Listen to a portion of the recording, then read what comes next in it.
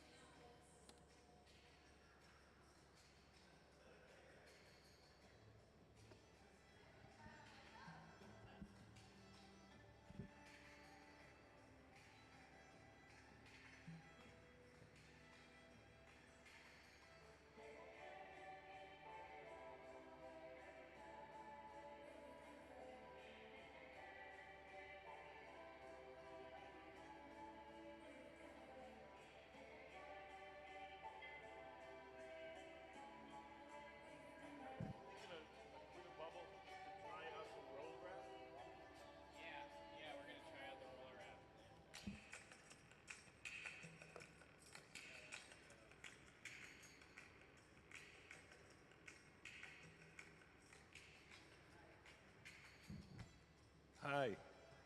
How are you guys? Have you guys been here before? A little light. They're focusing on the studio, but they're like right in my eyes. So today we have a guest artist, Jack Spitzer, the young man at the Center Furnace there. He's been working with our Museum of Glass Hot Shop team, and we're going to be making these. We're making these vases. We're going to have the top, we're going to fade from red to clear, and the bottom, we're going to fade from blue to clear, and hopefully get a little violets in the middle. So right now, the decoration that we want to use in the middle is called a roller wrap. And we're going to test it out. So a lot of times when we're making stuff, new designs, we test them out in clear glass first. See if we got everything all squared away, and then we'll make the colored versions. So we're going to make that same basic shape, and we're going to try the roller wrap. Can we put up the roller wrap diagram?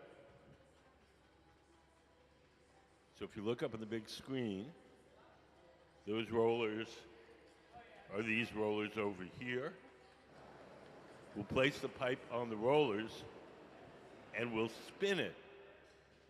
And the rollers are set at a slight angle, so when we spin it, it not only rotates like this, but it goes backward at the same time. And it allows us to wind on a very tight spiral decoration.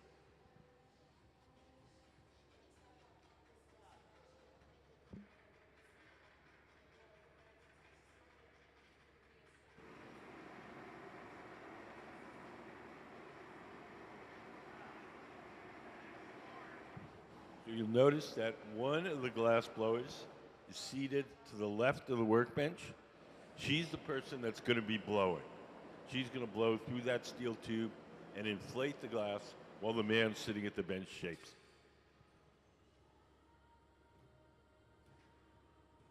The big round furnace straight ahead is called the glory hole. It has no glass in it. It's just a big hot chamber to heating and softening the glass while we work. Glass, when you get it hot, it gets soft, but it only stays soft for a little while. So we heat it up, do whatever shaping we can while it's still hot and soft, and then we can return to the glory hole and heat it up again. So the man sitting at the bench is Gabe Feenan. The tool in his hand is called the jacks. And he's making a sharp crease in the glass. That crease is the place where we'll be able to break the glass away from the metal pipe once we're done shaping. So the top of the vase is the part stuck to the pipe. The part that sits on the table is the part sticking out.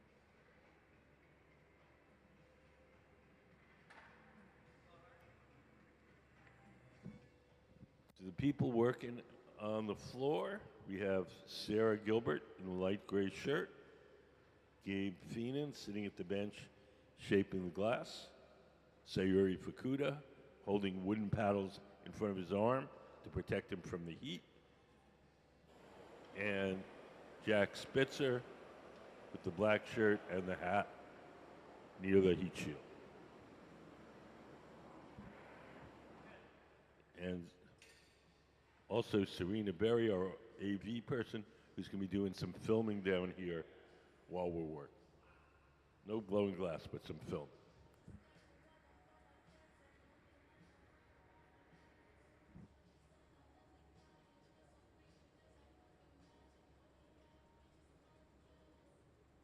The glory hole, the furnace that he's heating it up in, it runs on natural gas and forced air, and we keep it at approximately 2,300 degrees Fahrenheit. That's about 200 degrees hotter than the hottest volcano.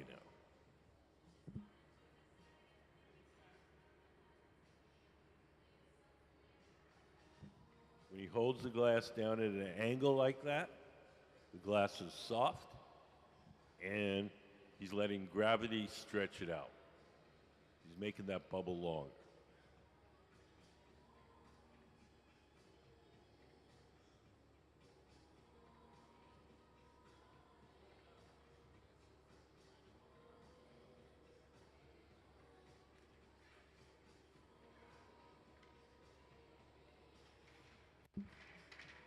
Anybody have any questions?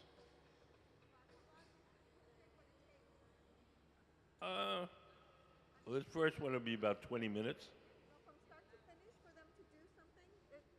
Yeah, well, this first one, well, we're going to make the colored ones a little bit later. Right. So we're testing it out with a clear one. Clear ones, right. Yeah, it'll be about 20 minutes. But, and then the actual work will take the same? With colors, no, colors will take longer. And it's really a team effort? Yes, it's glass blowing is a team effort. We very rarely, if ever, work alone.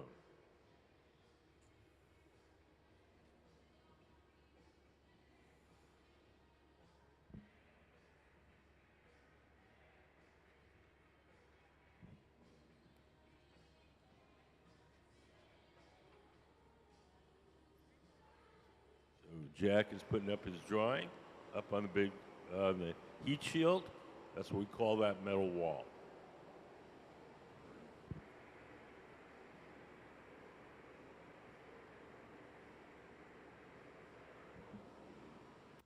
Jack has been blowing glass for about 7 years. He learned in the Tacoma Public Schools. Here in Tacoma, there's a program called the Hilltop Artist Program. It starts in middle school and goes on through high school. Jack has graduated and now is working as a professional.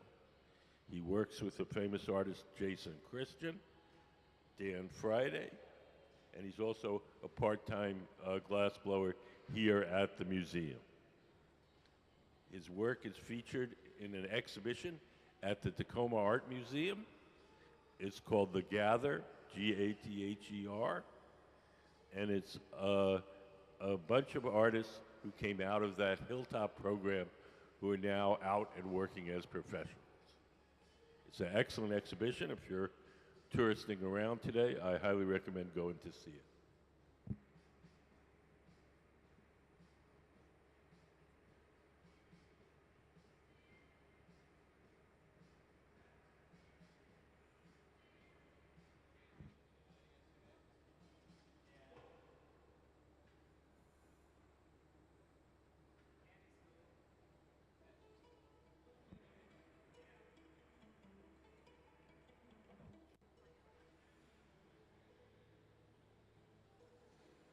Everything that we do here starts out in our glass furnaces. The glass furnaces are the machines where you see the doors closed. If you look up on the big screen, you'll see a diagram. That's what they look like inside. So each one has a big ceramic pot, and in that ceramic pot is 1,000 pounds of melted glass. We keep the melted glass at 2,100 degrees. At that temperature, the glass has the consistency of honey. So if you can imagine a giant crock pot full of honey, that's what the furnace is like. You want to get it out to make stuff? You take one of those steel pipes, and we dip it into the molten glass like you dip it into a big jar of honey. We dip it in, twirl it around. A little bit of the glass sticks to the pipe. The pipe is hollow, so when you blow, the ball of glass blows up like a balloon.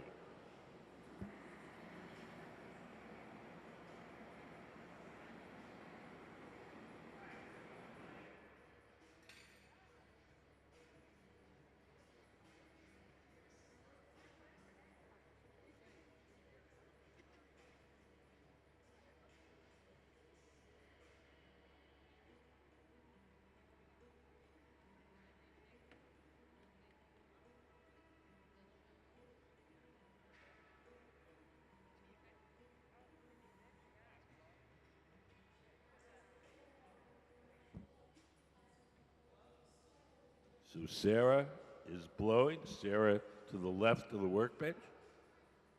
She's inflating it just a little bit as Gabe shapes it. The gray pad in Gabe's hand that he's shaping the glass with is just folded up ordinary newspaper soaked in water. As long as the newspaper is wet, the paper doesn't burn too much, and it doesn't leave any marks as we shape the glass. We put up the newspaper photo. You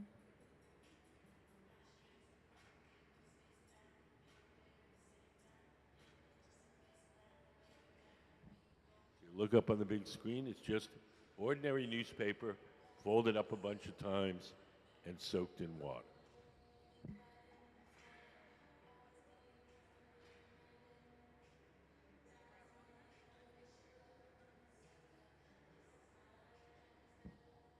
As Gabe shapes the glass, Sayuri is holding some wooden paddles in front of his arm to shield him from the heat.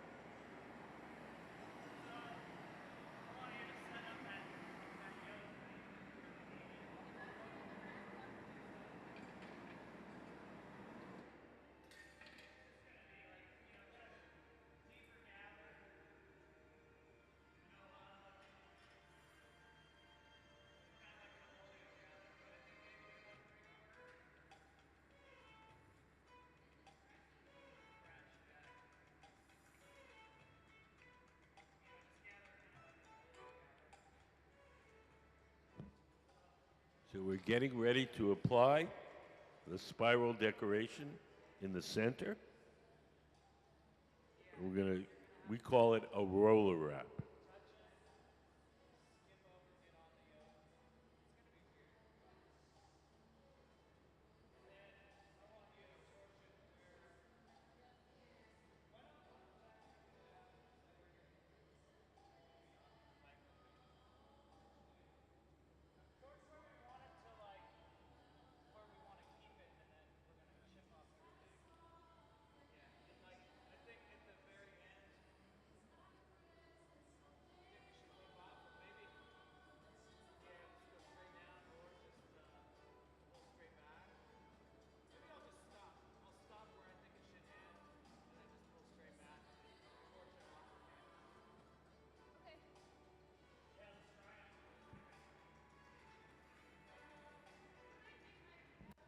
we put up the roller wrap drawing?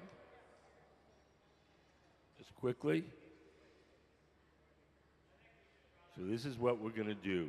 We're going to wind on a spiral decoration in the middle of that vase.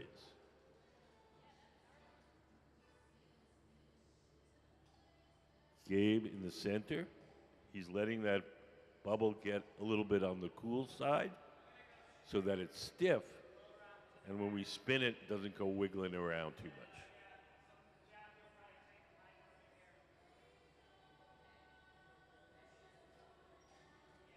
So this is kind of fun. The roller wrap is one of the more entertaining things we do.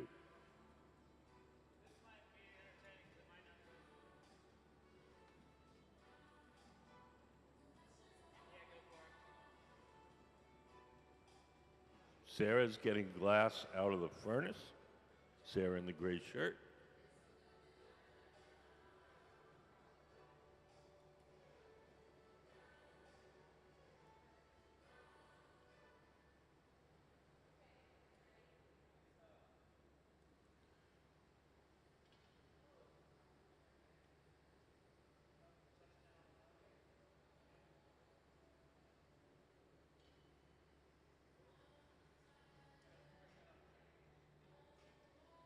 Okay, I think we're going to try that again.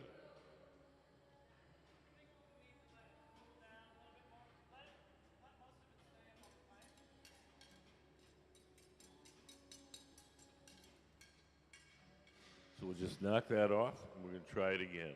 Usually, when we do the roller wraps, it starts near the pipe and goes all the way around. This time, we're going to start it and stop it in the middle of the vase, and we're trying to do that neatly. So it's going to take a little practice.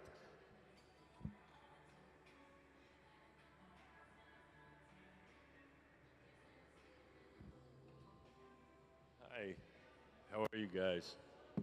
Yeah. Do you guys have any questions?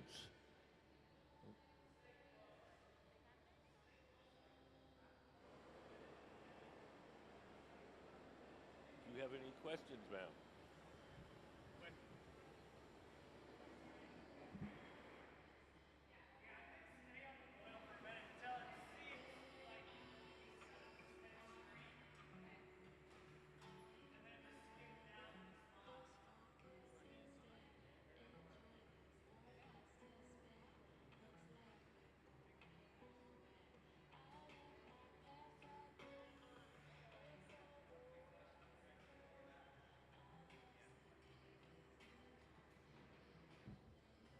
So Sarah's got some molten glass. We call it a bit, B-I-T.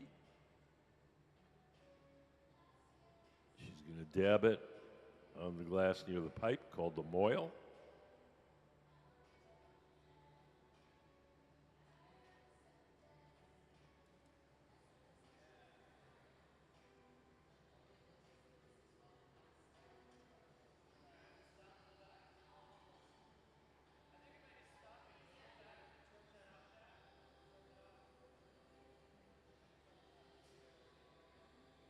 So that went better.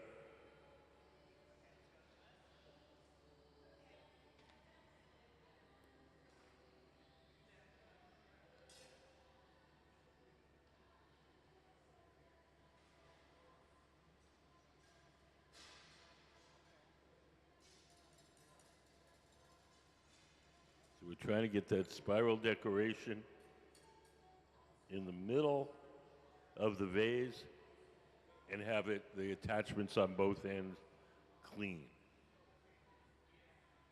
It's a little bit tricky.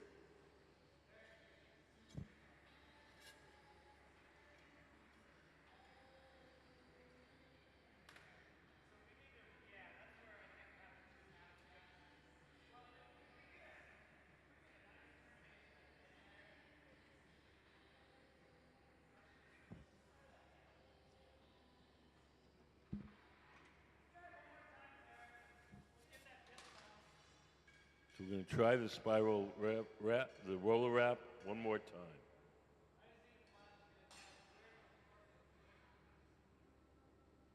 This is our practice piece.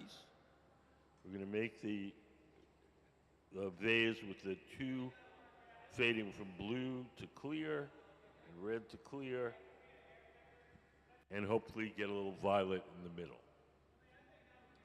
We put up the double fade. So if you look up on the screen, when we want to go from one color to another, we make what looks like a little bowl, and we fade from the, you can see there it's yellow to clear glass. In the bubble up above, it's fading in the other direction. And when we put one inside the other, it'll fade from the bottom color to the top color. Does that make sense?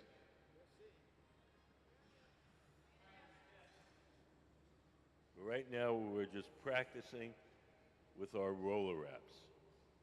Get a nice. What? Like we don't want the touchdown showing. That's why we have to, yeah, okay. I just make sure. Yeah. So we to do this neatly.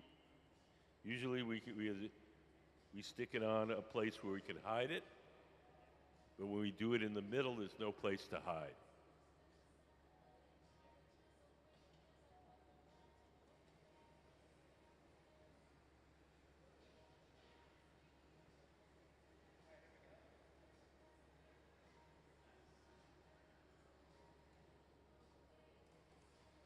When we first stick the glass from the bit, from that additional part onto the glass, it's always a little messy. And usually, when we do it most of the time, we put it on near the pipe where we can hide it. But this time, we're doing it in the middle, so there's no place to hide. So we have to change our process a little bit.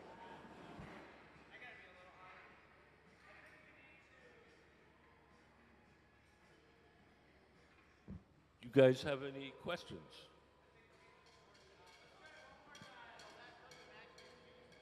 It will fuse, yes. I mean, if we were going to keep it, we're doing these for practice to see how neatly we can do it. If we don't melt it on, then we can just knock it off. If we're going to keep it, we'll go into the round oven and really melt it on. Yeah. So he's purposely not doing that so that we can knock it off and try the thing a little differently the next time.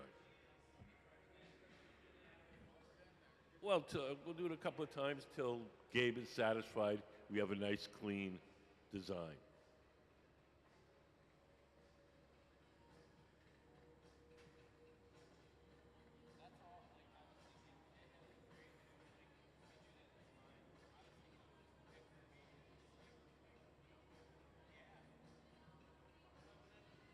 It looks like they're pretty close.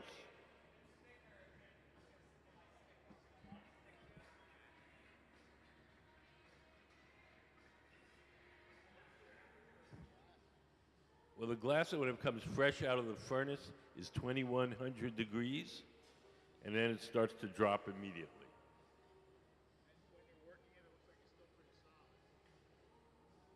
Oh, no, the bubble, that bubble there is probably 1200 degrees, 1300 degrees.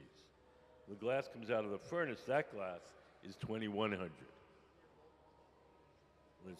Yeah.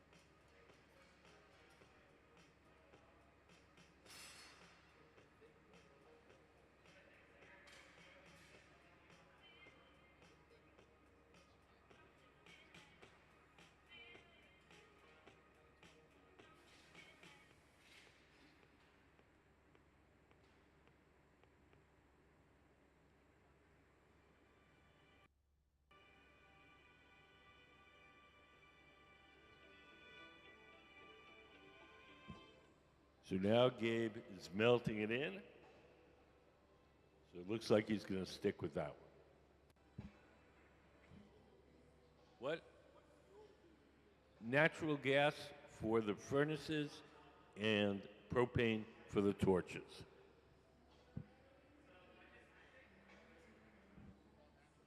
Natural gas is cheaper than propane. Propane burns hotter. So for keeping the furnaces warm, natural gas is suited. The torches we want to be significantly hotter, so we use the propane. Because the torches we don't use nearly as much gas as the furnace. We do use a MAP gas torch as well, which is a fairly hot flame.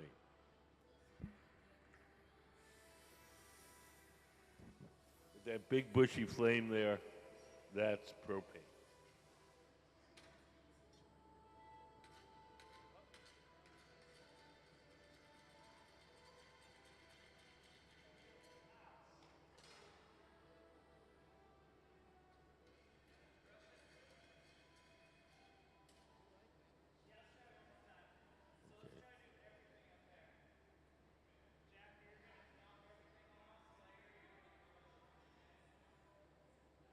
Okay, I was wrong.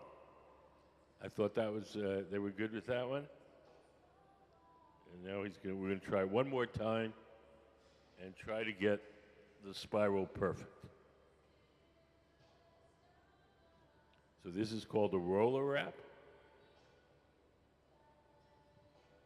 The rollers are set at a slight angle so that when we spin the pipe, it not only spins on its axis, but it moves backward as well. And that allows us to wind on a very tight spiral decoration. Usually the start and finish of the spiral we do in a place where we can hide it, but because of Mr. Spitzer's design, he wants it in the middle. You see both the start and the finish, so we want to get it very clean.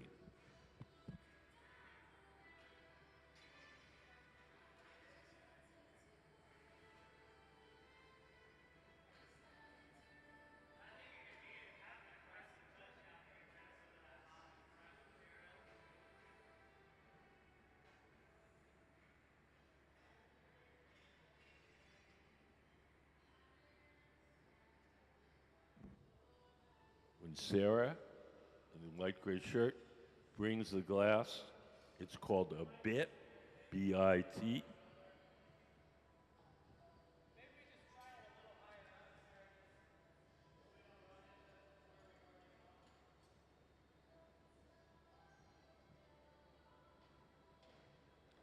The glass that we're adding is clear glass. The orange color that you're seeing is the glow from the heat.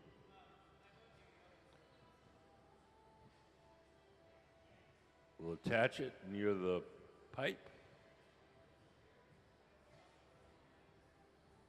And then we're going to touch it down again.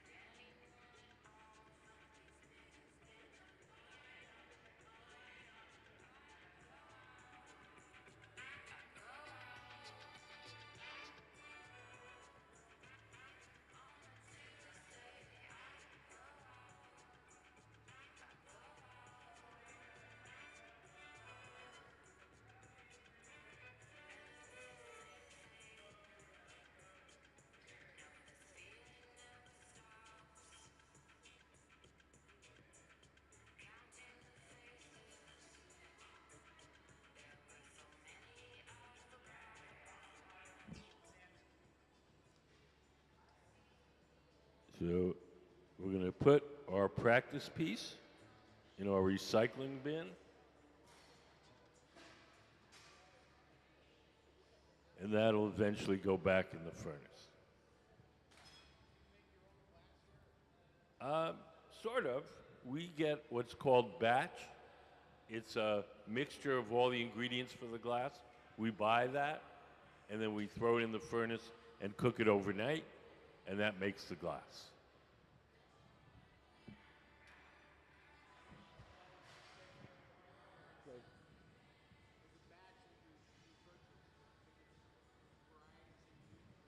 We use one glass for everything.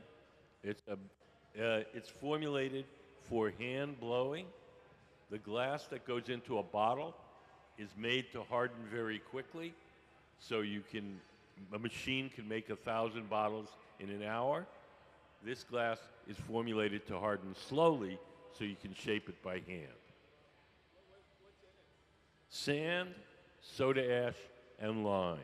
Sand, soda ash, and lime.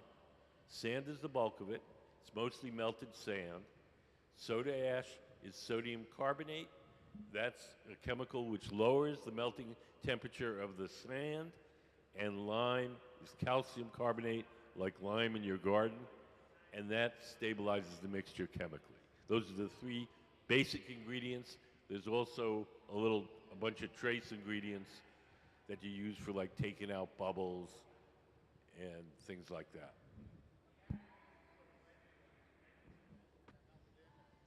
That was lead oxide when they made lead glass. It did two main things for the glass. The lead made the glass softer so that it was easy to cut and polish. It also made it denser, and because it was denser, it bent light more and was a little more sparkly than the ordinary glass.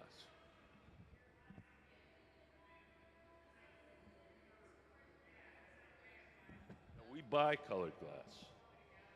We buy our colored glass in various forms. We buy it in bars, we buy it in little chips, we buy it in powders, and we coat our glass with the colored glass. In a big factory where you're going to make everything the same color, then they'll melt the colored glass in the big furnace, and they'll just dip into it and make 100 blue bowls. Here, we're a bunch of artsy-fartsies, and we want to make a red thing, then a blue thing, then a green thing. So we color each piece individually by coating it with this colored glass. And this we buy like an artist buys paint. So for these, so we're going to make two bubbles. One we're going to coat with the red, one we're going to coat with the blue. I'm going to put one inside the other. Can we put up the double fade diagram again? Yeah. So if we had filled the furnace with one colored glass, we couldn't do that.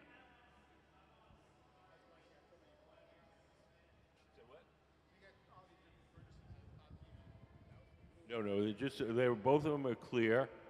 Usually one we're cooking glass in, the other one is already cooked up and ready to use.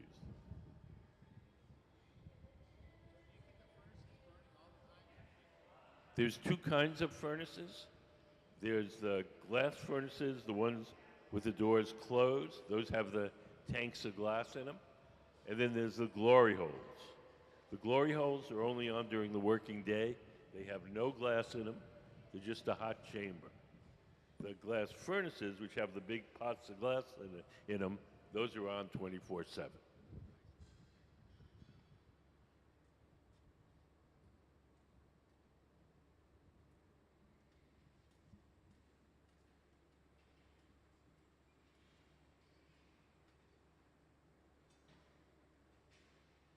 So we're about to do the process of coating the bubble with color. Jack Spitzer, our guest artist, is heating up some of the colored glass. Sarah, in the light gray shirt, is blowing a bubble of clear glass. The orange color that you see on Sarah's glass is just the glow from the heat. That glass is clear glass. When it cools off, it'll be as clear as your eyeglasses.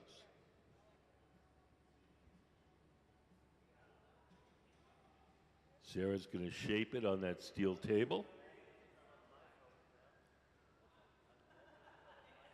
And she's going to blow one little puff of air into that tube and close it up with her thumb. There goes the puff, and watch the bubble, and magically a little bubble pops out the end.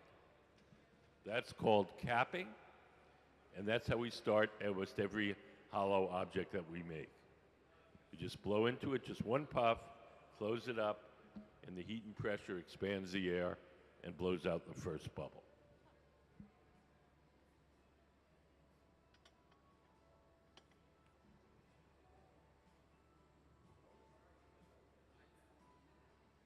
So Sarah, on the bench on the far left,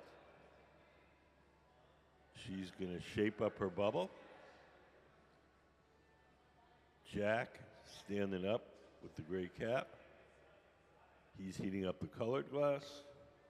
And we're going to coat Sarah's bubble with the colored glass.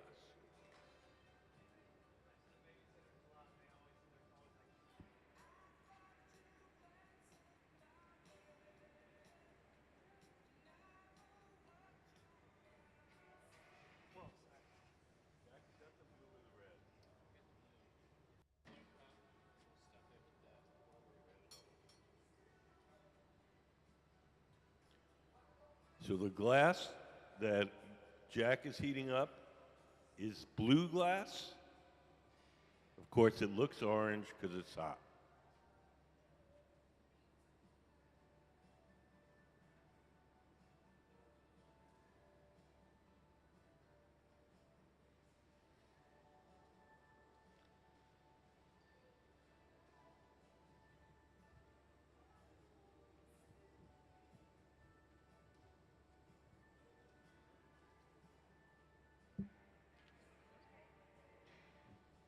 Jack brings the glass to Sarah. Sarah sticks on a big blob.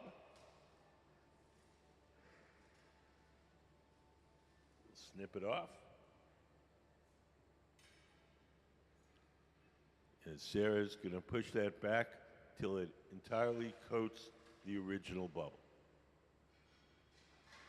And Sarah is setting up this color in a particular way. It's called a blow-through. So we can make it either uniform or we can make it so that the color fades. When we do a blow-through, we want it to fade. So this blue that we just added, it's going to be dense at the bottom, and it's going to fade towards the middle.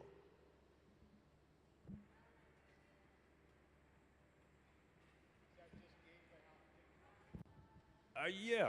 Can we put up the blow-through diagram? So we coat the first bubble.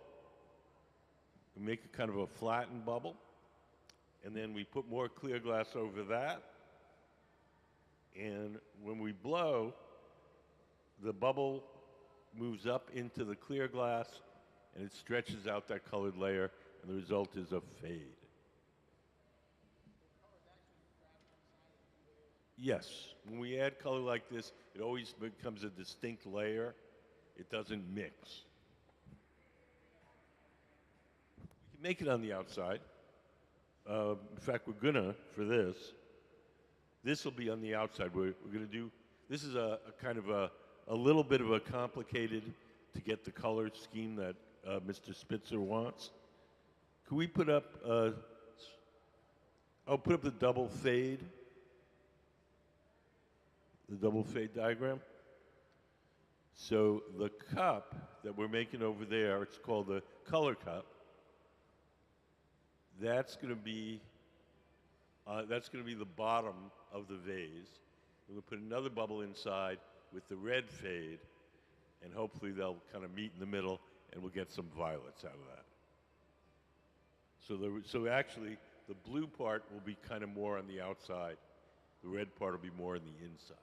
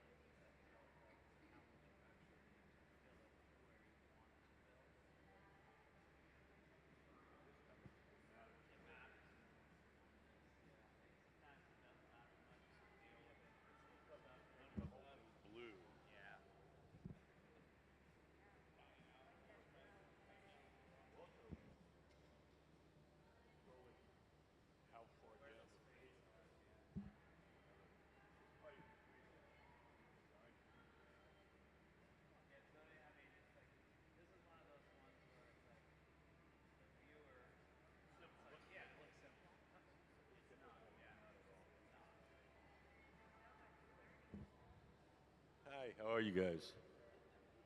Good. Do you guys have any questions?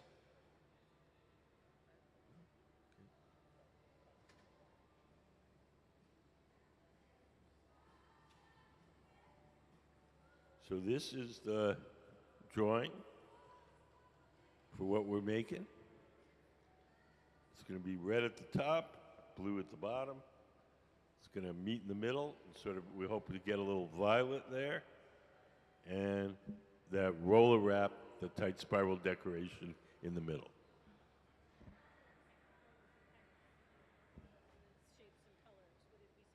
Well, you'll see the shapes in probably about 20 minutes, but the colors will all be distorted by the heat.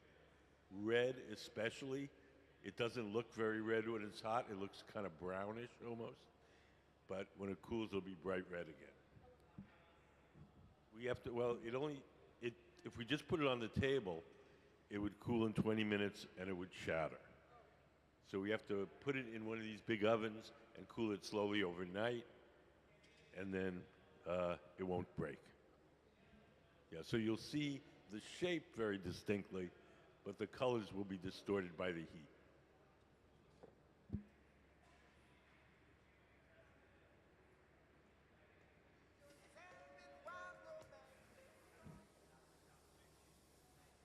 Has anybody got any questions?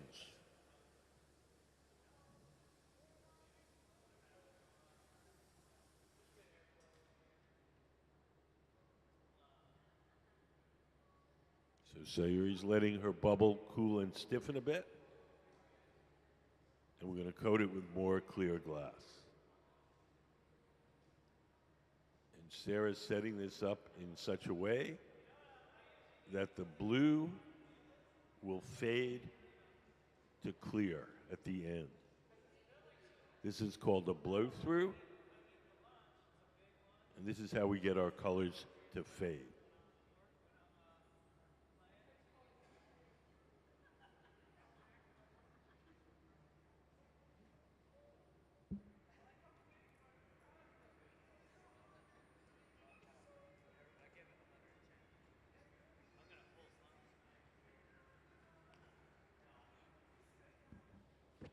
Sarah's coating her bubble with clear glass. Behind that door, there's a big ceramic tank. In that ceramic tank is 1,000 pounds of melted glass.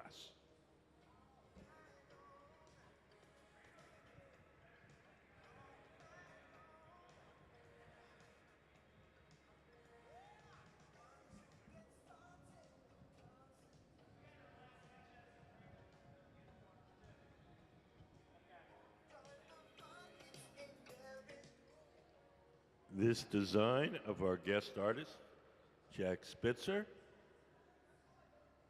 is going to look fairly simple when we're done, but there's a lot of technical stuff to get it to look simple.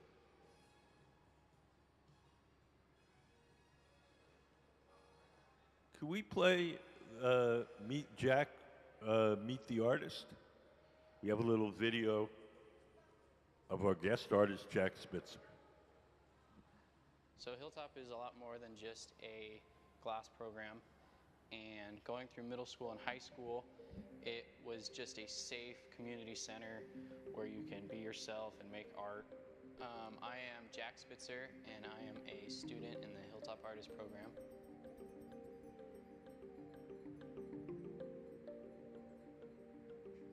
This year we're making centerpieces for our annual luncheon.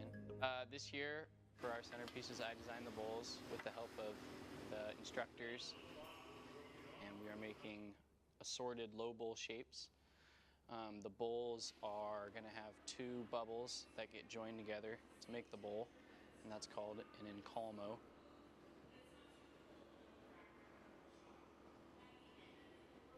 The bottom half of the bowl is a roller wrap in a solid color, and the top half is a transparent that matches that color, and the lip wrap matches the bottom color wrap.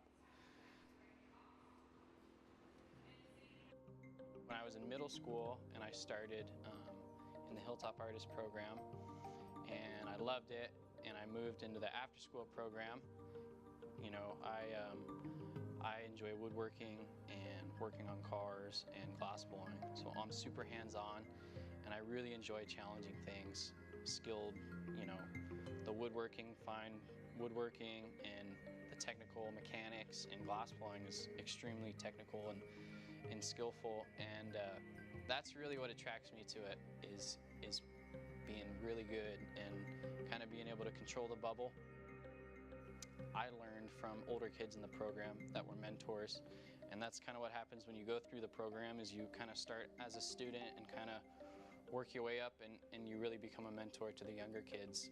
And I try to do my best to be a positive, you know, influence and kind of role member to the younger kids.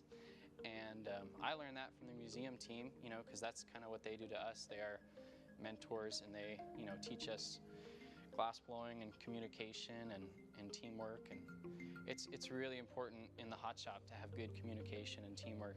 And if you watch us, you'll notice we're always talking and communicating about timing and the process and what's next, and, you know, starting the next piece before we finish the final product.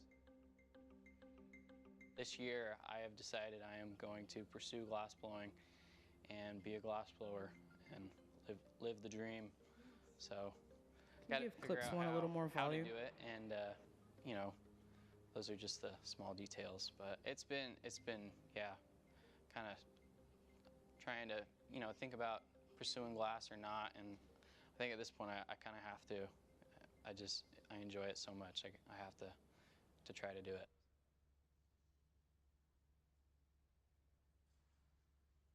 That video's a little old. Mr. Spitzer is now out working professionally. He works with an artist, Jason Christian, a very capable artist. He works here part-time as part of our team. And so he calls himself a student in that video, but he's now working as a professional. Although we're all students with glass blowing, it's a lifetime. There's so much to learn.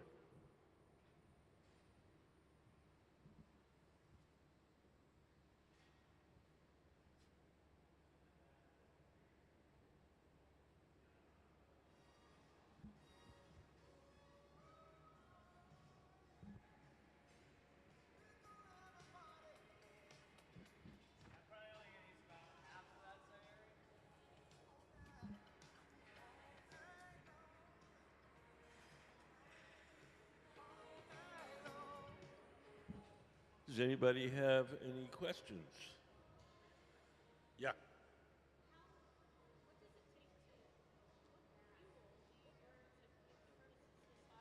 What fuel do we use for the furnaces?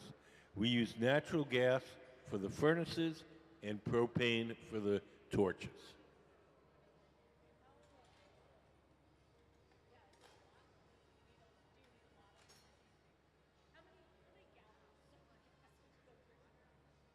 How many? I don't know how gallons. I mean, not as much as you would think. The furnaces probably cost around $500 a month worth of gas. So maybe double what a house is in the winter.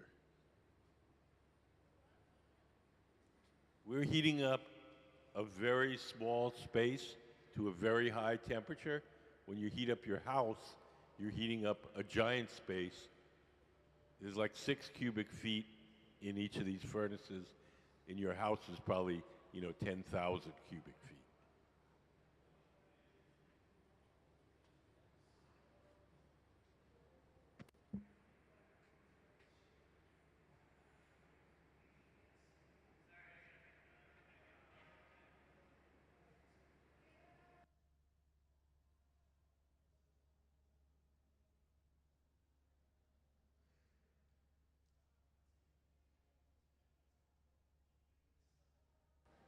If you look at Sarah's bubble, you can start to see that the color isn't uniform.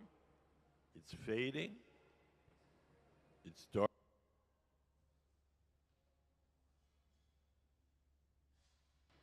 It's darker near the pipe and fades to clear as you go out to the end.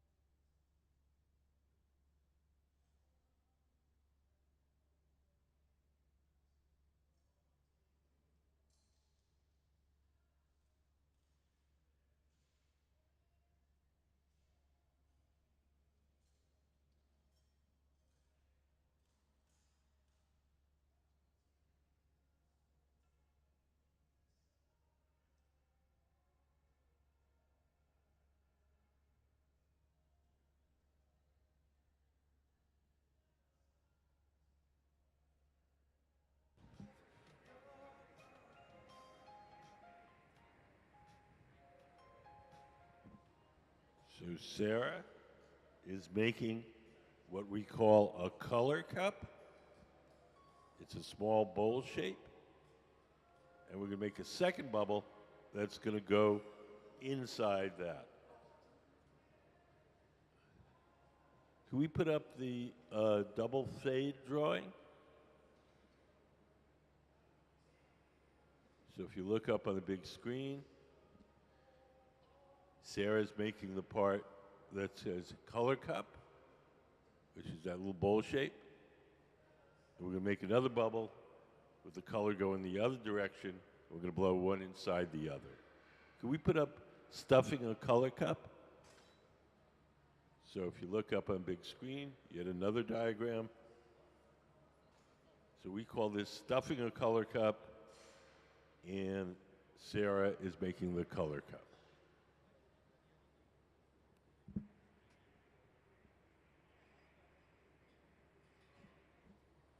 Over in the center of the workshop, we're making the bubble that's going to go inside of that. So this is the blue bubble. That's going to be the red bubble.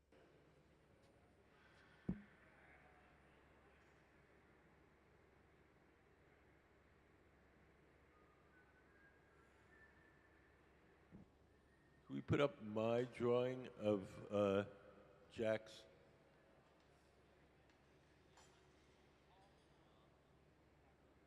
So it's going to be red on the top. It's going to fade to clear. Blue on the bottom, fade in the other direction. And then hopefully we'll get some violets in the middle.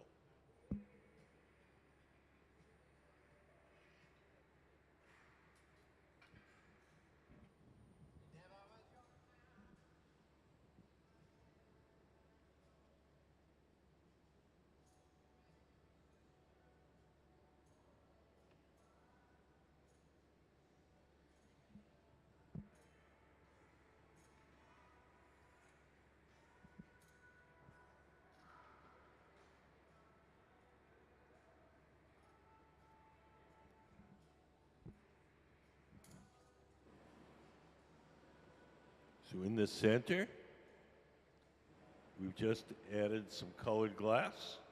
We've blown a bubble of clear glass, and now we're going to coat it with red. All the colors you see while we're working are all distorted by the heat. The only reason I know that's red is because they told me. It doesn't look red to me, it looks orange, but when it cools off, it'll be red. Hi, how are you guys? Good. How are you? Good.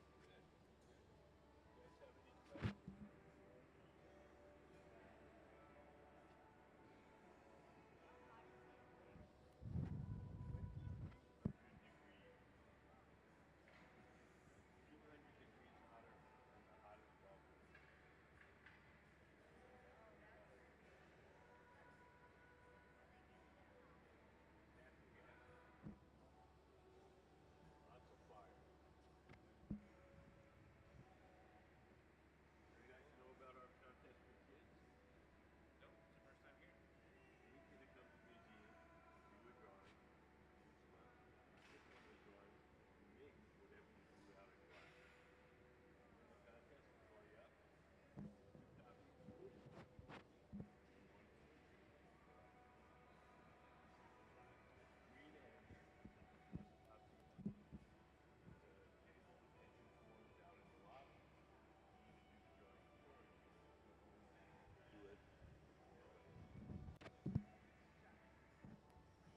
Can we put up some of the kids' design stills? So if you look up on the big screen, you'll see some of the things we've done in our kids' design contest. Stop at this one for a second. So the adults you see are the glass crew that made the objects. The young lady you see in the center is the winner of the contest. She's holding her drawing. And below, you can see the glass that we made from her drawing.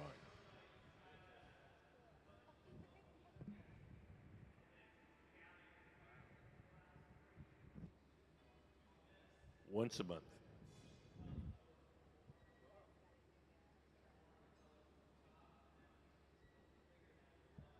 So our team is really good at translating the kids' drawings into objects.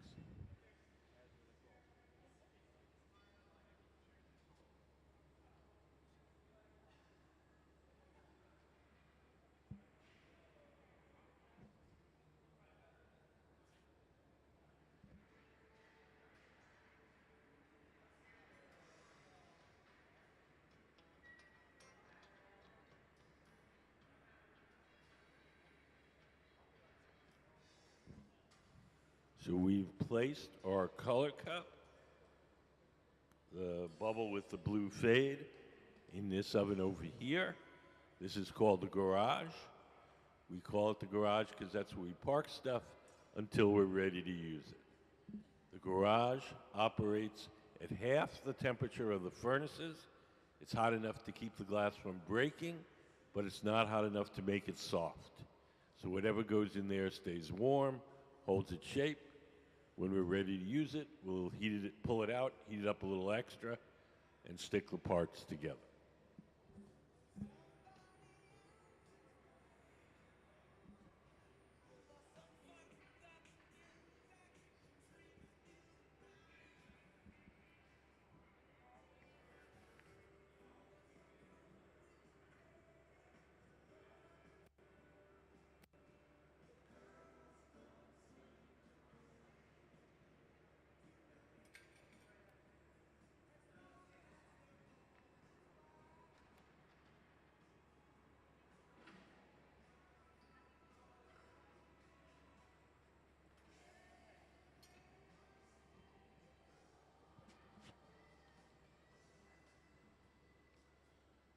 So Gabe is inspecting our bubble, see if there's any impurities on it. At this point, if you find something stuck to the glass, you can take a little Dremel tool and grind it away.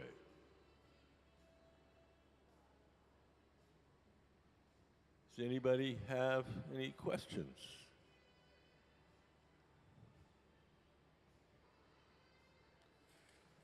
Our guest artist is Jack Spitzer in the khaki shorts and black shirt. And he's working with our resident team of glass blowers to execute his design.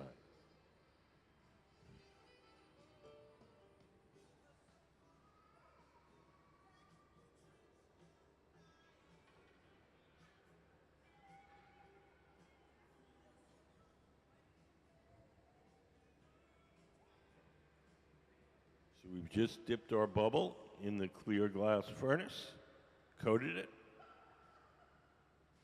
The tool in his hand is called the block. The tool is made out of wood. It's stored in a bucket of water as long as the wood is wet. The tool doesn't burn, and it doesn't leave any marks as we shape the glass.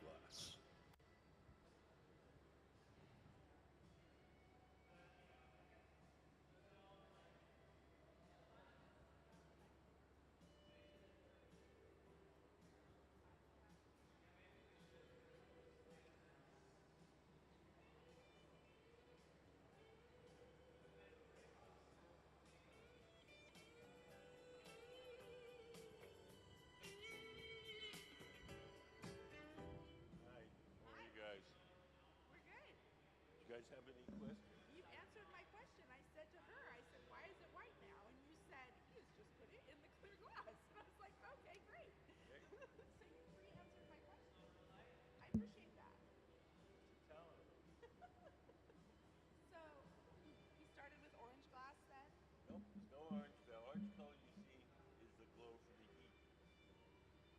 think about an electric stove, burners are gray. You turn them on to cook something, they get hot, they glow orange for a little while. Okay. That's what you're seeing here. So if that were to cool off just as It's it going to is, be red. well, how did we get to red? They coated it with red glass. Okay, is it coated right now? Yes.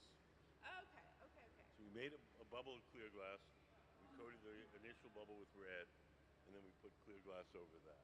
Okay. Oh, interesting. But we can't really see the red color because You we will. see the orange heat. Yes. Got it. It won't look truly red till it's completely cooled down. Okay. That's cool. You sort of have. I'm taking their word for it, and you'll have to take my word. Fair. That's basically it. You know, you've got the microphone and you're standing on this side, so Right. you seem very knowledgeable and authoritative. There you go. You know the definition of an expert? Someone who knows more than me? No. X is a has-been. Spurt is a drip under pressure. So I'm an expert.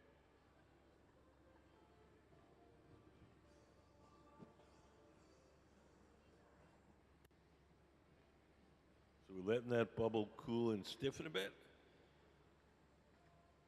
And we're going to coat it with more clear glass. Each time we dip it in the furnace and coat it, only a certain amount of glass sticks. So we have to build it up in layers. So we blow a bubble, let it harden, coat it with glass, shape that up, let it harden, coat it with more glass.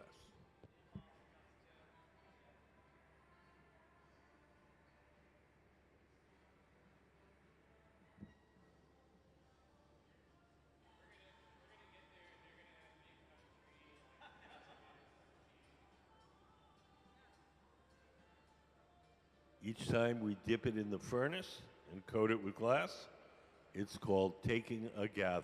Gather.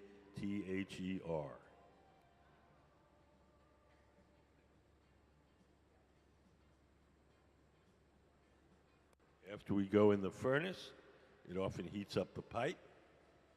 So we take the pipe over to that trough. It's called the pipe cooler. We just spray water on the metal pipe. That cools it down and makes it easier to hold.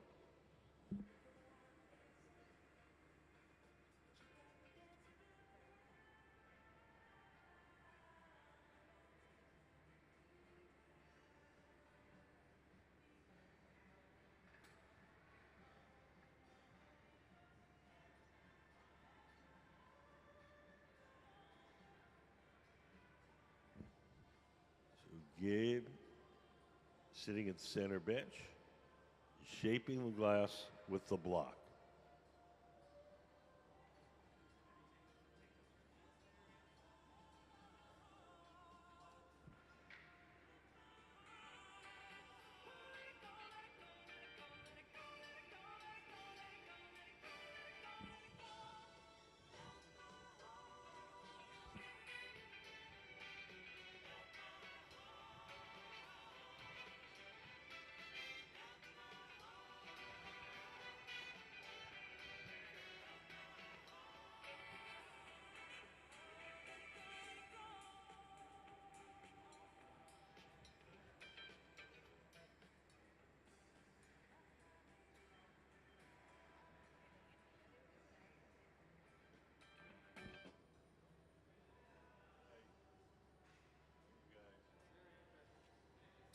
You guys have any questions? Thank you.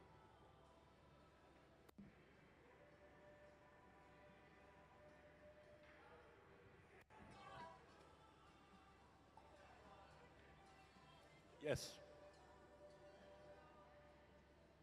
The nice young people doing the fancy stuff, are they apprentices? Are they... Okay.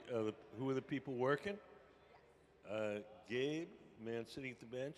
He's one of our Museum of Glass glass blowers. He's super talented. He's been blowing glass for 26 years.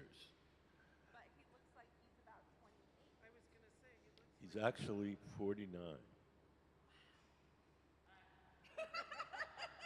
It's clean living and softball that keeps him looking so young. just turned 49. I just turned...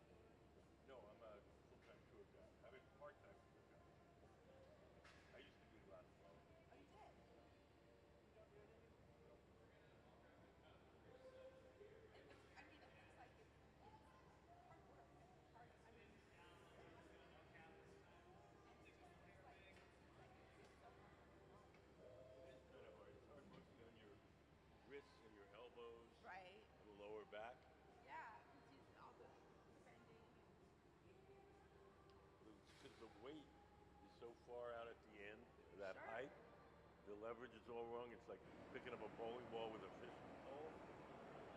Oh, geez, that's a very impossible. There's a lot of stress on your Sure.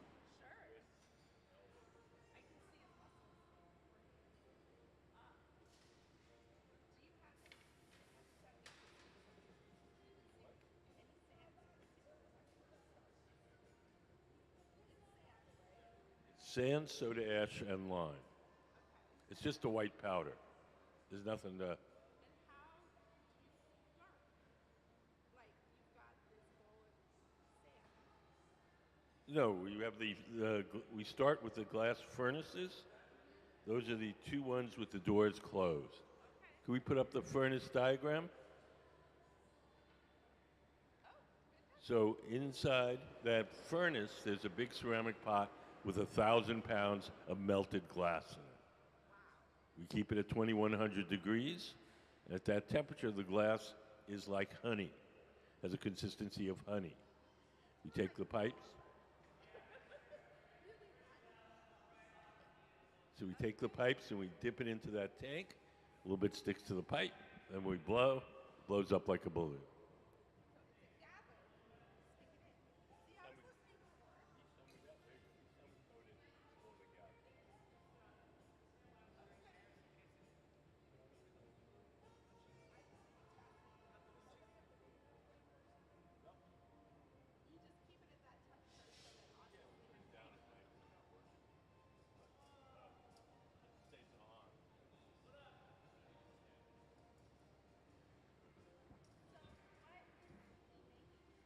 We're making that drawing over there. It's a vase, tall, skinny vase. It'll be red at the top and then blue at the bottom, and they'll fade together, make a violet in the middle.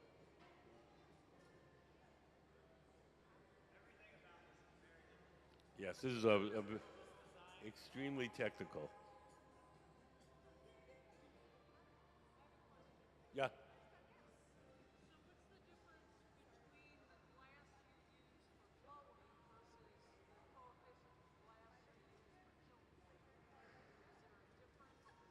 Yeah, the glass, the kiln people use, I think it's 90 or something, and we use 96.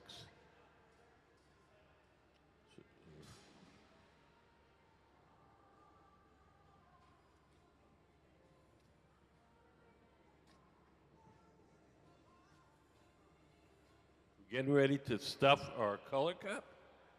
Sarah has the color cup. Gabe has the bubble that goes inside. Gabe's gonna get some fresh hot glass on the outside of his bubble. So we got a cold core and hot glass on the outside. He's dripping the excess into that can. That's basically our recycling bin. We'll save all that.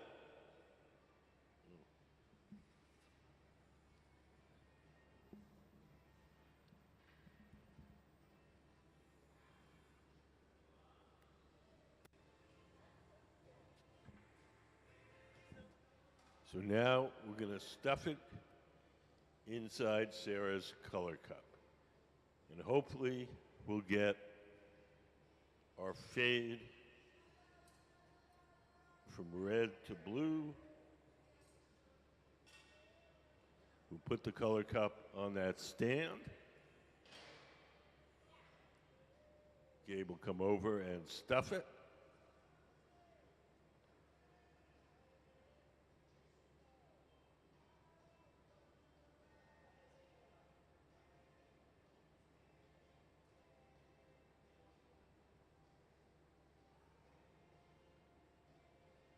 So now you can kind of actually see the fading from red to blue.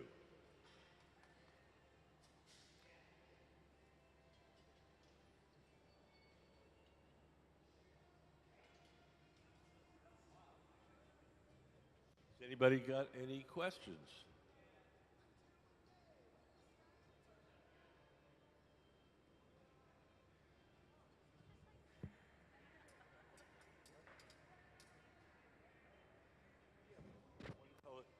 Can we put up a color, the double fade?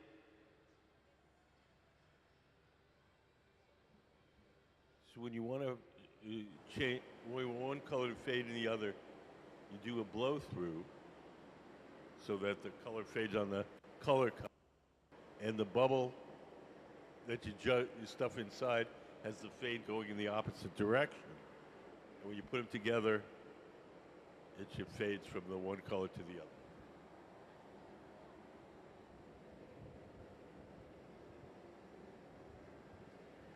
So Jack has made this particularly hard for us. It's going to look simple and beautiful when it's done, but it requires a lot of very technical glass blow.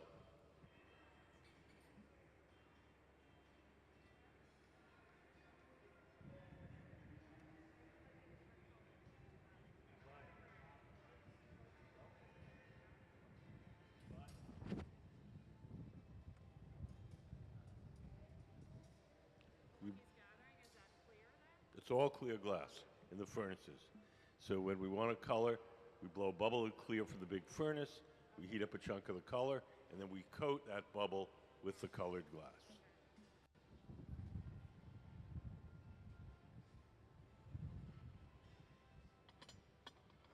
Can we put up the blow-through diagram?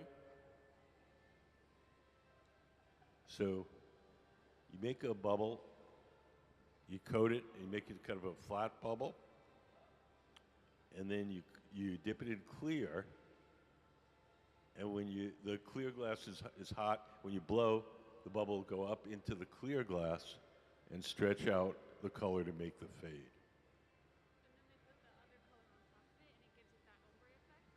Well, we make two bubbles with the fades going in opposite directions, and then put one inside the other.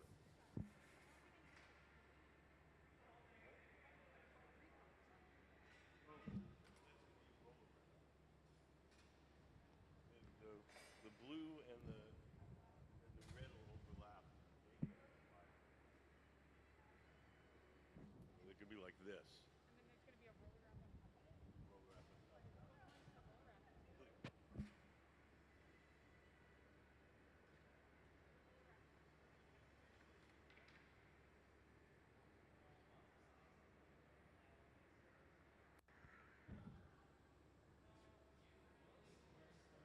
We put up Jack's original drawing. This is Jack's drawing for this glass that we're making.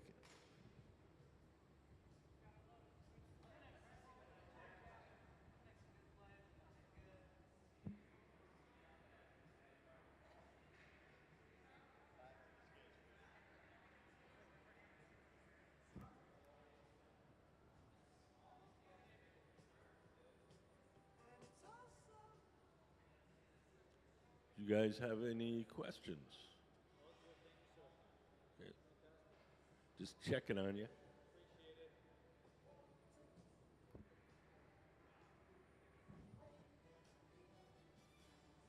So now we have all the glass, all the colors. Now it's time to start blowing it up to its full size and shape.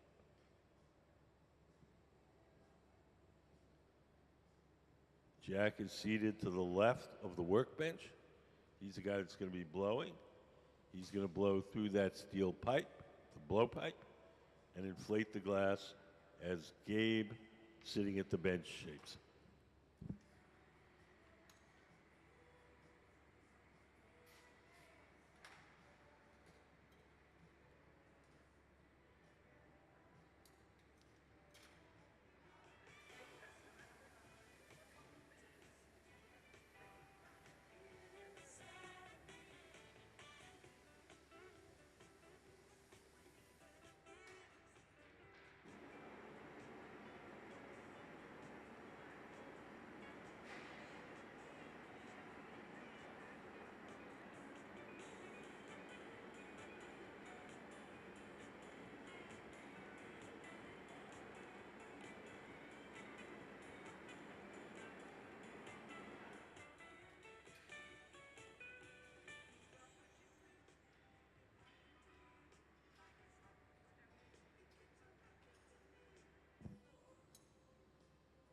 So Yuri's heating up the glass in the glory hole, the round furnace. She's going to make it soft and bring it to Gabe to shape.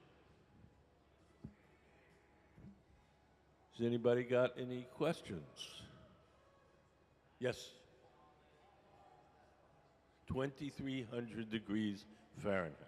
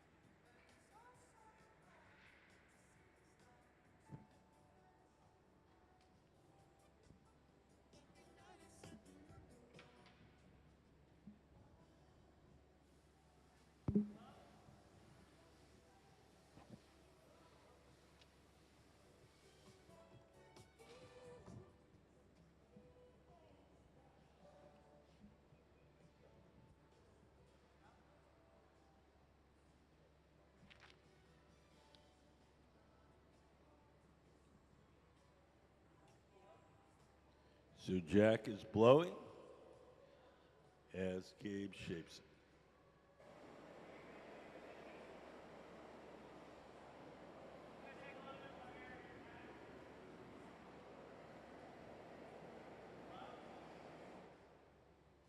The closer we get to the end of this process, the cooler the glass will be, the more you'll be able to see the actual colors. At this point, you really can't see. It's red and blue. But you can get the impression that it's one color on the top and a different color on the bottom.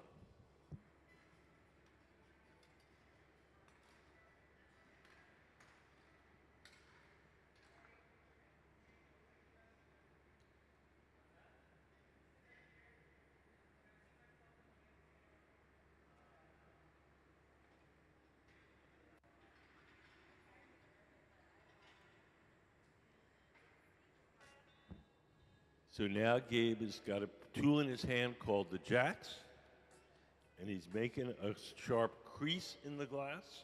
He's squeezing it. That crease is the place where we'll be able to break the glass away from the metal pipe once we're done shaping.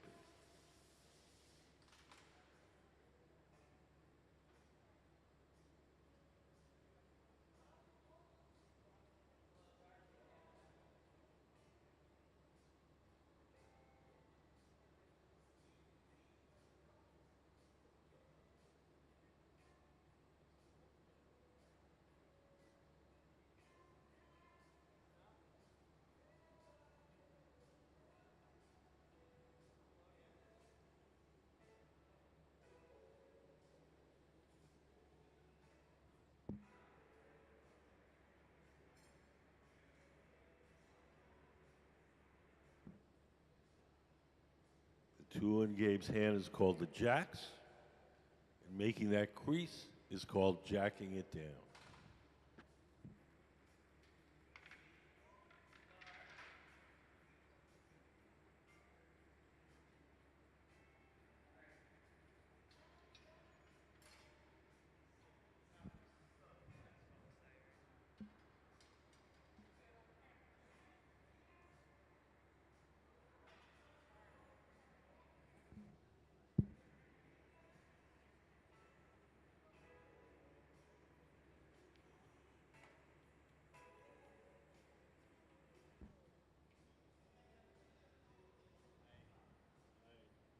How are you guys? Good. How are you? You guys have any questions? No, we're Jack's parents. Oh, you're a special guest. You Jack's sister? Cool. Should be very proud.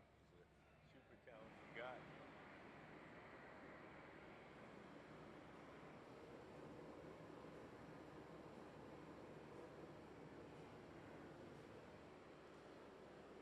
When we point the glass down at an angle like that, The glass is soft and it will stretch under its own weight.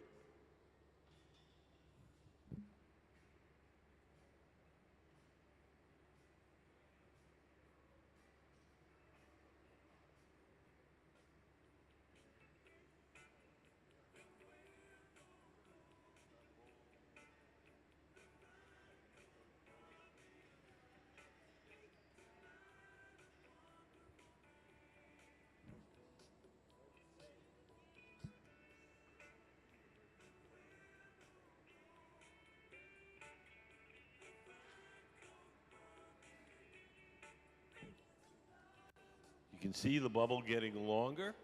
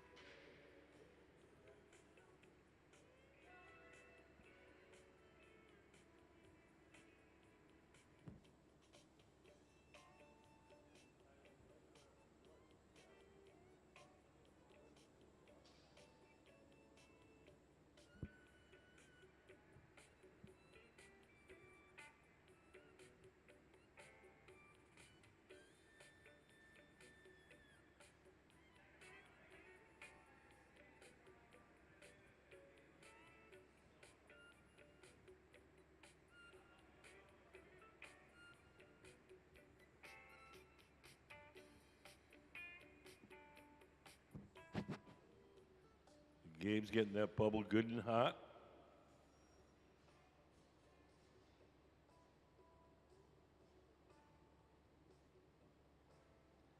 Letting gravity stretch it out. Out and then they do the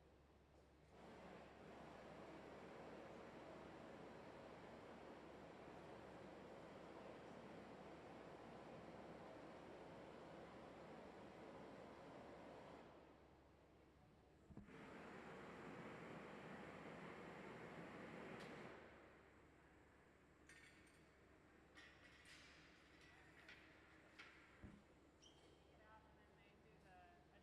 heat on specific areas for what is just So make that area hotter and softer.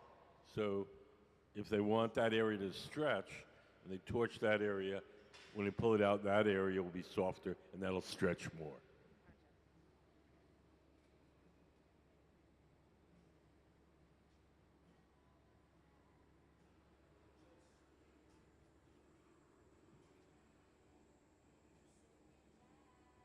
We're trying for the shape in Mr. Spitzer's drawing. Can we put the drawing up on the big screen? So there's his original design drawing. That's the shape we're going for.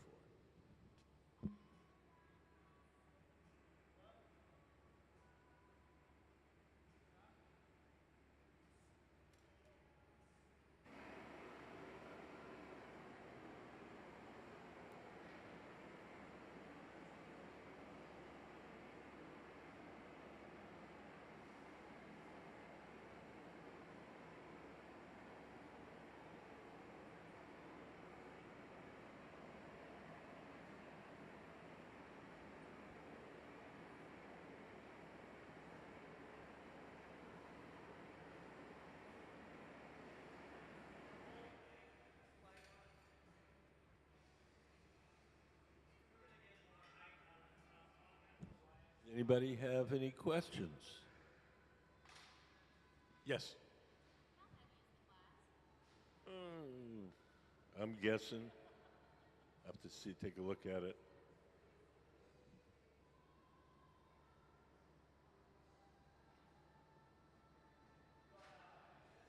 Yeah. 7 pounds. how long has it taken y'all to learn all this? Your whole life. Your whole life? Okay, I gotta start learning now. Yeah. So, Jack, our guest artist, has been working for 7 years. Gabe is sitting at the workbench handling the glass now. He's been working glass 26 years. Sarah, in the gray shirt, 22 years. Sayuri, 15 years. But it's a thing where you just keep learning the whole time.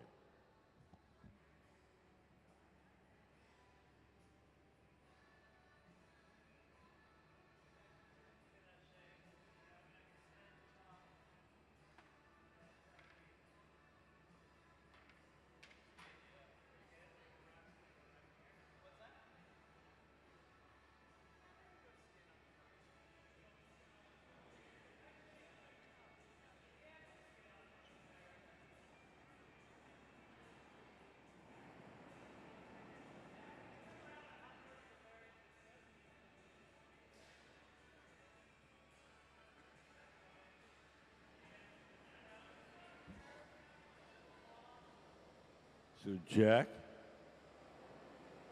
is heating up the base of the vase. That's the bottom sticking out. You're going to soften that, make a nice little flat section.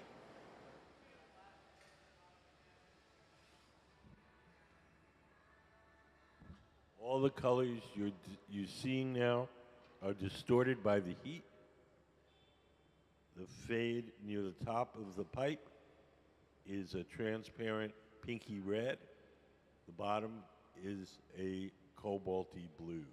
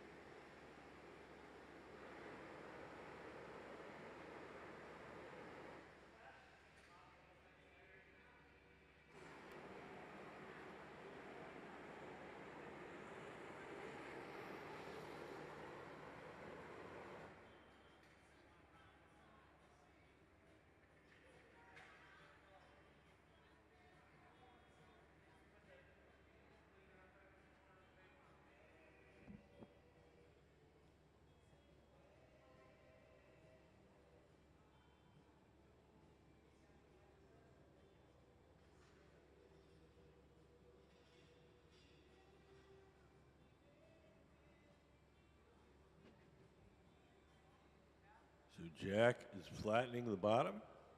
He's holding a paddle against the bottom. We've preheated that bottom to make it soft. So only that part is soft. That'll flatten out without distorting the rest of the shape.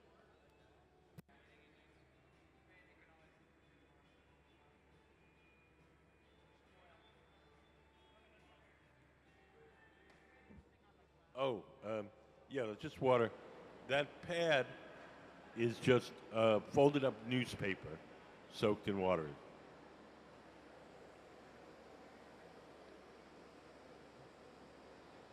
Can we put up the newspaper photo?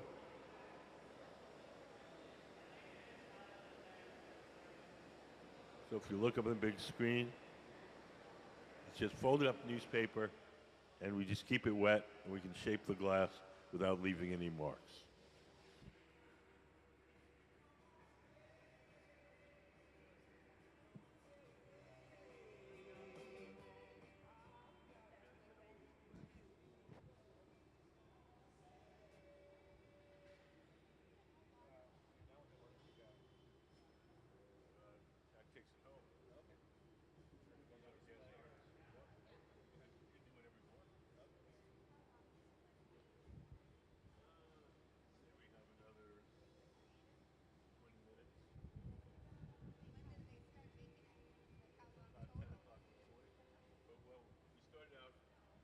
By trying out the spiral decoration in the middle, it took us a while to figure that out.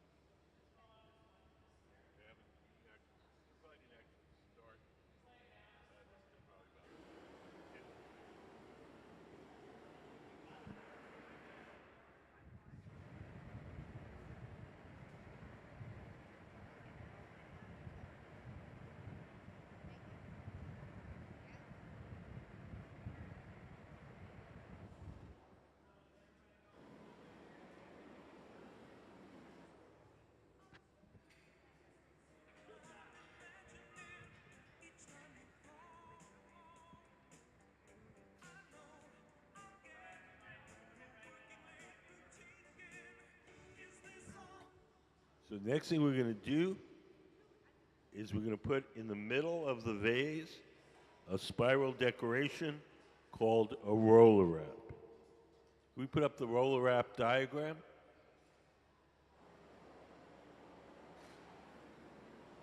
So you look up on the big screen. This is an old trick for winding on a tight spiral decoration. We'll place the pipe on these rollers here. We'll spin it, and as it spins, because the rollers are at a little angle, it'll spin, but it'll move backwards at the same time. And that'll allow us to wind on a spiral decoration. It's kind of fun to watch. We had to practice this morning, because usually the way we do it, we can sort of hide the stop and start of it, but because he's got it in the middle, we have to have the start and stop both be clean. So it took a little doing this morning, figuring it out. Hopefully we figured it out. So Sarah's coming over with some clear glass.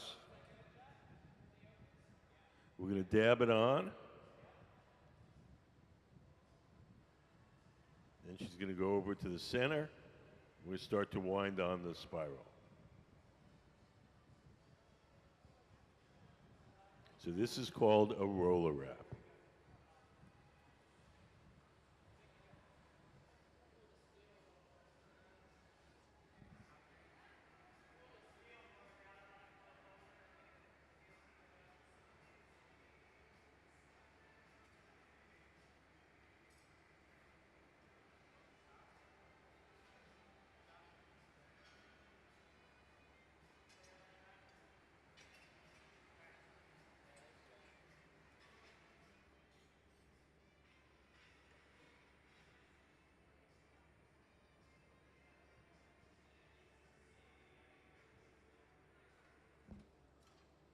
So we're going to melt that in.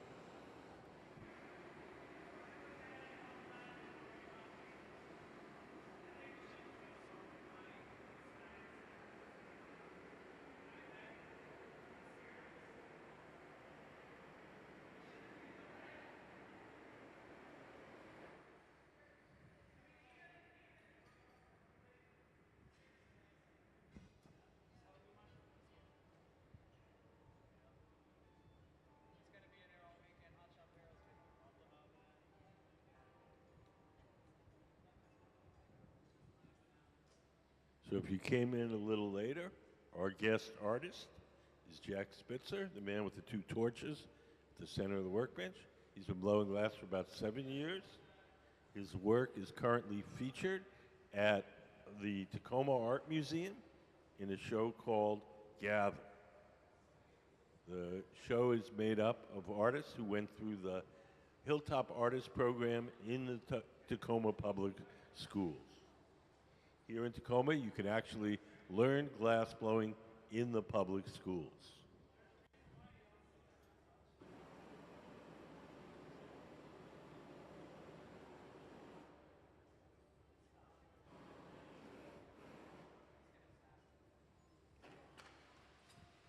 Jack currently works for several very prominent glass artists. He works with an artist called Jason Christian.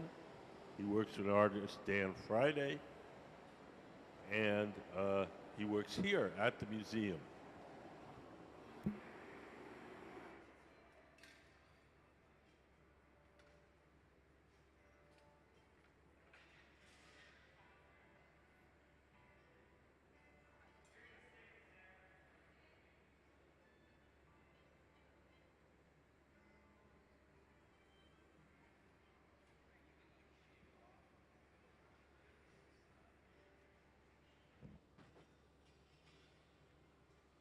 So the next thing we're going to do is transfer the glass from the rod it's on now to a second steel rod called the blowpipe, called the punty, sorry, P-U-N-T-Y. Sarah has the punty, Sarah in the light gray shirt. We'll attach it to the bottom.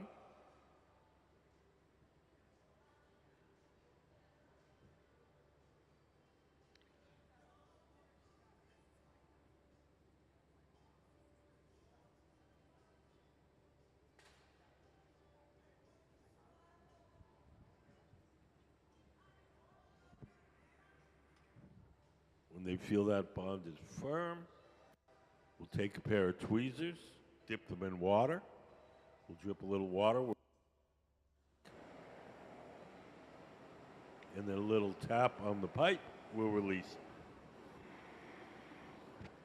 So it's going to be broken off of Gabe's pipe and stay stuck to Sarah's pipe.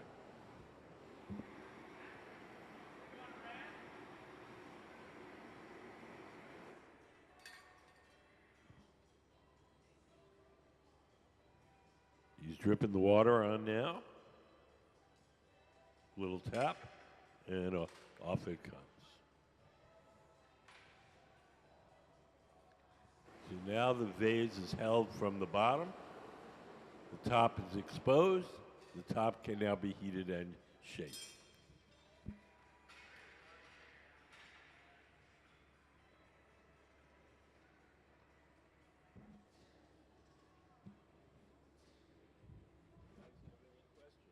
No, this is so fascinating.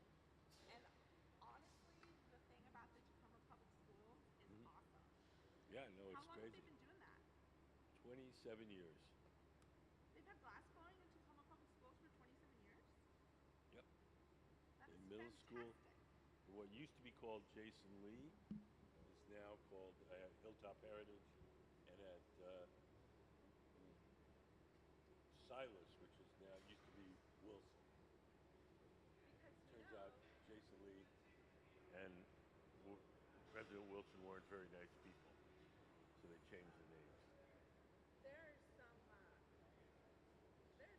there's some high school kids who don't care much for the reading and writing, but you let them learn something like this. Oh yeah, well, I mean, Keep there's them school. most of them, it's sort of a hobby thing, but every once in a while you get this Kanye voice like that. We have another guy here, Jordan, and he, you know,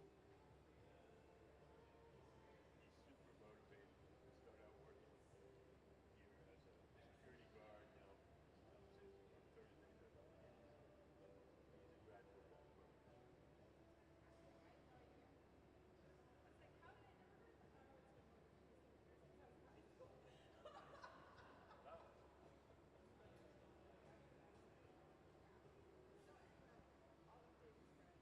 Can we play the Hilltop Artist video? We have a little video about the Hilltop program. For me, the draw with glass is that even though you're working with the same material every single day, it's different.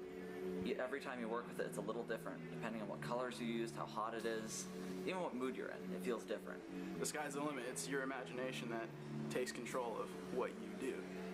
First glass experience was really, I was on a school bus and I was like in 6th grade, I think. When I was probably in 7th grade, I was going on the bus. And someone stepped onto the school bus with a glass elephant. And this kid walked in with this really big, pretty vase, and I was like, "Where'd you guys do that at?" And I was so amazed. I was like, oh my God, where did you get that? I was so amazed. That was like the first time I ever seen like a piece of glass blowing. And he told me, and I got on my schedule. I got glass blowing on my schedule the next day. My friend Deshaun told me about the glass program that he did after school, so I signed up for the daytime class. In middle school, I loved art. Art itself, you get to like do stuff that ordinary people don't do. It's like, let's touch hot stuff, and I think that's kind of fun. I've always tried drawing stuff like cars and stuff, never really worked, but then I found glass blowing, and that was an actual art that I could understand and do.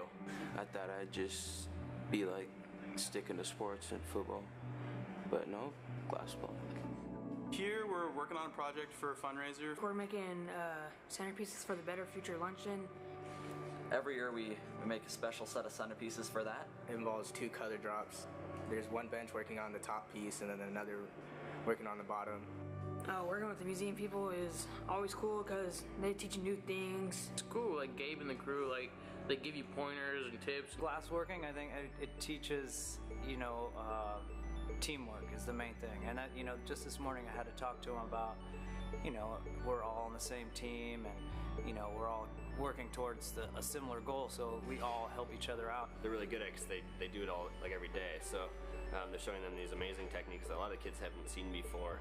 And they're just kind of blown away, and you can see the kid light up and the staff member light up at the same time. They're both excited about it, and it's working out. I mean, when you first meet them and you're working with them to begin with, you're a little intimidated. You don't want to mess up and make their lives any harder.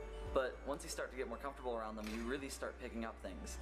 Even if they don't say it, just by watching them, you can see how they marver or how they use the jacks in many different ways, and it really helps. You just pick up things without even thinking about it. They look up to all the MOG team and everything, so when they're down there, they just got wide eyes and they're so excited. Like, they're the best glass blowers in the world here, so just getting to work with them and even on the same floor with them is just amazing and great. It's pretty cool that they look up to me, and like yesterday, I think 4 or 5 of them, they were saying, "Man, Gabe is filthy." I guess filthy means, I'm pretty cool or something, so. There's living proof that this program works. I grew up in a very, very difficult household to grow up in, yet this program kept me together. It helped me become who I am. My name is David Rios. My name is Julian. My name is Avery Paz. Jordan Lavelle. Dante. I'm Sam. I'm Deshaun Hutchinson. Rogelio Castellanos. James Downey. Tanner Martin. I'm Tate Waller. We are Hilltop Artists. We are Hilltop Artists. Hilltop Artists.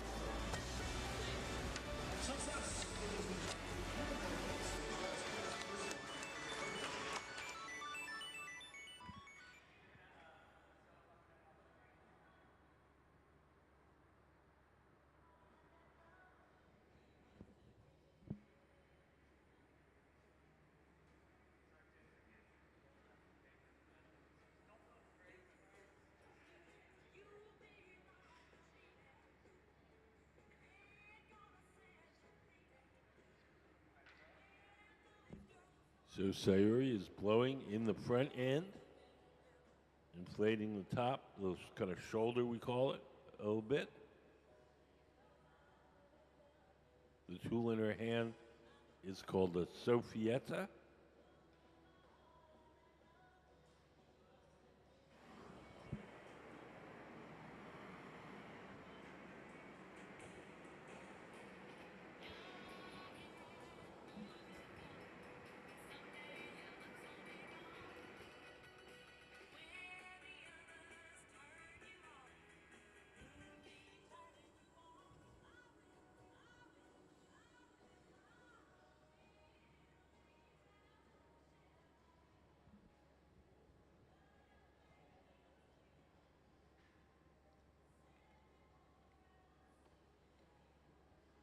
Has anybody got any questions? Yes. I'm saying this thing is probably about an hour and a half.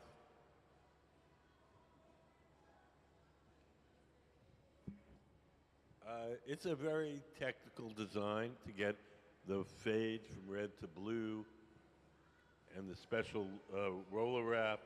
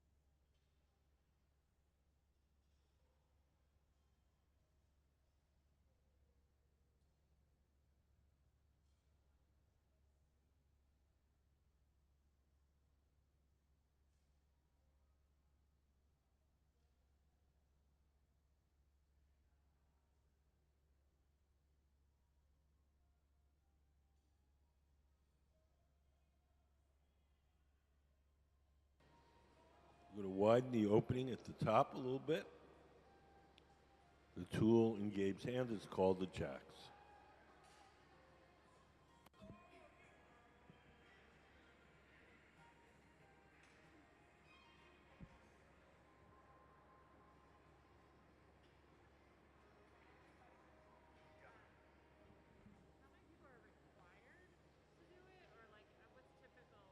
We typically work in a team of 3.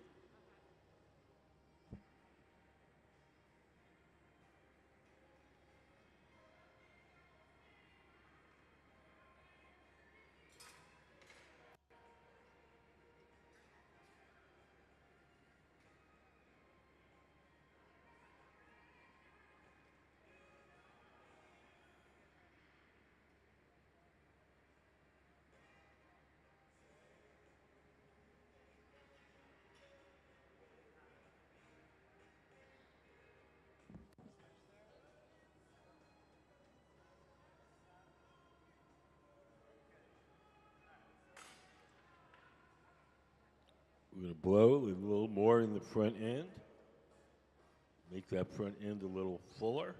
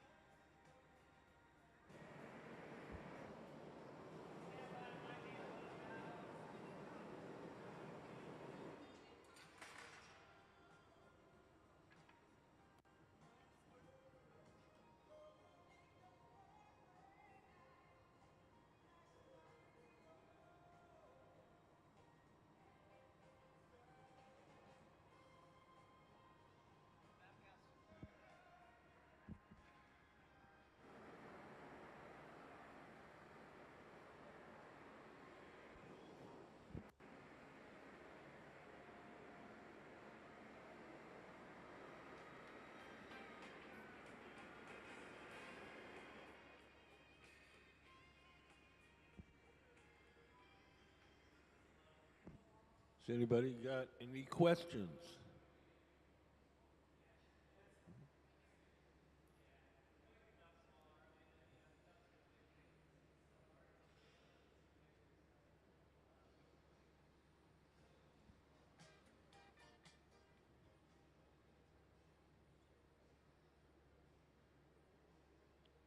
You guys have any questions?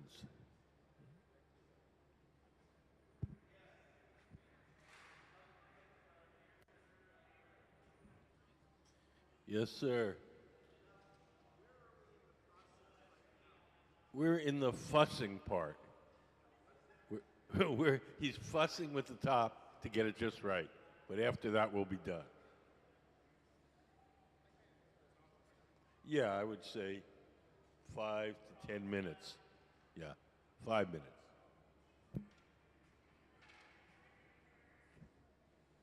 Not really, no. One of our glass blowers was asked, how often does he get burned?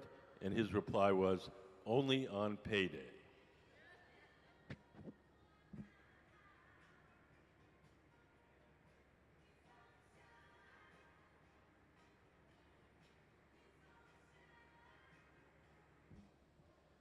So once we finish this, we can't just set it on the table and let it cool on its own.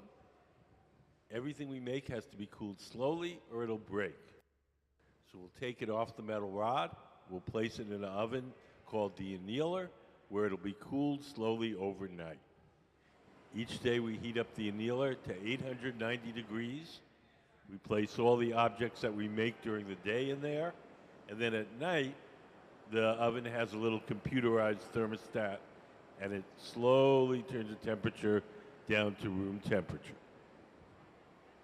The thicker it is, the longer we take to cool it. Yes, we'll probably be using that one. the big black oven at the far left.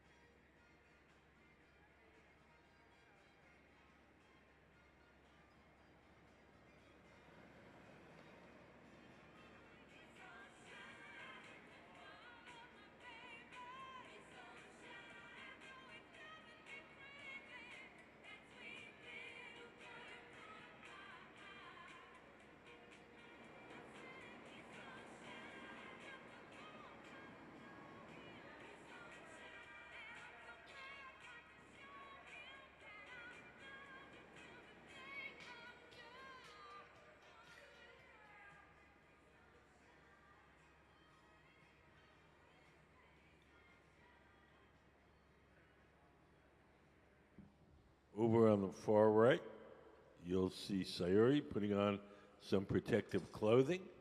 She's going to carry the finished vase to our annealing oven where it'll be cooled slowly overnight. The jacket and gloves are made out of Kevlar. Kevlar is a heat-resistant material. When she grabs that vase, it'll be about 1,000 degrees.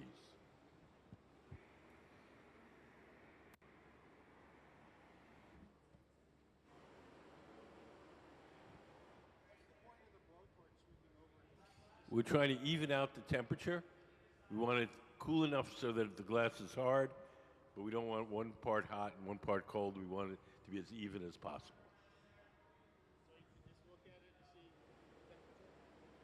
Yeah, experience.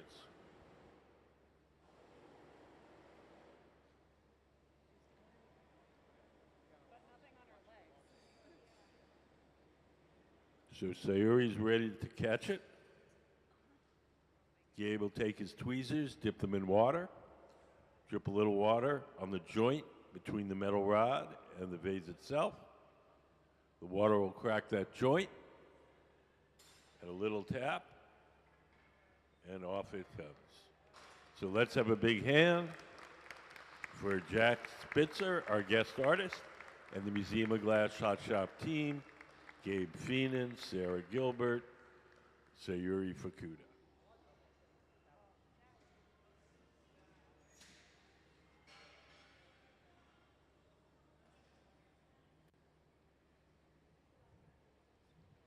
Yes.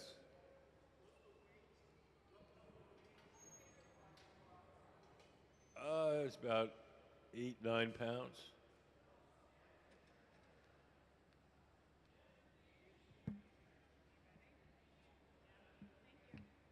Thanks for coming in, guys.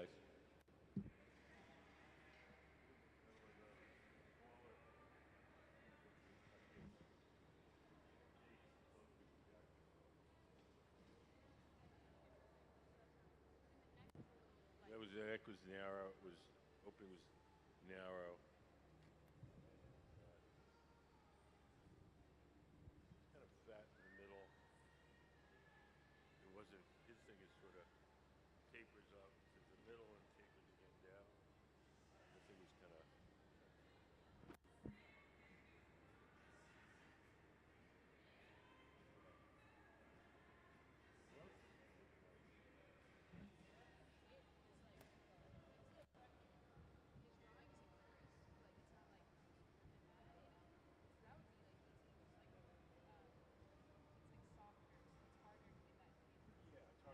It's the kind of thing where the fact that Jack's not doing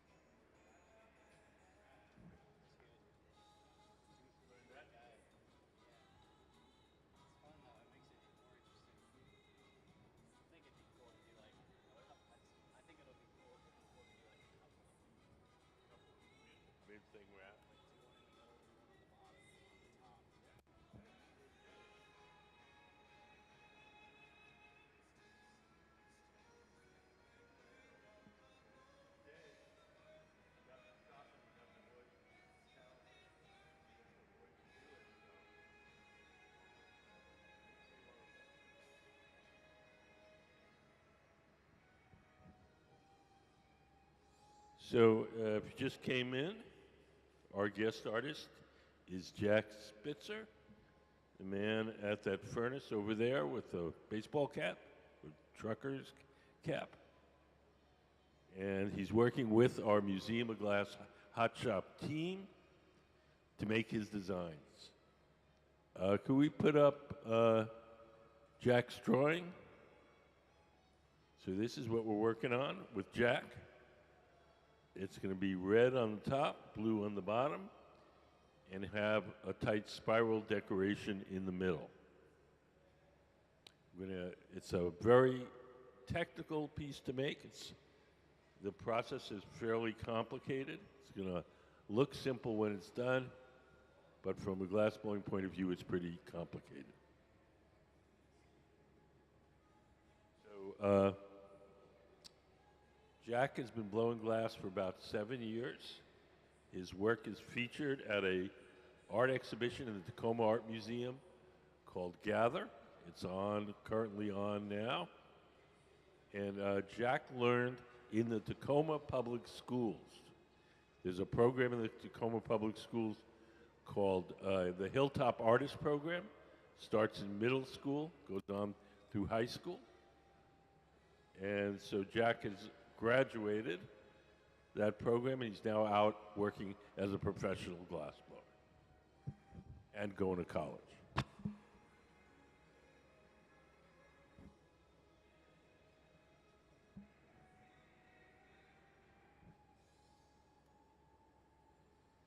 So all the glass that's in our furnaces is clear glass. When we want to make a colored object, we blow a bubble of clear glass from the furnace, we heat up a chunk of colored glass, and then we coat that initial bubble with the colored glass. So Sarah in the gray shirt, she's blowing the bubble of clear glass. Jack, over on the far left, he's heating up the colored glass. The glass that he's heating up is blue. Doesn't look blue right now. What you're seeing is the orange color of the heat. You're seeing the glow from the heat, not the actual color of the glass.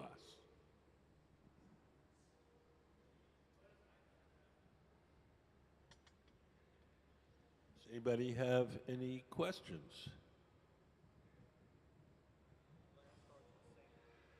What? Yes.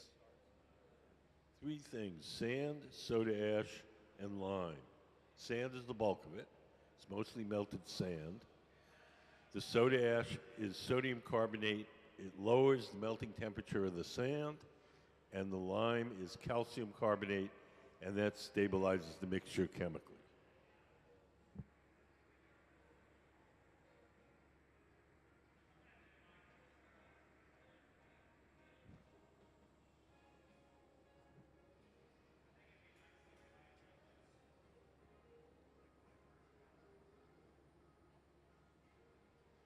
So Jack is heating up the colored glass,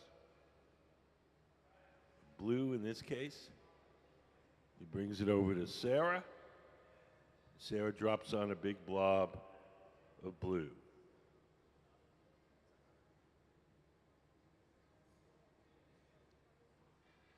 She'll push that backwards towards the pipe until it entirely coats the original bubble. This is called a color overlay. Can we put up the color overlay diagram?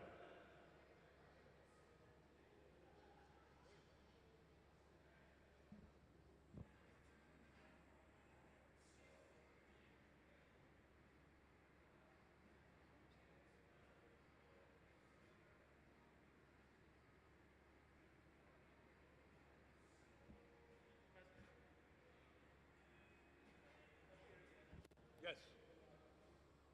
Can you tell us what's going on with this venting and what's going on at the top of the building?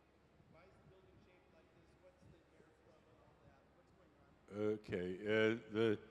The reason the building is shaped like this, there's 3 reasons.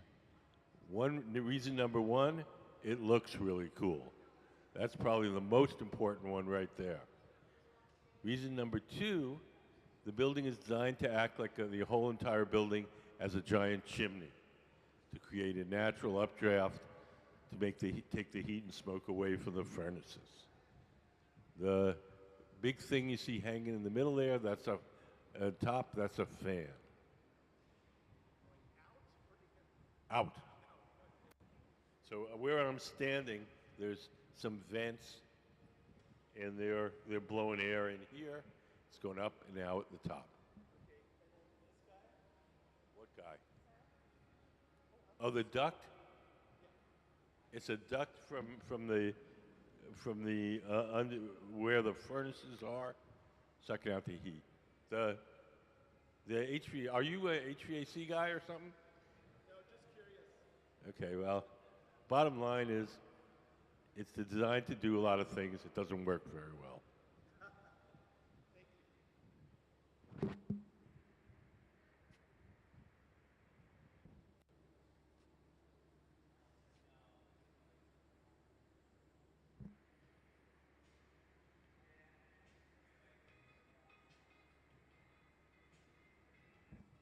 Ma'am, could you turn that light off?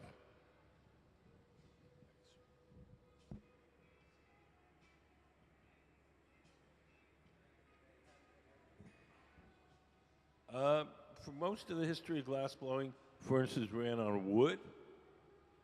And believe it or not, wood fire is hotter than you think. Most of the time you encounter a wood fire, it's out in the open. If you contain that fire, like in a wood stove, then you can see you put too much kindling in a wood stove and the outside skin starts to glow. That's contained but not insulated. If you contain the fire, insulate it, put in a lot of wood, you can reach these temperatures. The temperatures that we work at are lower than the temperatures used in firing pottery. So if they can make pots, back in ancient Greece, they had enough firepower to melt glass.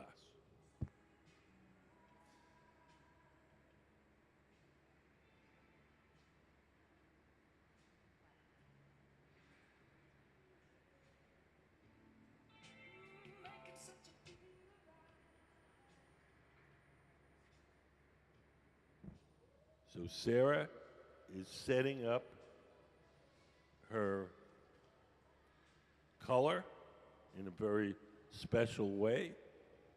It's called a blow-through.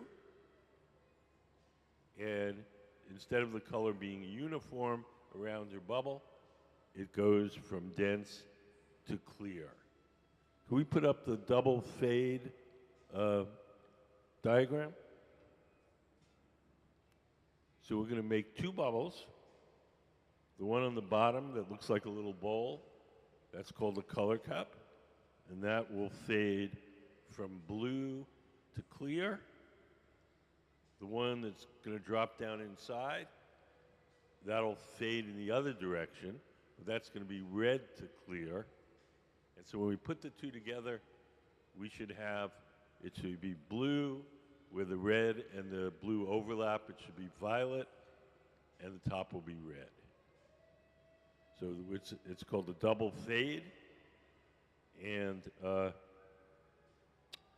putting one bubble inside the other is called stuffing a color cup. Sarah is making the color cup.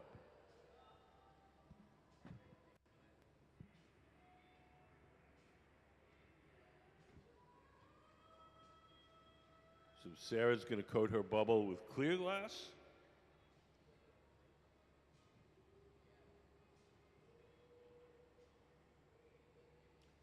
Behind that door, there's a big ceramic tank. In that ceramic tank is 1,000 pounds of melted glass.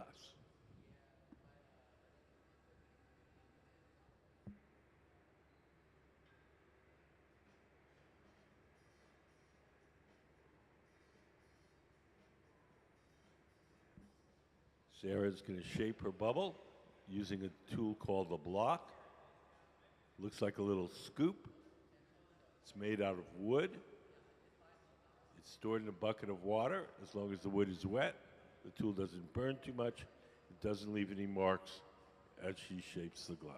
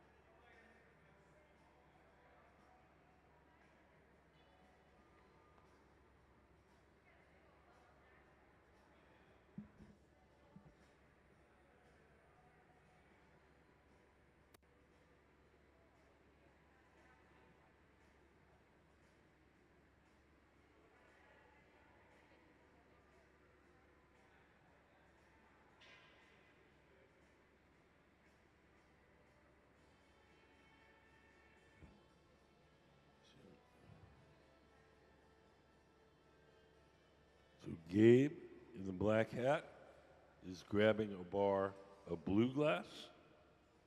We've got those bars of glass heating up inside that silver oven. That's called a garage.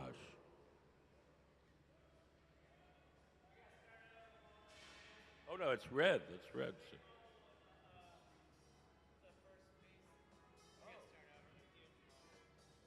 Whoa.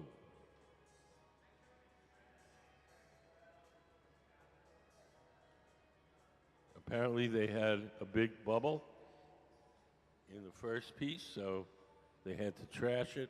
We'll have to make that over.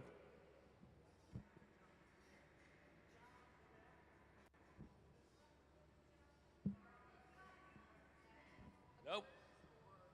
They're professionals.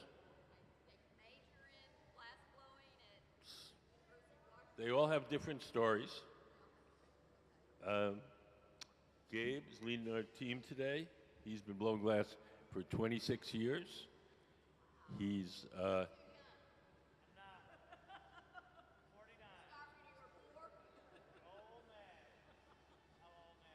it's clean living and pure thoughts that keep him looking so young. So, yeah, he learned at work. He got a job in his early 20s in the Bay Area. He didn't know nothing about glass and learned everything he knows at work. He's been with the museum for 20 years. Sarah took some glass blowing lessons when she was in high school and then went on to an art college where she studied glass.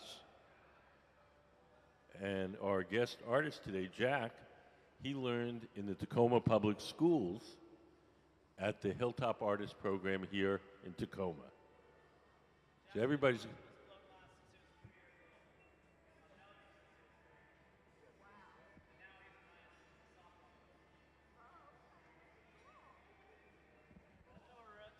We put up...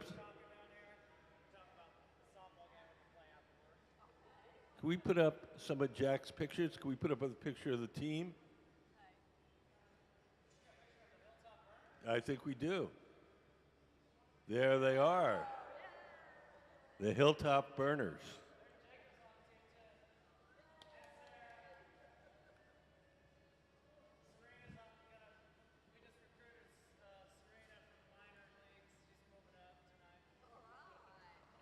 So when's your next game so they can all come and cheer you on? 7:15. What? Where is it? Sarah Fields. Okay. So if you want to go and root on the Hilltop Burners with Jack and Gabe and Serena.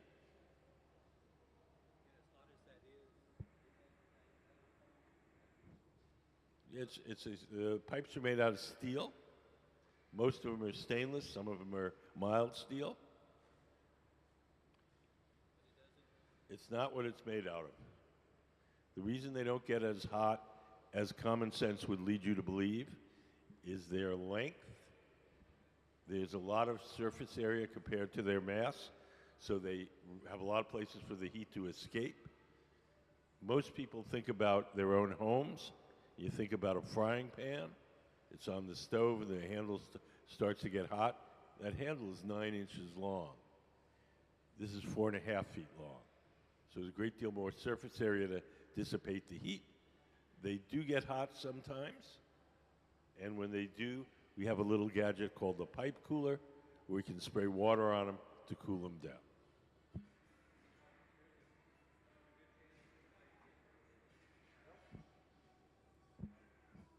Now, you'd be surprised what the dangers are in this shop. They're none of the things that common sense would tell you. It's not getting cut. It's not getting burned. It's not breathing chemicals. The danger in the shop is the repetitive motion injuries from the constant turning of the pipe, from the weight being so far out on the end of that pole.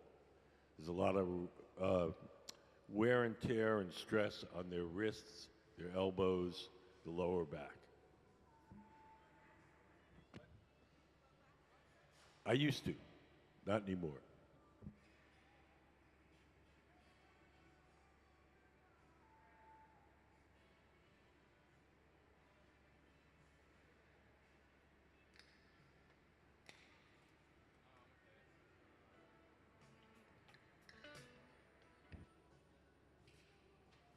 Hi, how are you guys?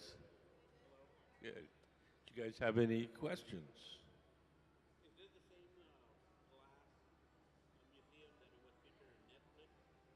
No. No, that's the Corning Museum. That's on the other side of the country. Corning, yep. It's in Corning, New York. It's kind of upstate and on the west side of New York.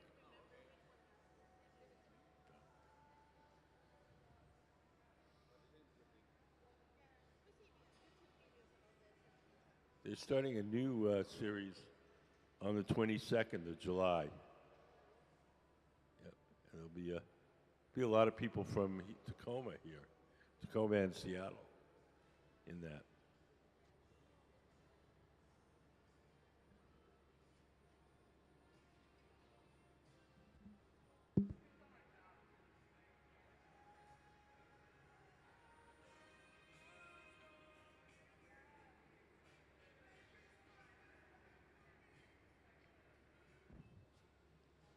So we had a problem with bubbles in the first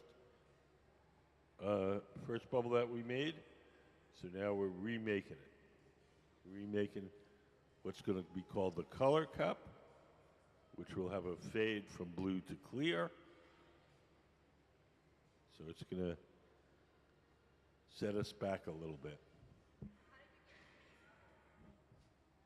Oh, sometimes there's bubbles in the color bars. You don't see them till they blow out.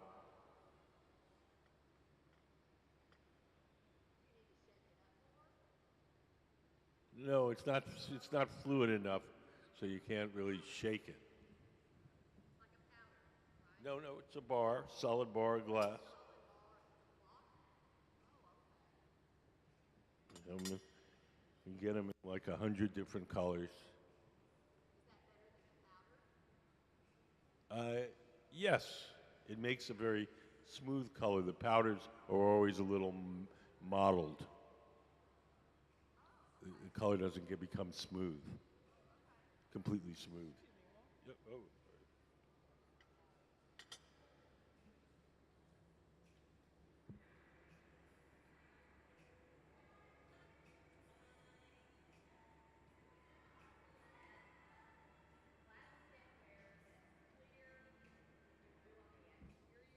Sure.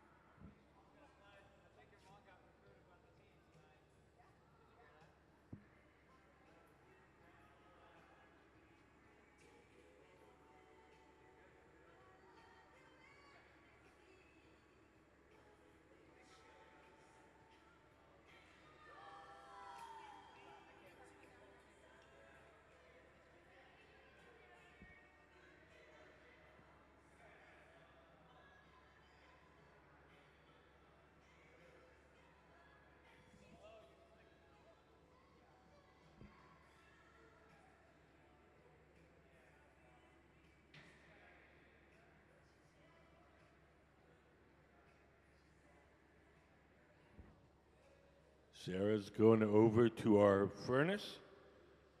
Behind that door, there's a big ceramic tank with 1,000 pounds of clear melted glass. She dips her bubble into the big tank, and when she comes out, it's coated with a fresh layer of hot molten glass. We put up the glass furnace diagram. So that's what the furnace looks like inside.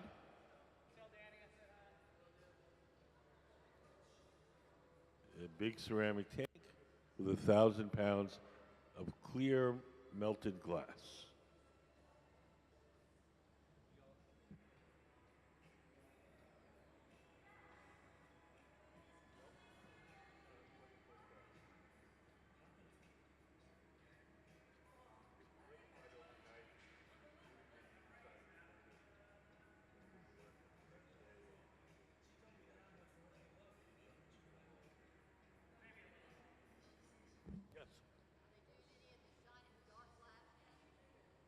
I don't know what that is.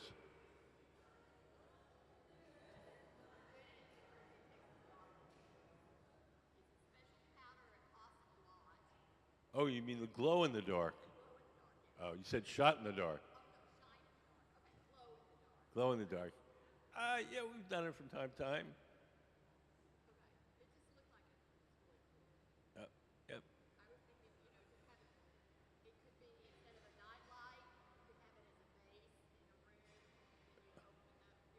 Or you can make a ghost and scare your kids because it lights up at night. Whoa.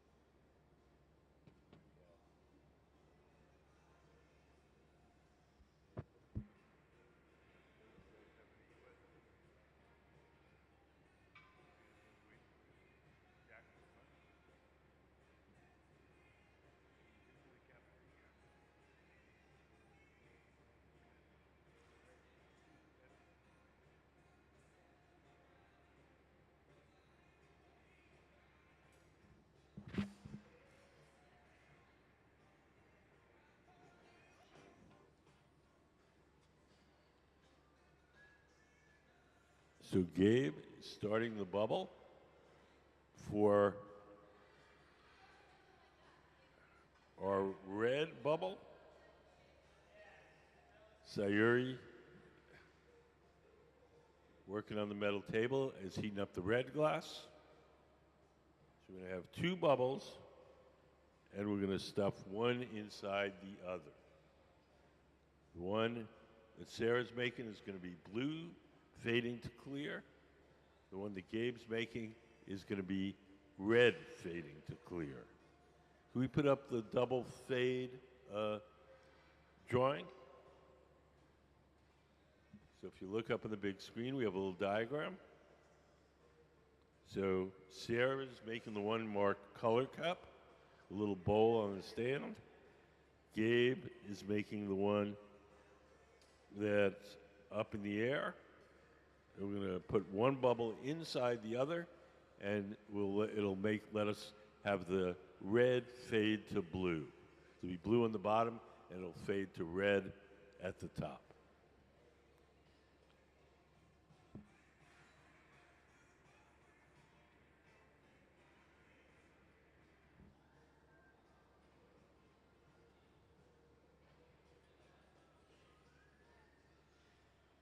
This business of getting the glass colors to fade is a tricky business, especially in this design, because we want to have them fade the right amount in the right place so that the two colors will kind of overlap in the middle, and we'll get a third color in the middle.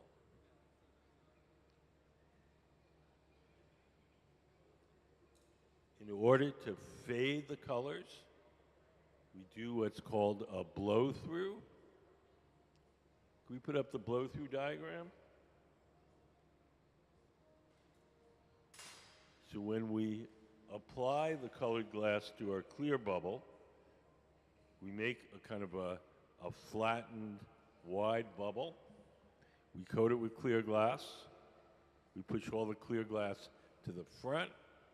Then when we blow, the bubble will move up into the clear and it'll thin out the walls of the color and we'll get our fade.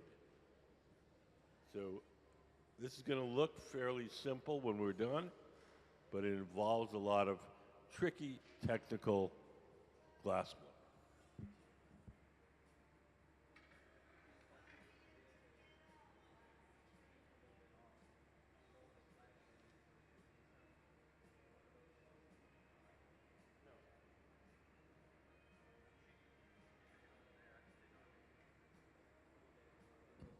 Taking the leftover, you just shaped it up again, and so that we can use the leftover glass on the next one.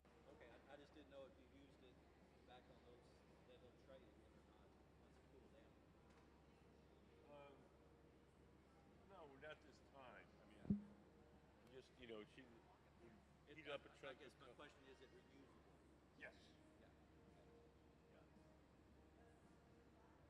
You know, we have a big blob of glass on there. We cut off what we need, but we save the rest.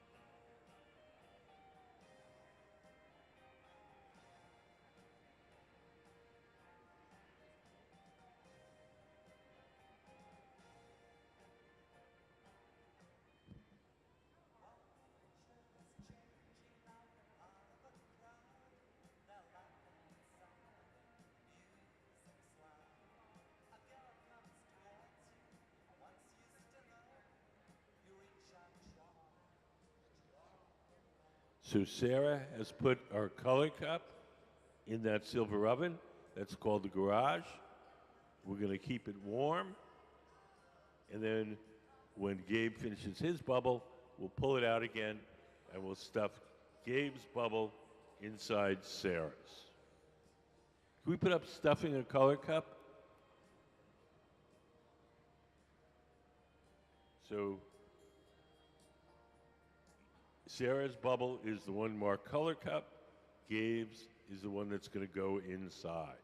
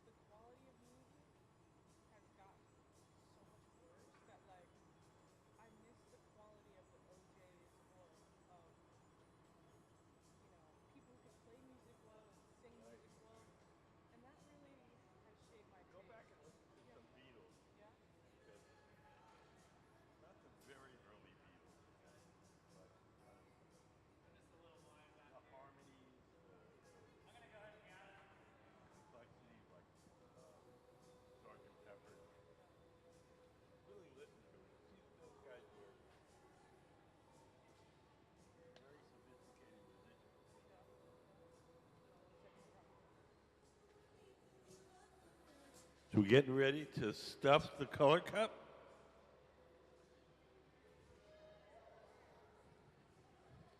So Gabe on the right has the bubble that goes inside. Sarah has the color cup. We're going to take the color cup off Sarah's rod. We'll place it in a little metal stand. Could you photo it from the other side so that people can see? So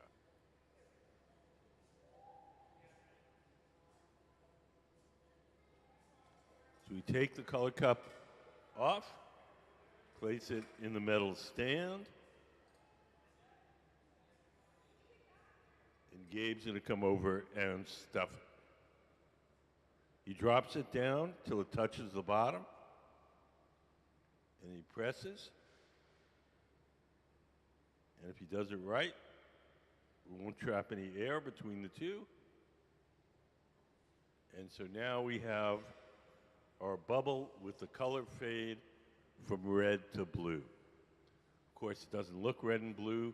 The colors are distorted by the heat, but I know it's red and blue because they told me.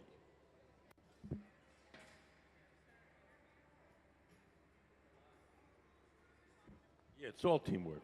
We almost never blow alone.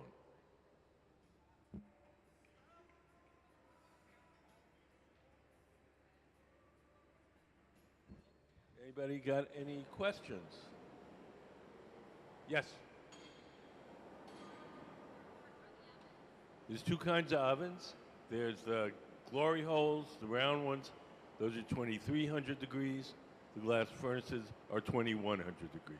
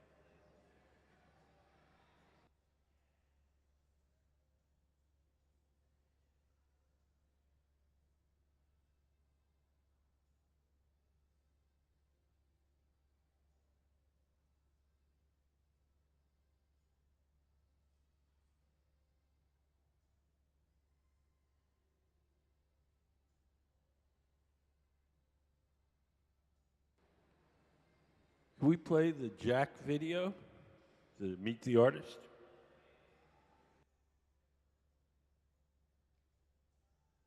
So Hilltop is a lot more than just a glass program, and going through middle school and high school, it was just a safe community center where you can be yourself and make art.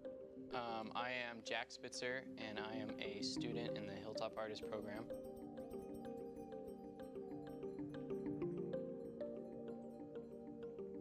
This year we're making centerpieces for our annual luncheon. This year for our centerpieces I designed the bowls with the help of the instructors, and we are making assorted low bowl shapes. The bowls are going to have two bubbles that get joined together to make the bowl, and that's called an encalmo.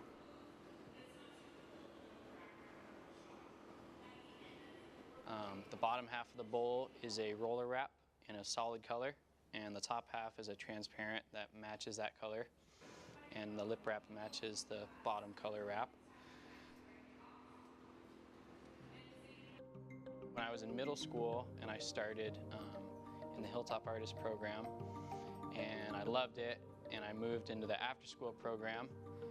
You know, I enjoy woodworking and working on cars and glass blowing, so I'm super hands-on, and I really enjoy challenging things, skilled, you know, the woodworking, fine woodworking, and the technical mechanics in glass blowing is extremely technical and skillful, and that's really what attracts me to it, is being really good and kind of being able to control the bubble. I learned from older kids in the program that were mentors, and that's kind of what happens when you go through the program, is you kind of start as a student and kind of work your way up, and you really become a mentor to the younger kids. And I try to do my best to be a positive, you know, influence and kind of role member to the younger kids. And I learned that from the museum team, you know, because that's kind of what they do to us. They are mentors, and they, you know, teach us glass blowing and communication and teamwork. And it's really important in the hot shop to have good communication and teamwork. And if you watch us, you'll notice we're always talking and communicating about timing and the process and what's next, and, you know, starting the next piece before we finish the final product. This year, I have decided I am going to pursue glass blowing and be a glass blower and live the dream. So, got to figure out how to do it, and you know, those are just the small details. But it's been yeah, kind of trying to, you know, think about pursuing glass or not, and I think at this point I kind of have to. I enjoy it so much. I have to try to do it.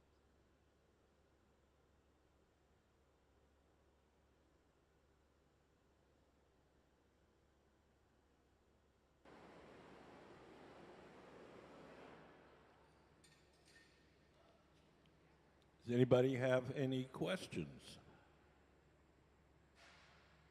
That video is a few years old. That's when Jack was a student. He's now graduated and is a professional glass blower and also attending college.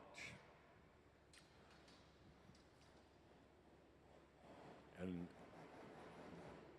the captain of the Hilltop Burners. We put up the Hilltop Burners photo.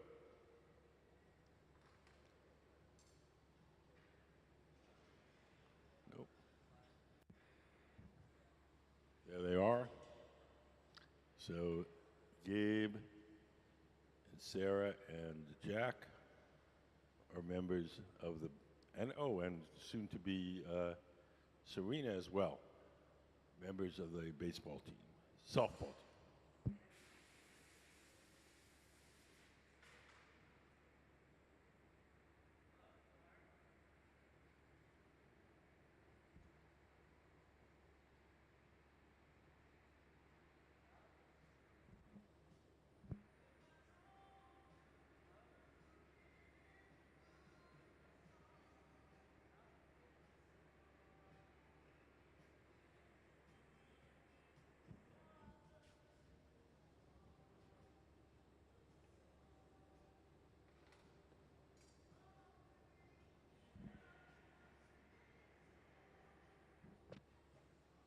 So now we're blowing up that bubble to its full size and shape. Sarah, seated to the left, she's the person that's blowing. She's blowing through that steel tube and inflating the glass while Gabe shapes it.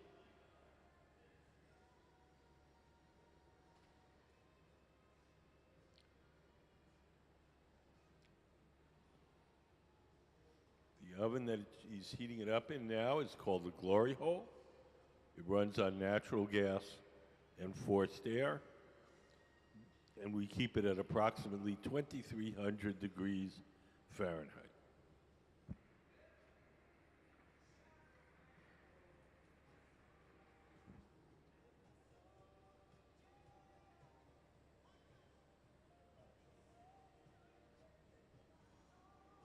Does anybody have any questions?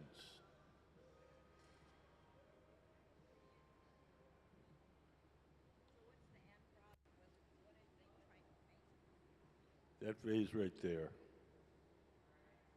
There's a drawing on the floor. It's red on the top, blue on the bottom.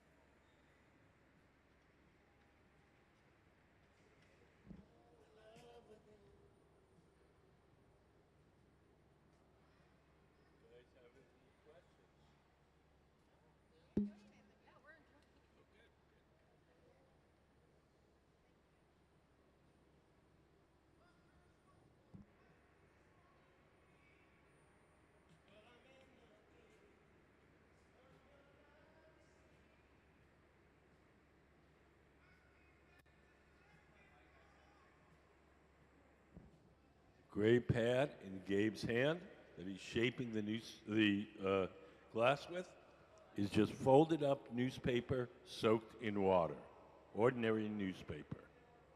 We put up the newspaper photo.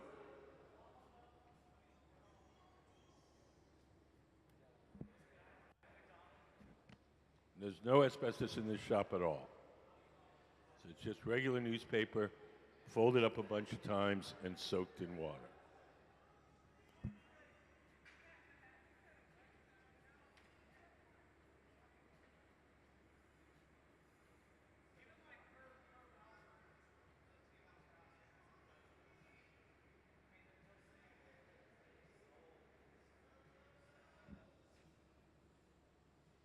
So the colors that you're seeing are distorted by the heat.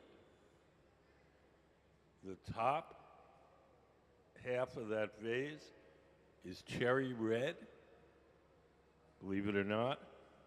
The bottom half is blue.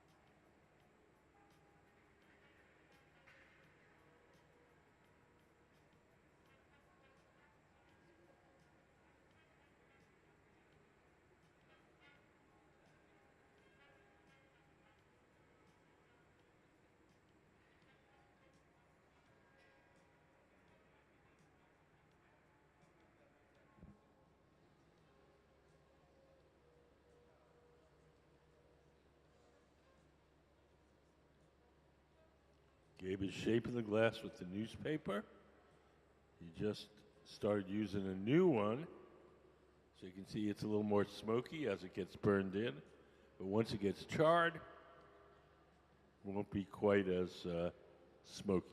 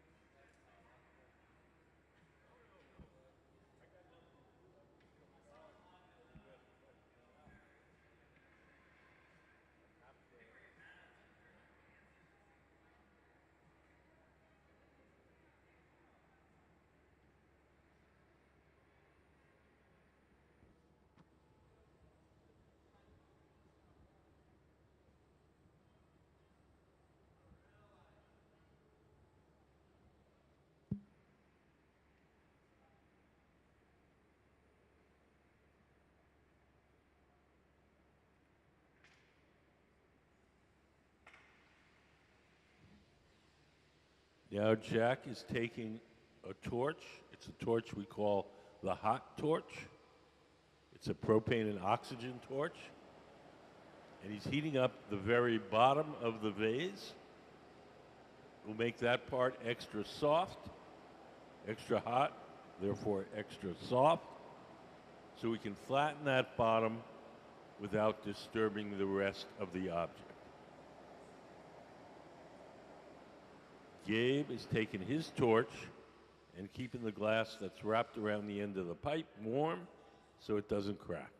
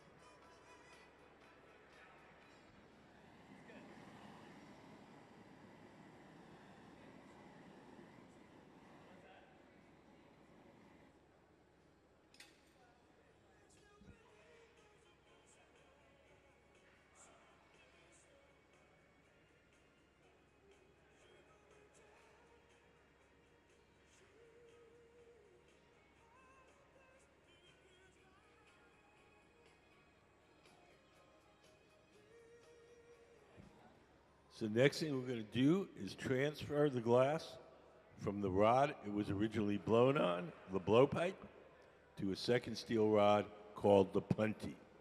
The second steel rod will hold the vase from the bottom while we shape the top.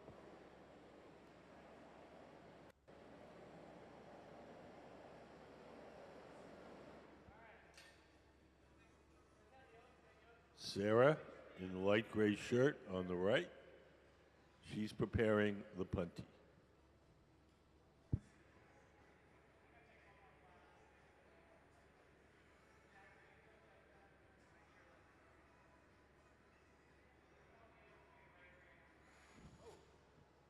Before we do the punty, we're going to do something way more fun, and that's called a roller wrap. We're going to make a spiral decoration in the center of the vase. We set the pipe on those two sets of rollers. The rollers are angled a little bit, so when we spin the pipe on it, it'll spin on its axis, but it'll also move backward at the same time. And it'll allow us to wind a tight spiral of glass around the center of the vase. We had to practice this morning to figure out just how to do this cleanly. Normally when we do this, we do it over the whole thing, but Jack just wants it in the middle, so we had to practice to figure out how to do that and leave the start and finish clean.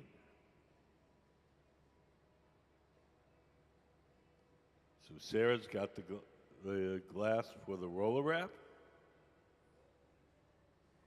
We're going to dab it onto the glass near the pipe. And then we're going to dab it on the middle and spin.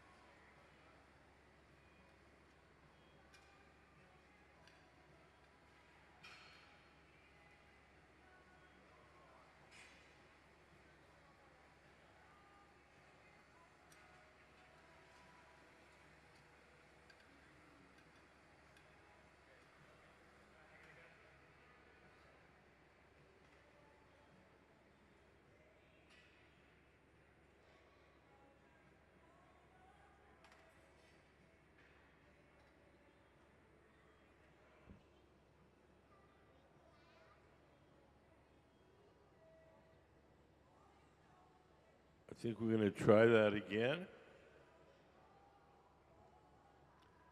It didn't go quite as planned.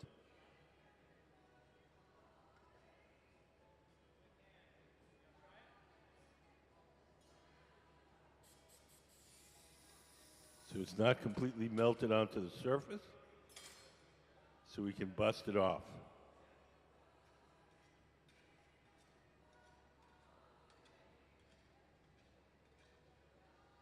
Like I said, we were just figuring it out this morning, how to do that cleanly, and so we're going to have to, that didn't quite work, we're going to have to do it over. Almost everything we're doing on this vase that Jack designed is hard. He's taking full advantage of our Museum of Glass Hot Shop team.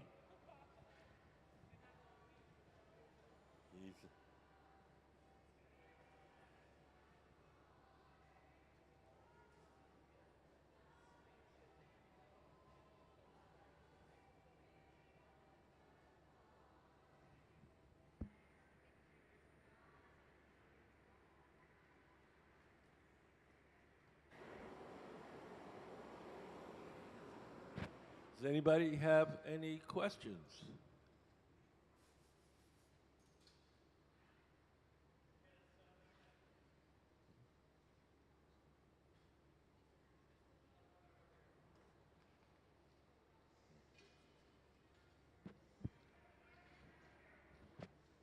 Yes.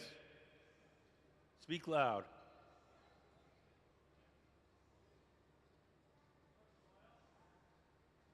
You have to speak louder than that. I can't hear you.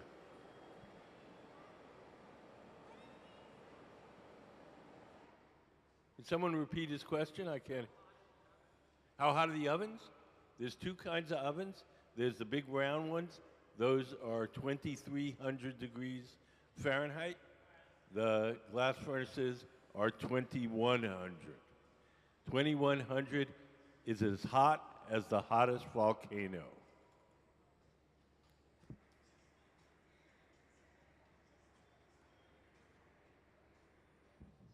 We're going to try our roller wrap again. Here comes Sarah with some fresh hot glass.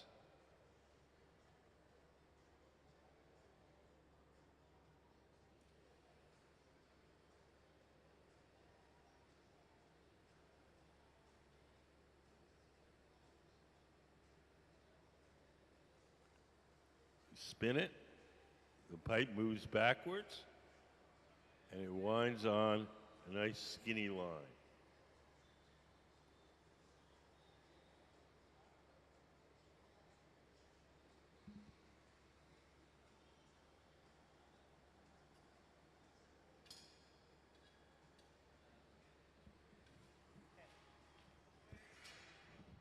So this time we got it, and we can move on.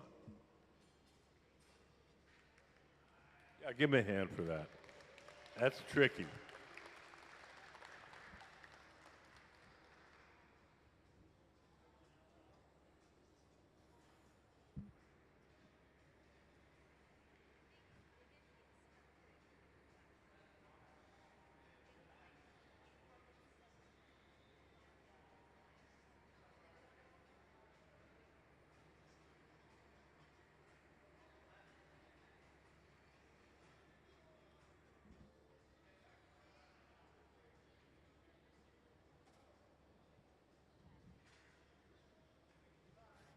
Has anybody got any questions?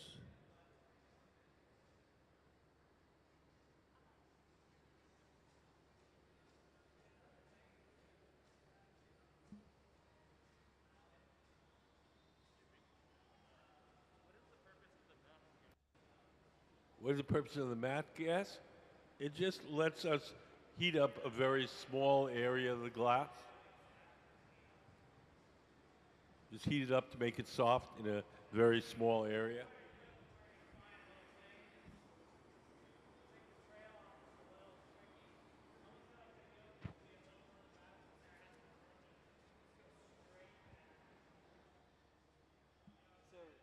they used it when they were taking the spiral back off, and are they also now using it to fuse the spiral? Yeah, they were always using it to fuse the spiral on. The thing is, if it gets too hot, then it's stuck there forever. Got it. So Okay. they once they realized they didn't like the way it went on, they stopped heating it and let it cool a bit so they could knock it off. Oh, got it. Okay. Thank you. You guys have any questions? Ready to go home and make your own?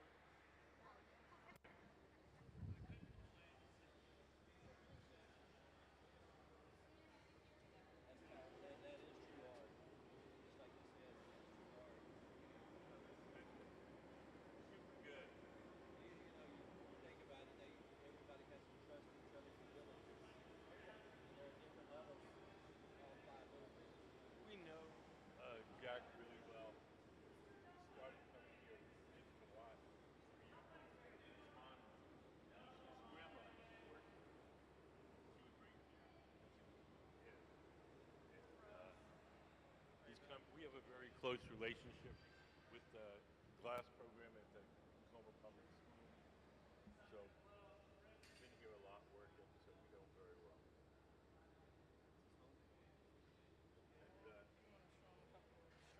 Oh, yeah. Now he works for us part-time as a member of the team.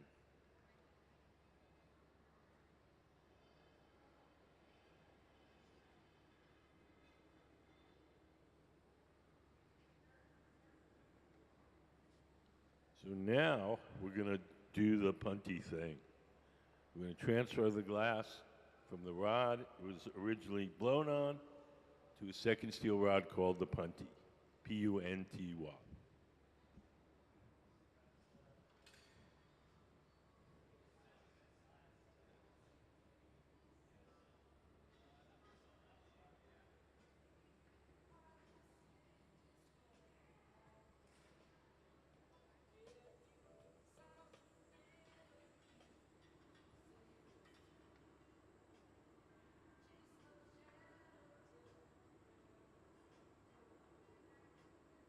Sarah is preparing the punty. Sarah in the gray shirt on the right side of the studio.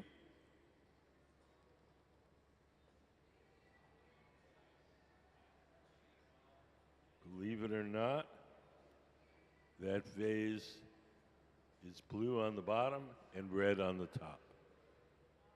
All the colors are distorted by the heat, the way you see them now. When it cools off, that's what it'll be.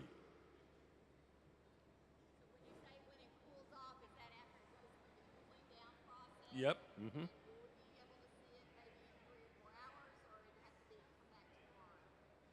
It'd be tomorrow.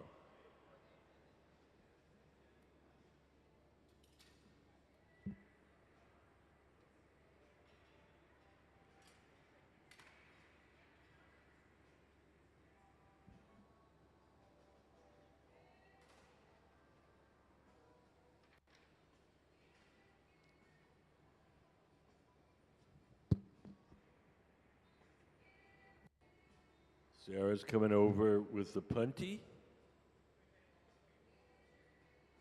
We'll stick it on the bottom. When they feel that bond is strong enough, we'll break the glass away from the original pipe.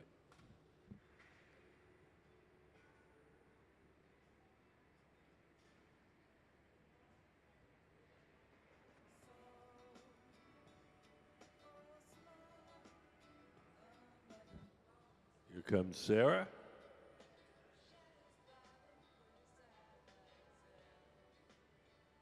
She sticks the punty on. Let that bond cool and stiffen a bit. How are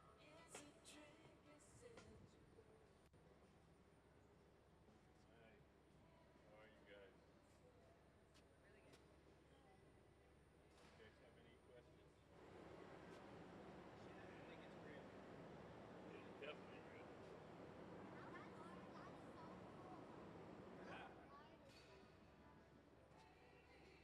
So Gabe is going to take some water, drip it off those tweezers onto the glass, a little tap, and off it comes.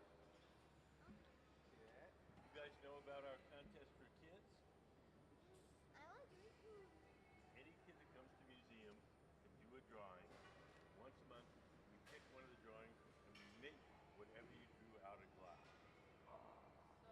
We make 2 copies, one for the museum and one for you to keep. We'll have to do some drawing. It's free to enter. There's a little table outside with the entry forms. We have one for each kid. Is it near the entrance where the other? Is that what Supposed those to be the first few things are? They're things that kids drew. You can ask the ticket desk if you can't find them. Yeah. I hope my drawing's picked. Yeah. But do a good drawing, and there's a little space on the entry form for writing something about your drawing, and a good story goes a long way towards winning. So don't skip that part. Yeah, exactly. Or maybe you should draw an otter. Nice to have a good story with your art. And tell them you never snuggle an otter, because when you snuggle an otter, what happens? It bites you. Yeah, she's had an otter bite. You had an otter bite? She got an Oh otter. my God. Oh, ow. Otters have fangs. That's a pretty good story, Nora. We'll have to write that one down. Hey. Maybe not.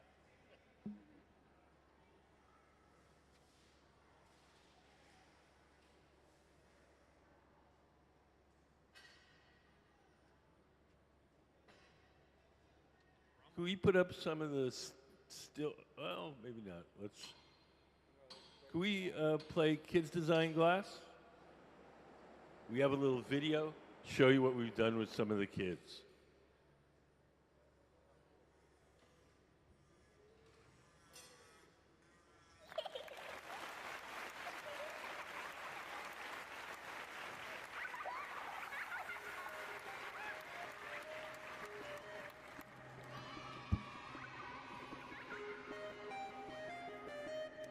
It's a baby monster.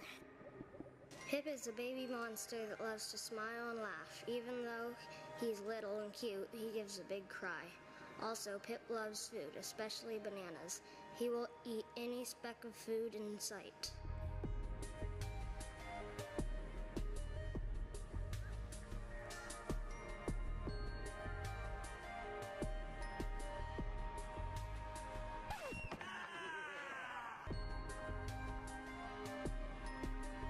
Oh, it's amazing. Totally amazing. And then especially if the pieces of art go traveling around, other kids will see, oh my gosh, I could do that too. You know, it's not just somebody else that, you know, they did it, you know, I couldn't do that. Absolutely not. Anyone can do this. And I think that's what it shows the kids. Maybe not everybody can win them. But, and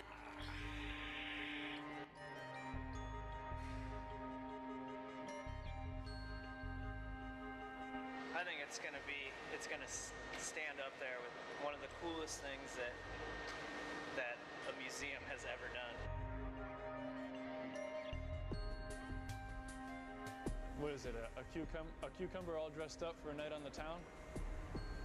That's pretty ridiculously funny. The funnest part about this project is how fresh the ideas are coming from the kids who they have no idea of glass blowing techniques. They don't care. Nobody saw this coming. We'd make one piece and it was given to the family. And then we realized, well, wait a second, there's something more here. We started to get more drawings, more interesting drawings, and it really kind of snowballed a little bit. Bacon Boy was special.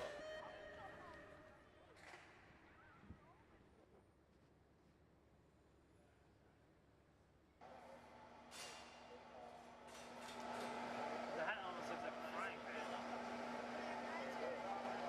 Maybe he's wearing a frying pan.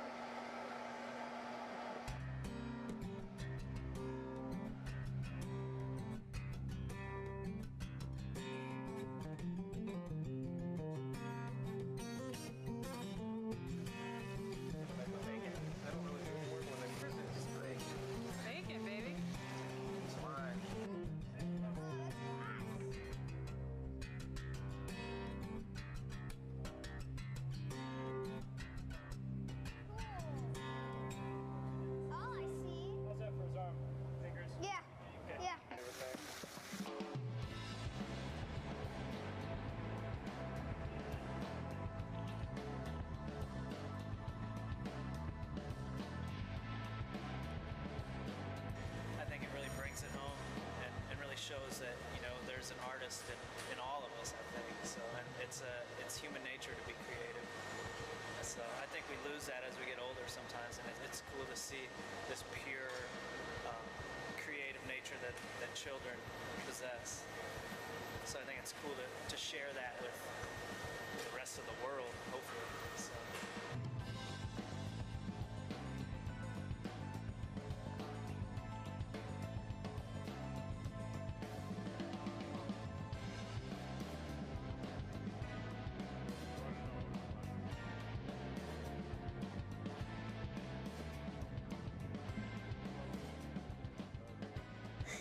Thank you for supporting Kids Design Glass.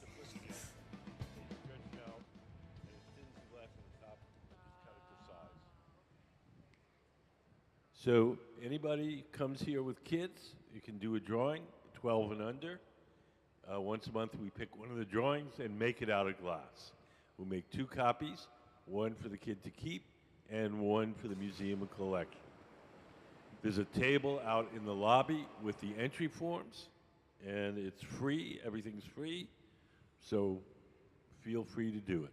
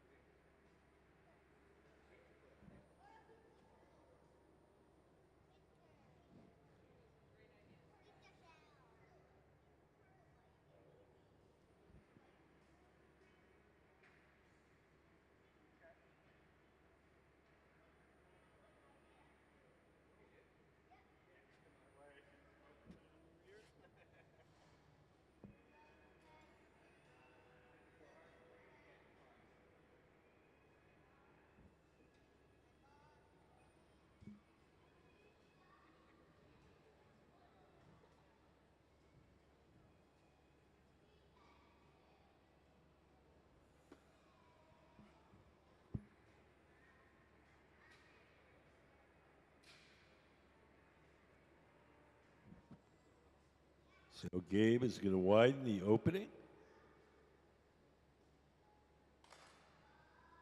We're going to blow a little air into the front end to make that front end a little fuller.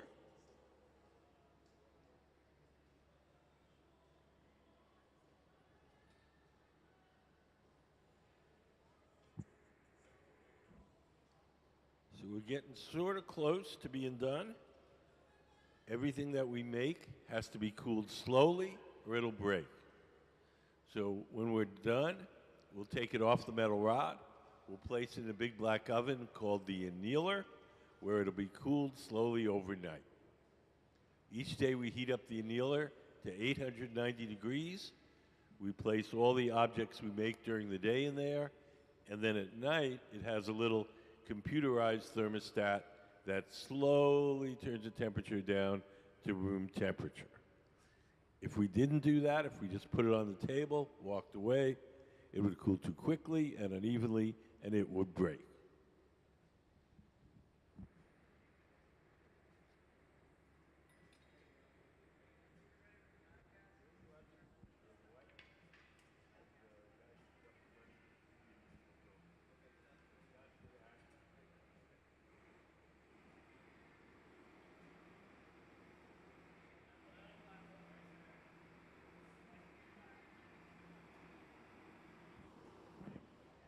Financial firm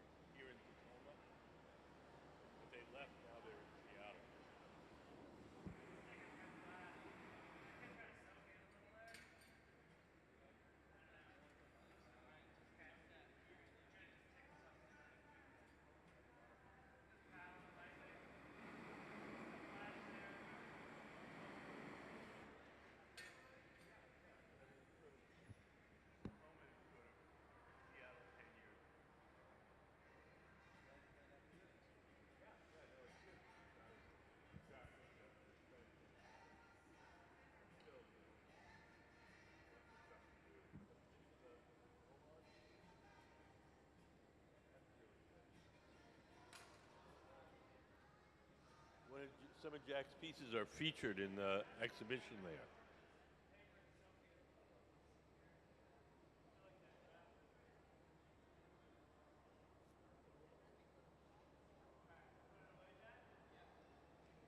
Okay. We are pretty much done. The reason I know that is I look to my right and I see one of the glass blowers putting on some protective clothing. She's going to carry the finished piece to our annealing oven. The jacket and gloves that she's putting on are made out of Kevlar. Kevlar is a fire-resistant insulating material. It's also used to make bulletproof vests. The Kevlar will protect her from the short trip from the workbench to the annealer. When Sayuri grabs that piece, it'll be approximately 1,000 degrees. At that temperature, the glass will be hard.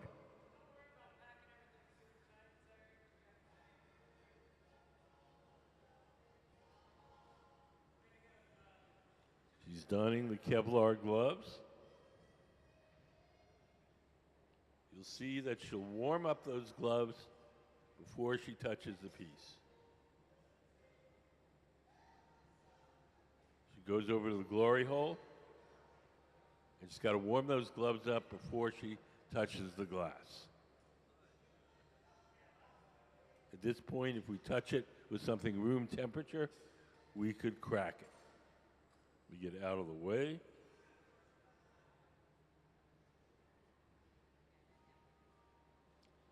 So once again, we're going to use water to break the joint between the vase and the metal rod. Gabe is taking his tweezers, dipping them in water. He's going to drip the water where he wants it to break. And just a light tap will release it. We're going to melt the little spot where we broke it off so it's not sharp. And into our annealing oven to cool slowly overnight. So let's have a big hand for Jack Spitzer, our guest artist, and the Museum of Glass Hot Shop team. Gabe Feenan, Sarah Gilbert, Sayuri Fukuda. So that concludes our demonstrations for this morning. We're going to take an hour lunch. If anybody has any questions before I go to lunch, I'd be happy to answer them. Yes.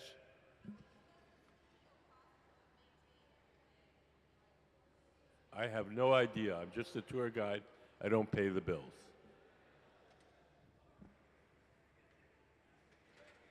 Thanks for coming in, guys. Take care.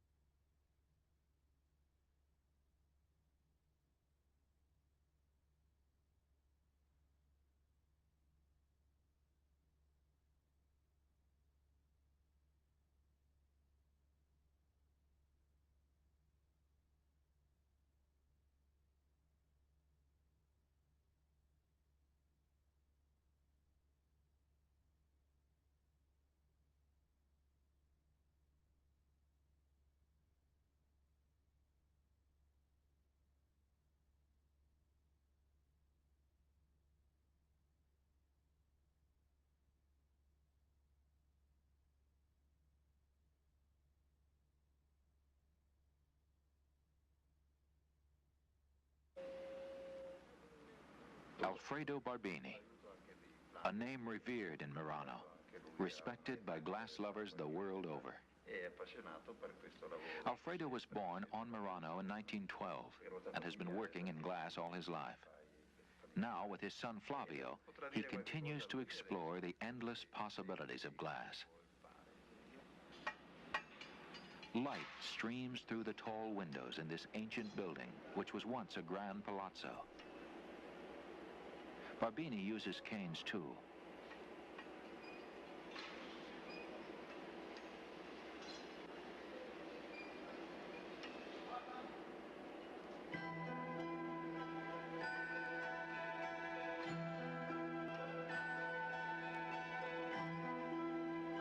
The steps are familiar, but always new. Rolling on the marvering board, heating, shaping, blowing, ever changing. Applying the ancient technique of filigree in a contemporary mode.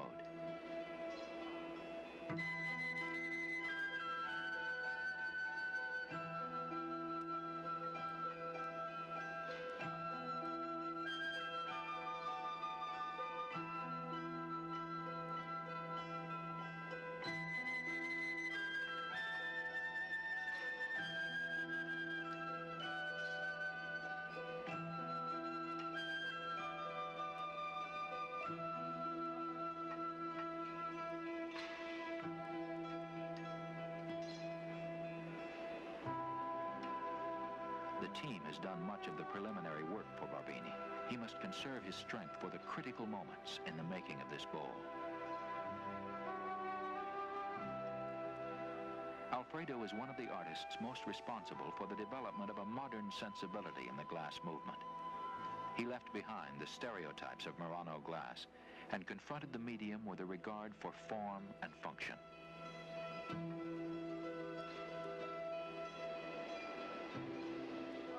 Barbini prepares the piece and himself for the crucial last steps.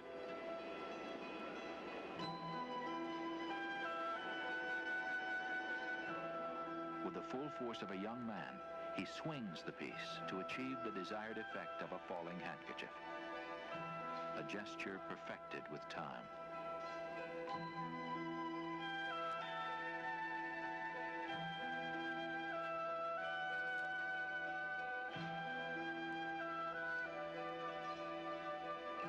The final touches are made. The measurements are correct. An artist fulfilled again.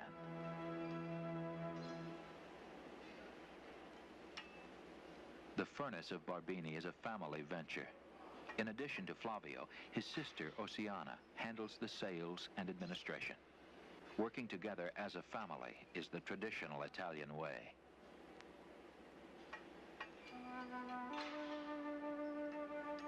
Alfredo and Flavio collaborate closely on all new designs. The drawing proceeds. The steps for the making of a glass centerpiece are reviewed.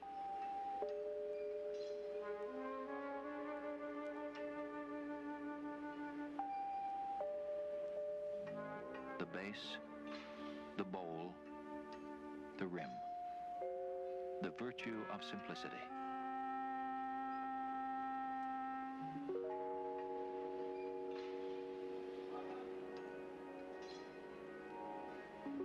The realization begins. Barbini uses a very pure soda glass called Cristallo, first developed in Murano in the 14th century. It has remarkable clarity and sparkle. Barbini shapes and forms and measures and turns. His team watches and learns as he pushes the medium to its limits. His control of the vitreous material is perfect. He is clearly a master, whose talent and authority are undisputed. A master of Murano.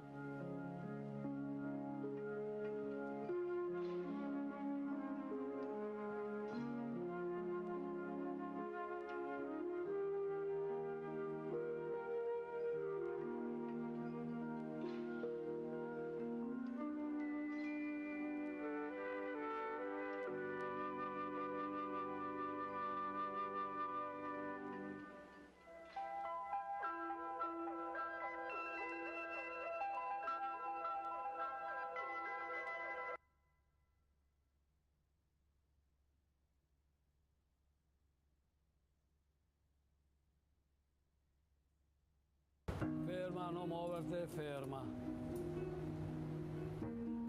Cai, dai, cai adesso, cai. Ferma, non troppo. È una lingua, io dico internazionale, perché riesco a parlare qualsiasi lingua anche se non apro la bocca. Se sono in Cina, se sono in Giappone, se sono in America, io comunque riesco a comunicare, parlare con la gente con le cose che faccio.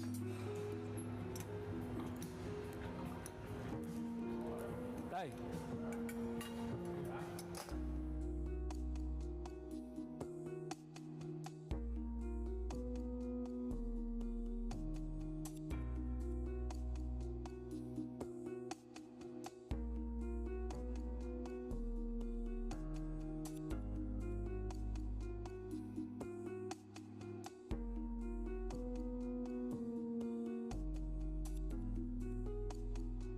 La cosa bella e la cosa che io ricordo sempre è stato che io giocavo nell'erba da bambino, avevo 5 anni, e giocando un pezzo di vetro, perché Murano è fatta su vetro, e un pezzo di vetro ha tagliato la mia gamba e mia madre subito ha detto: oh Pino, il vetro ti è entrato nel sangue.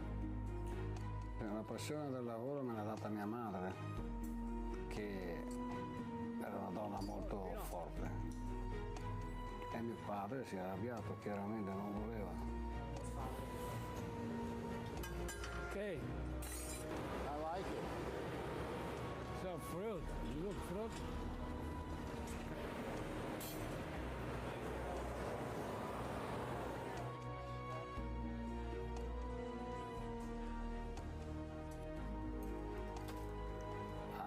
Sono andato in questa fornace la prima volta per lavorare, quasi per gioco, no? Avevo 6-7 anni, forse 8.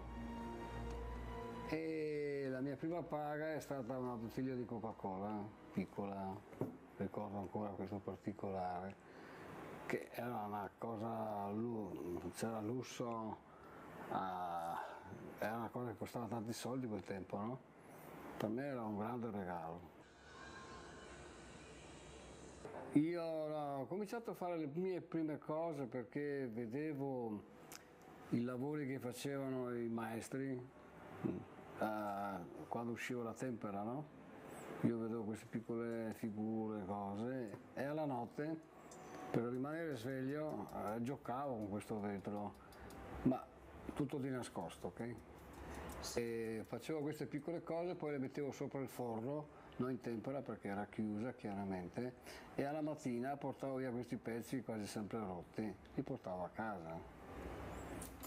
Poi un giorno mi sono dimenticato, non so come, e non ho portato a casa il pezzo, perché avevo fatto una piccola figura, ho giocato un po', e il mio direttore ha visto questa cosa e ha chiesto chi è stato a fare questa cosa al mio capo. Okay? Patrone, direttore, no? Mi ha chiamato, ha detto: sei stato tu? E io ho detto sì, e pensavo adesso mi mandano via, perché non si poteva giocare, non si poteva toccare i ferri dei maestri, era proibito, era una cosa molto terribile per quel tempo.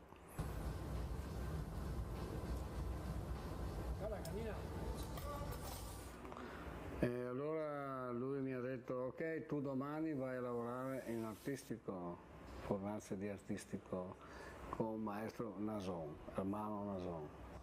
E questo è stato il mio primo passo importante. Io credo che sia molto importante lavorare vicino a un grande maestro e poter avere la fortuna di veder lui lavorare, perché è una scuola unica, un'unica scuola, non c'è studio, non c'è diploma, non c'è niente, tu devi lavorare vicino a un maestro.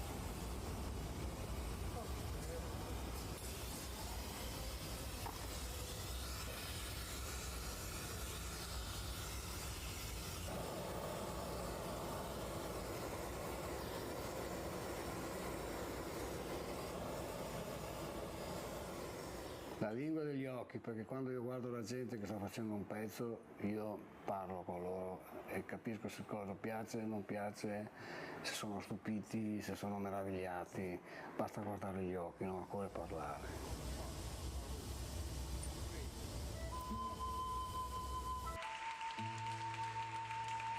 Il silenzio della creatività. La mia storia continua con Barbini. Uscito da Mazzega sono andato da Barbini. Alfredo, un altro grandissimo maestro, una grande persona, una grande personalità, è un inventore del massello, del vetro pieno.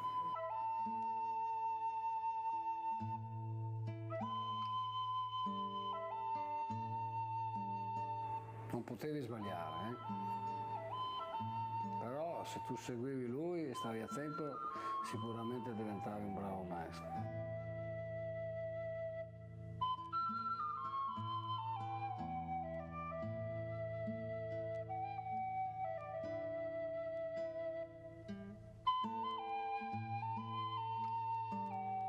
Quando ho vinto il mio primo premio, che avevo 18 anni, 19, ho vinto la Rosa d'Oro, che è un premio internazionale, e Barbini mi ha scritto un telegramma bellissimo che ho ancora messo via. E lui mi amava, veramente mi voleva bene. Lui ha detto di me in un'intervista alla televisione giapponese, e hanno chiesto cosa pensa di Pino lui come maestro, come nuova generazione di maestri, e lui ha detto uno come Pino nasce ogni 100 anni, vuol dire che sono molto raro. Per me era un premio grandissimo, non c'erano soldi o medaglie o diplomi, questa è stata la cosa più bella che abbia mai ricevuto nella mia vita, un complimento da un grande maestro. Così era il massimo.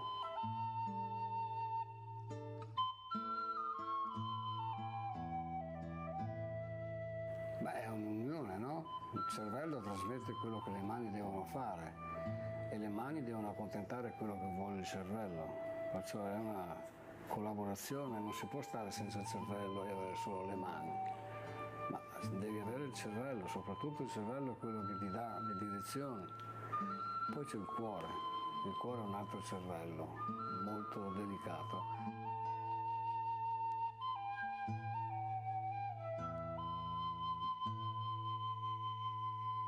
Infatti quando si rompe un pezzo o quando lo perdi per terra non è il cervello che piange, è il cuore che piange, nel caso mio. Io soffro quando vedo un pezzo andare per terra, il cervello non mi frega un cazzo, non mi frega niente.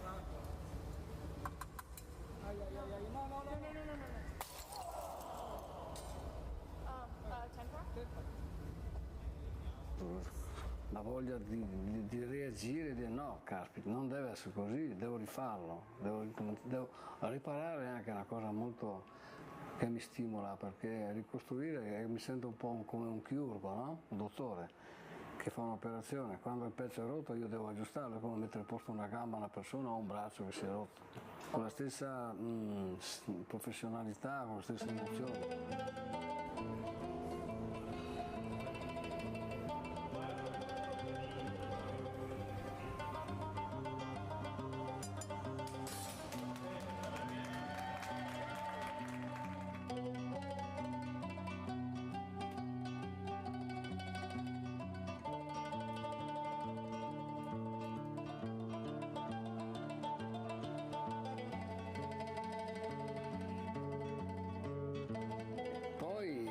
Descrivere tutti i miei pezzi, dire cosa ho fatto, cosa non ho fatto è molto lungo. Cosa che mi piace, comunque mi piace cominciare con il vetro. Non è che ho preferenze per certi pezzi, sì o no. Quando io comincio qualcosa con il vetro c'è già la mia scrittura.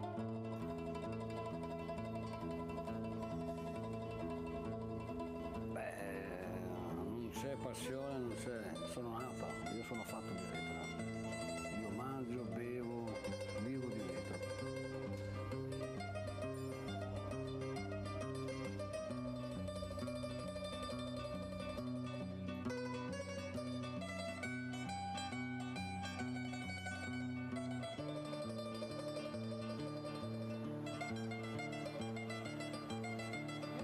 Cresce tutto con me, sta crescendo con me, è cresciuto con me, io sono fatto di vetro.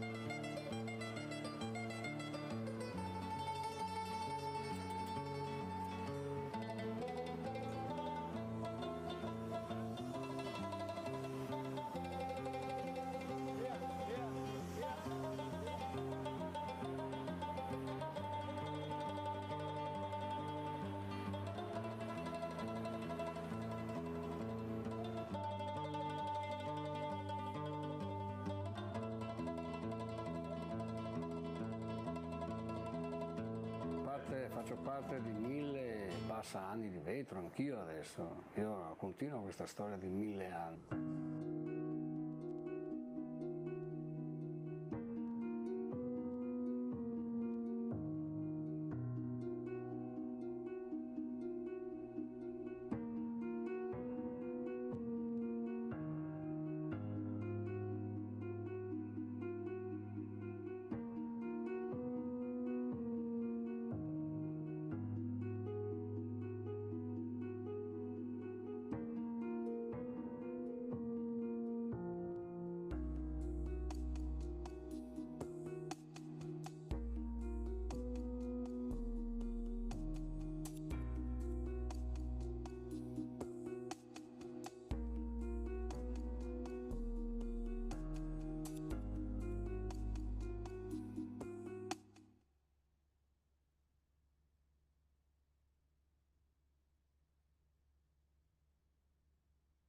Infatti quando si rompe un pezzo o quando lo perdi per terra non è il cervello che piange, è il cuore che piange, nel caso mio.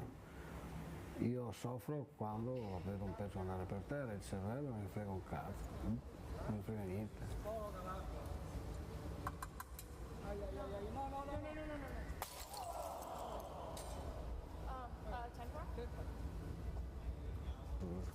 La voglia di reagire e dire no, caspita, non deve essere così, devo rifarlo, devo riparare, è anche una cosa molto che mi stimola, perché ricostruire mi sento un po' come un chirurgo, no? Un dottore che fa un'operazione, quando il pezzo è rotto io devo aggiustarlo, è come mettere a posto una gamba a una persona o un braccio che si è rotto, con la stessa professionalità, con le stesse emozioni.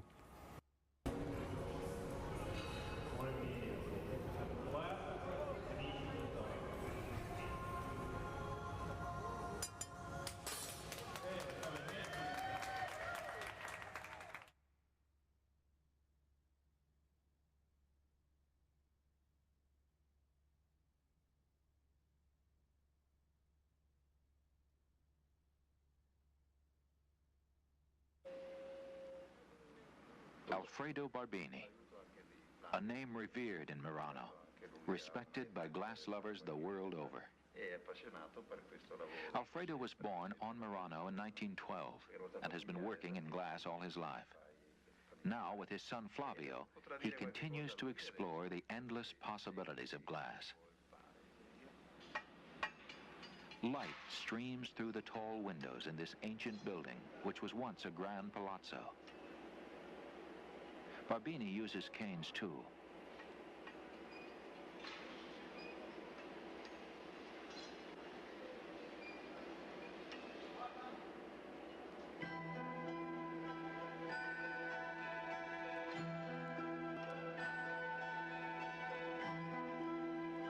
The steps are familiar, but always new. Rolling on the marvering board, heating, shaping, blowing, ever changing.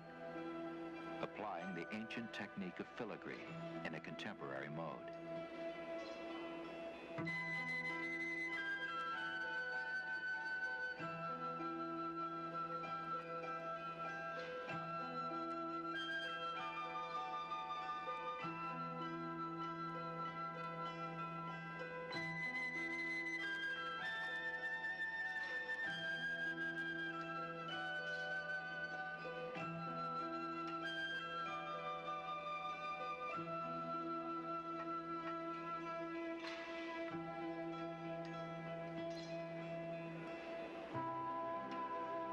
The team has done much of the preliminary work for Barbini.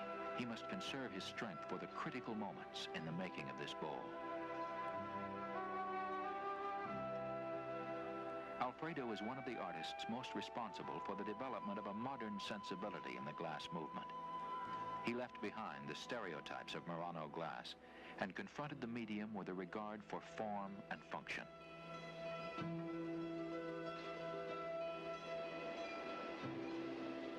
Barbini prepares the piece and himself for the crucial last steps.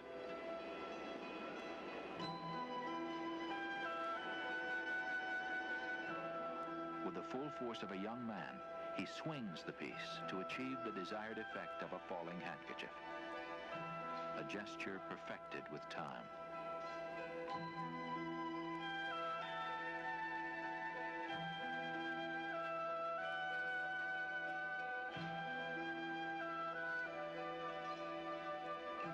The final touches are made. The measurements are correct. An artist fulfilled again.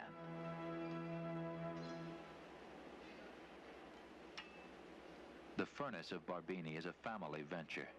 In addition to Flavio, his sister Oceana handles the sales and administration.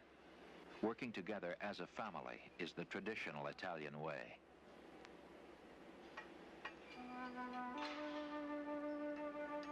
Alfredo and Flavio collaborate closely on all new designs. The drawing proceeds. The steps for the making of a glass centerpiece are reviewed.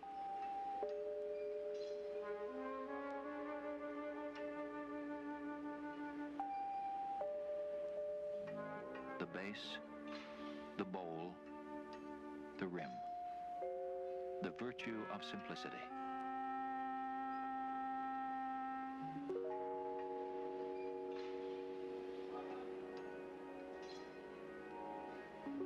The realization begins.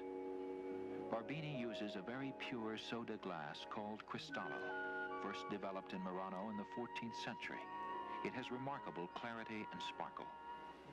Barbini shapes and forms and measures and turns. His team watches and learns as he pushes the medium to its limits. His control of the vitreous material is perfect. He is clearly a master, whose talent and authority are undisputed. A master of Murano.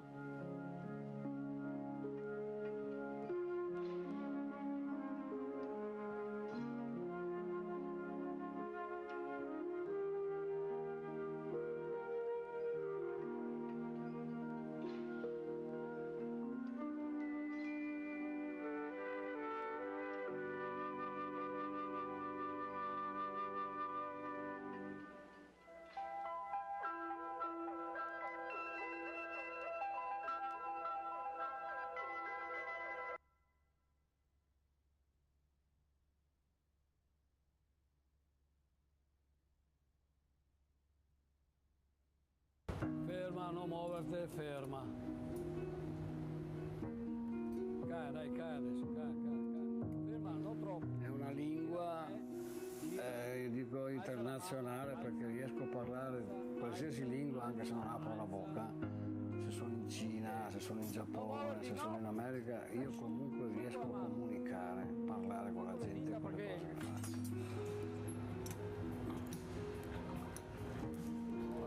Dai!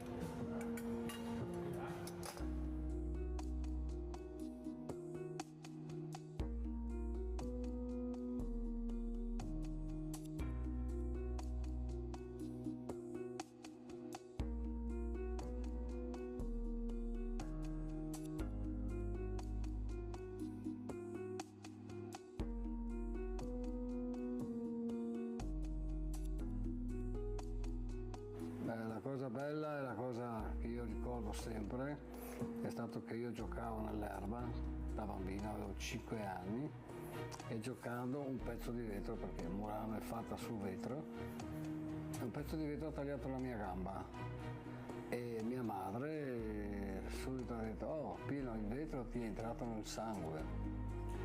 E una passione del lavoro me l'ha data mia madre, che era una donna molto forte, e mio padre si è arrabbiato, chiaramente non voleva.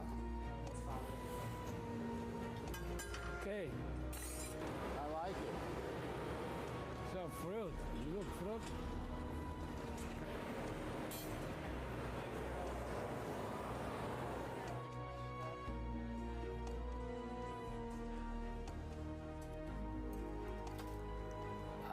Sono andato in questa fornace la prima volta per lavorare, quasi per gioco, no?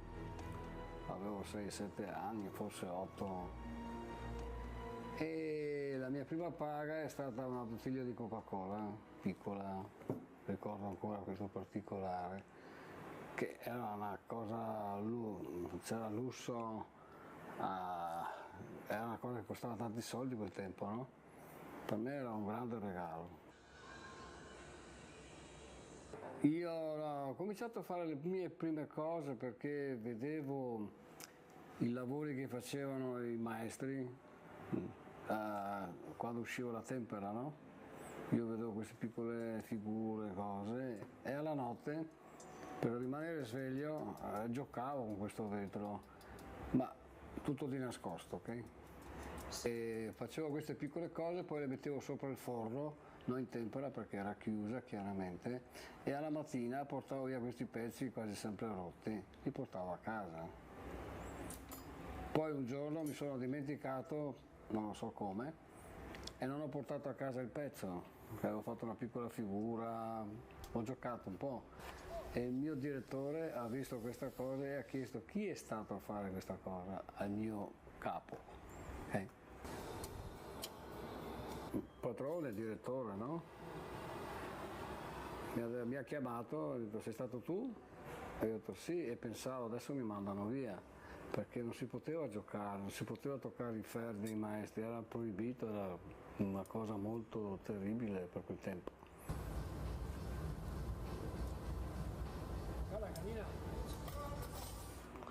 E allora lui mi ha detto ok, tu domani vai a lavorare in artistico, formarsi di artistico con il maestro Nason, Hermano Nason.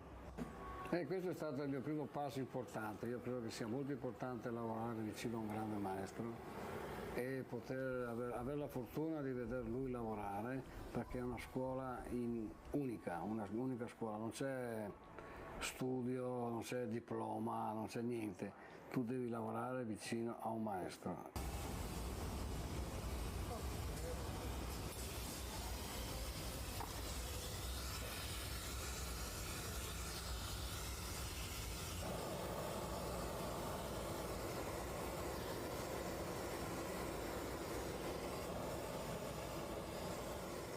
La lingua degli occhi, perché quando io guardo la gente che sta facendo un pezzo, io parlo con loro e capisco se cosa piace, non piace, se sono stupiti, se sono meravigliati.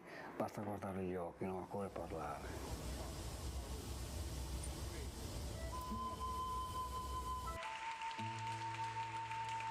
Il silenzio della creatività. La mia storia continua con Barbini. Uscito da Mazzega sono andato da Barbini, Alfredo, un altro grandissimo maestro, una grande persona, una grande personalità, è un inventore del mascello, del vetro pieno.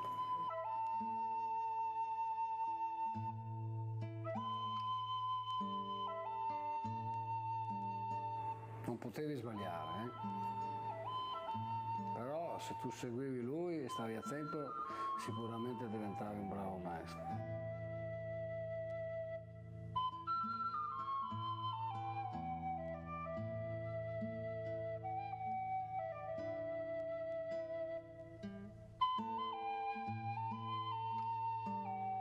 Quando ho vinto il mio primo premio, che avevo 18 anni, 19, ho vinto la Rosa d'Oro, che è un premio internazionale, e Barbini mi ha scritto un telegramma bellissimo che ho ancora messo via. E lui mi amava, veramente mi voleva bene. Lui ha detto di me in un'intervista alla televisione giapponese, e hanno chiesto cosa pensa di Pino lui come maestro, come nuova generazione di maestri. E lui ha detto, uno come Pino nasce ogni 100 anni, vuol dire che sono molto raro. Per me era un premio grandissimo, non c'erano soldi o medaglie o diplomi. Questa era stata la cosa più bella che abbia mai ricevuto nella mia vita. Un complimento da un grande maestro, così era il massimo.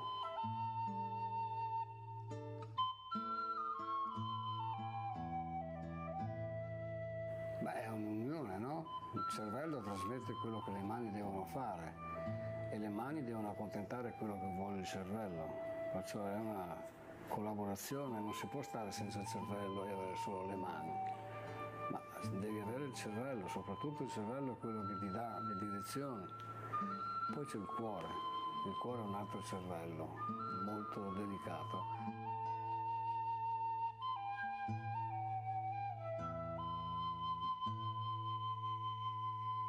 Infatti quando si rompe un pezzo o quando lo perdi per terra non è il cervello che piange, è il cuore che piange, nel caso mio. Io soffro quando vedo un pezzo andare per terra, il cervello non mi frega un cazzo, non mi frega niente.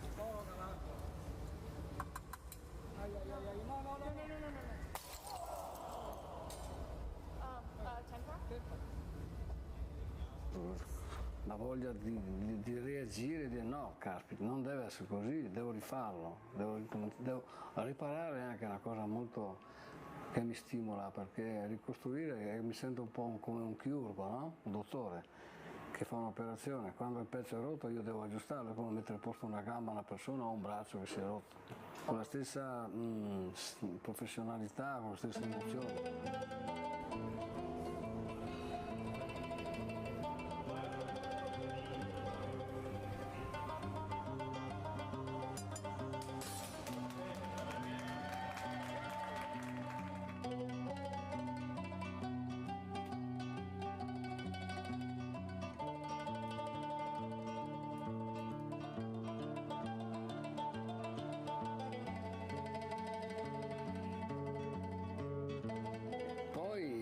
Descrivere tutti i miei pezzi, dire cosa ho fatto, cosa non ho fatto è molto lungo. Cosa che mi piace, comunque mi piace cominciare con il vetro. Non è che ho preferenze per certi pezzi, sì o no. Quando io comincio qualcosa con il vetro c'è già la mia scultura.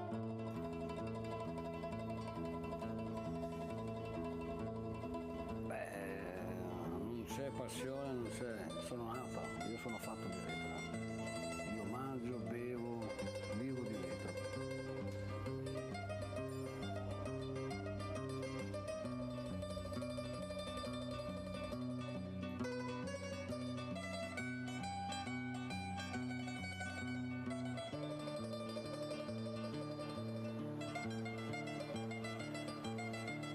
E cresce tutto con me, sta crescendo con me, è cresciuto con me, io sono fatto di vetro.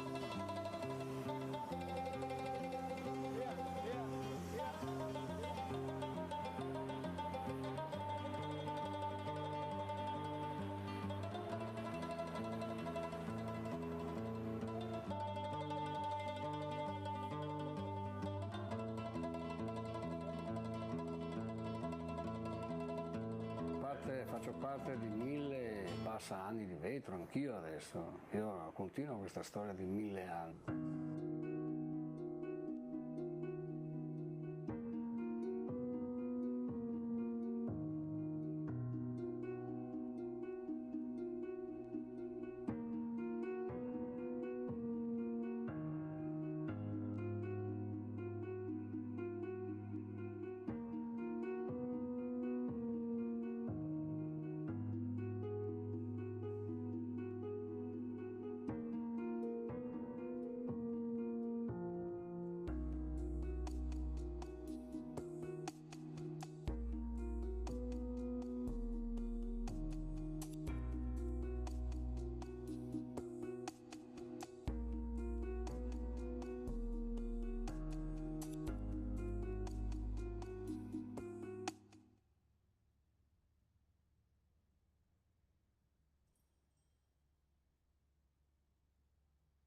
Infatti quando si rompe un pezzo o quando lo perdi per terra non è il cervello che piange, è il cuore che piange, nel caso mio. Io soffro quando vedo un pezzo andare per terra, il cervello non mi frega un cazzo, non mi frega niente.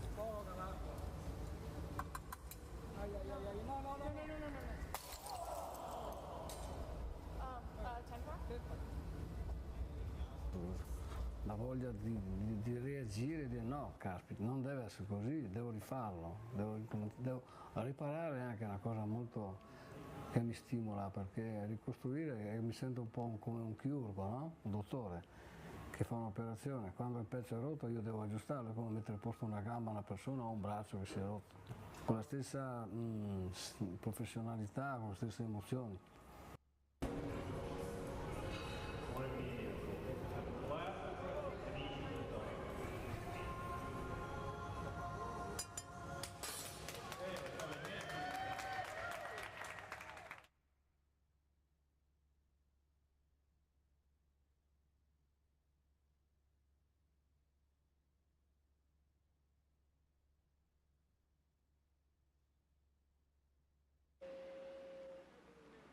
Alfredo Barbini, a name revered in Murano, respected by glass lovers the world over. Alfredo was born on Murano in 1912 and has been working in glass all his life. Now, with his son Flavio, he continues to explore the endless possibilities of glass.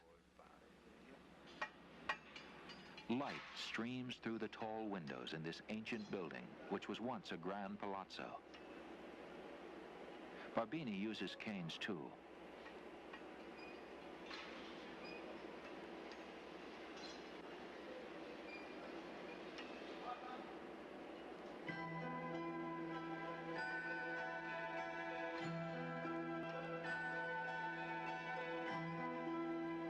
The steps are familiar, but always new. Rolling on the marvering board, heating, shaping, blowing, ever changing. Applying the ancient technique of filigree in a contemporary mode.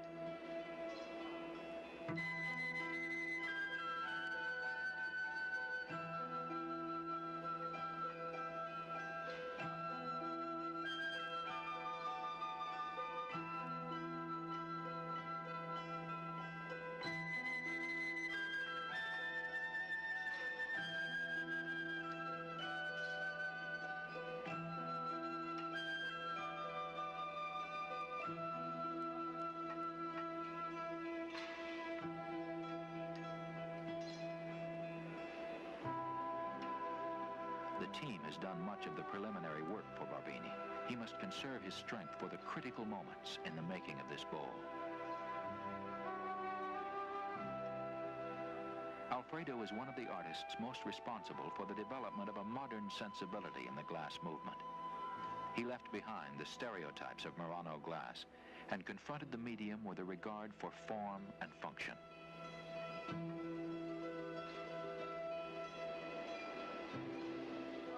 Barbini prepares the piece and himself for the crucial last steps.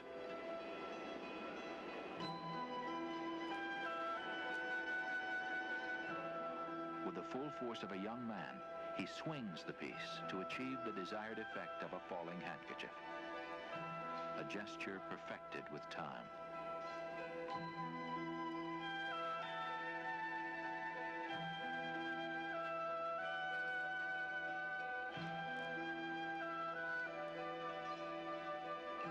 The final touches are made.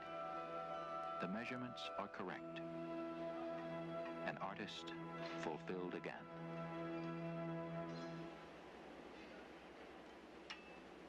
The furnace of Barbini is a family venture. In addition to Flavio, his sister Oceana handles the sales and administration. Working together as a family is the traditional Italian way.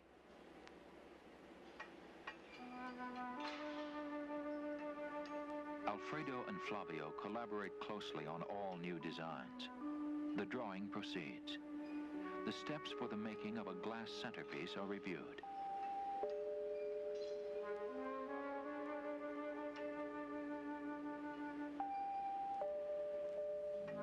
The base, the bowl, the rim. The virtue of simplicity.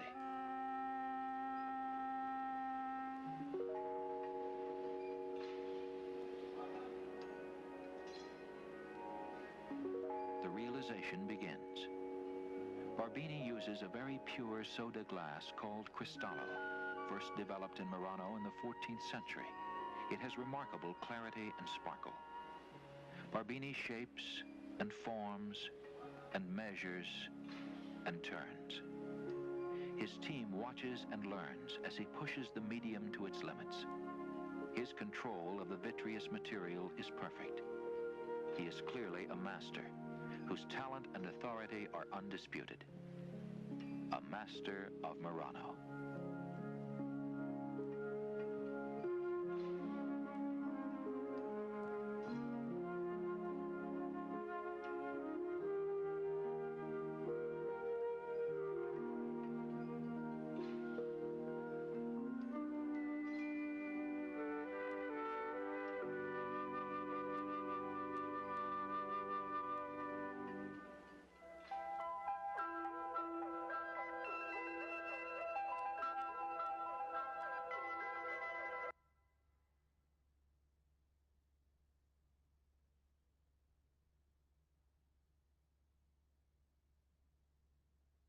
Ferma, non muoverti, ferma.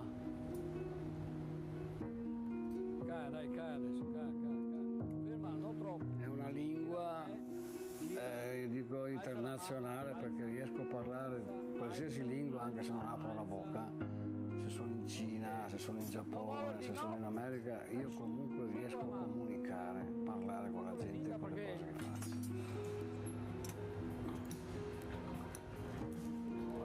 Dai!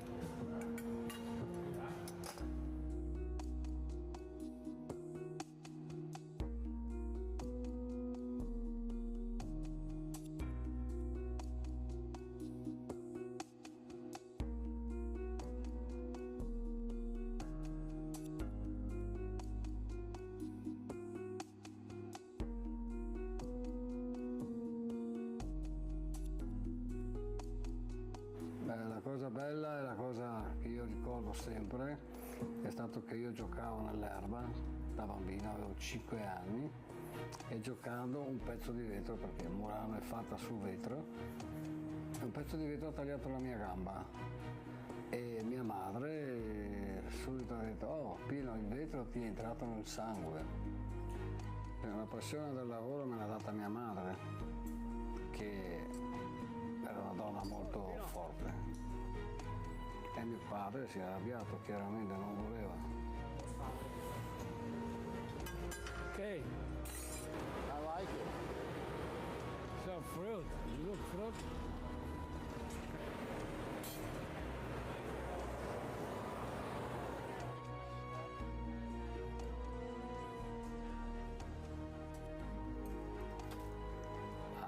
Sono andato in questa fornace la prima volta per lavorare, quasi per gioco, no? Avevo 6-7 anni, forse 8. E la mia prima paga è stata una bottiglia di Coca-Cola, piccola, ricordo ancora questo particolare, che era una cosa, c'era lusso, era una cosa che costava tanti soldi quel tempo, no? Per me era un grande regalo. Io ho cominciato a fare le mie prime cose perché vedevo i lavori che facevano i maestri quando usciva la tempera, no? Io vedevo queste piccole figure, cose, e alla notte per rimanere sveglio giocavo con questo vetro, ma tutto di nascosto, ok? E facevo queste piccole cose, poi le mettevo sopra il forno, non in tempera perché era chiusa chiaramente, e alla mattina portavo via questi pezzi quasi sempre rotti, li portavo a casa. Poi un giorno mi sono dimenticato, non so come, e non ho portato a casa il pezzo, avevo fatto una piccola figura, ho giocato un po', e il mio direttore ha visto questa cosa e ha chiesto chi è stato a fare questa cosa al mio capo. Okay? Il padrone, il direttore, no? Mi ha chiamato, ha detto: sei stato tu? E io ho detto sì, e pensavo adesso mi mandano via, perché non si poteva giocare, non si poteva toccare i ferri dei maestri, era proibito, era una cosa molto terribile per quel tempo.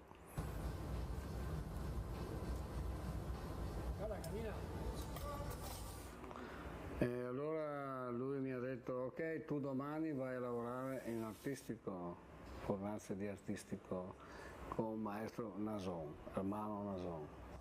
E questo è stato il mio primo passo importante. Io credo che sia molto importante lavorare vicino a un grande maestro e poter avere la fortuna di veder lui lavorare, perché è una scuola unica, un'unica scuola, non c'è studio, non c'è diploma, non c'è niente, tu devi lavorare vicino a un maestro.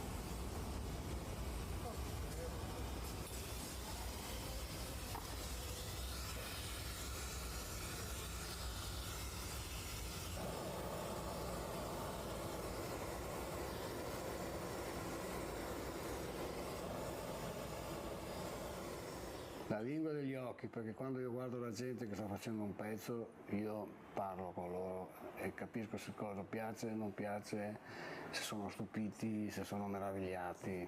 Basta guardare gli occhi, non occorre parlare.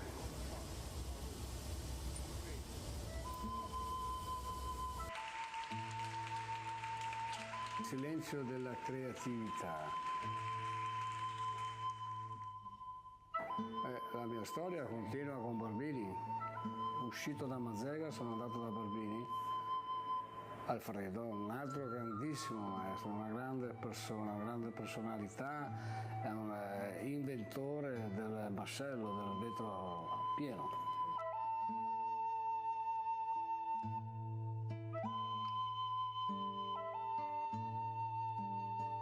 Non potevi sbagliare, Però se tu seguivi lui e stavi attento, sicuramente diventavi un bravo maestro.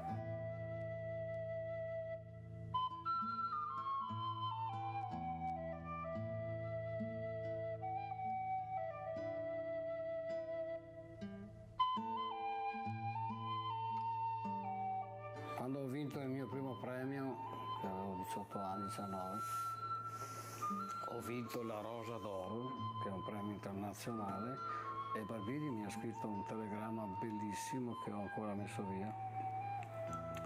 E lui mi amava, veramente mi voleva bene. Lui ha detto di me in un'intervista alla televisione giapponese, e hanno chiesto cosa pensa di Pino lui come maestro, come nuova generazione di maestri. E lui ha detto, uno come Pino nasce ogni 100 anni, vuol dire che sono molto raro. Per me era un premio grandissimo, non c'erano soldi o medaglie o diplomi. Questa è stata la cosa più bella che abbia mai ricevuto nella mia vita. Un complimento da un grande maestro, così era il massimo.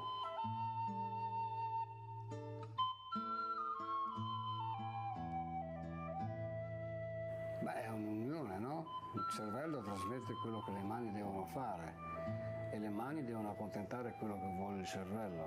Perciò è una collaborazione, non si può stare senza il cervello e avere solo le mani.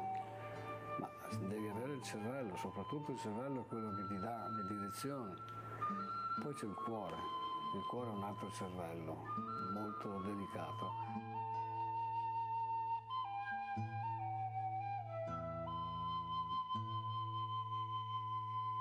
Infatti quando si rompe un pezzo o quando lo perdi per terra non è il cervello che piange, è il cuore che piange, nel caso mio. Io soffro quando vedo un pezzo andare per terra, il cervello non mi frega un cazzo, non mi frega niente.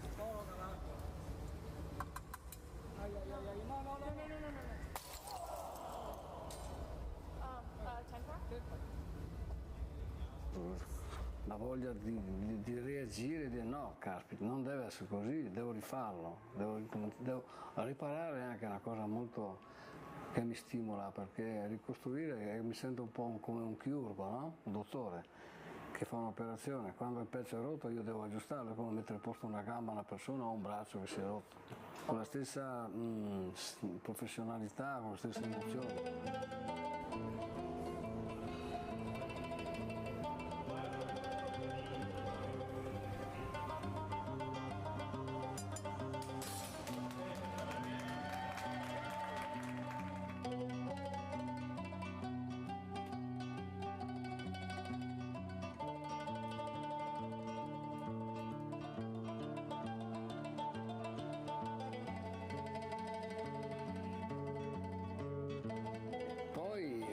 descrivere tutti i miei pezzi, dire cosa ho fatto, cosa non ho fatto è molto lungo. Cosa che mi piace, comunque mi piace cominciare con il vetro. Non è che ho preferenze per certi pezzi, sì o no. Quando io comincio qualcosa con il vetro c'è già la mia scultura.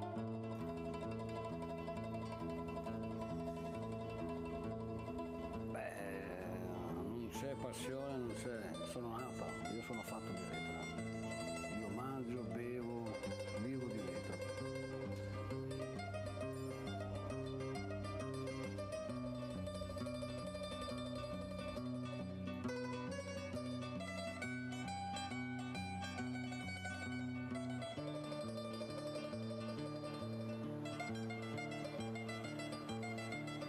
E cresce tutto con me, sta crescendo con me, è cresciuta con me, io sono fatto di vetro.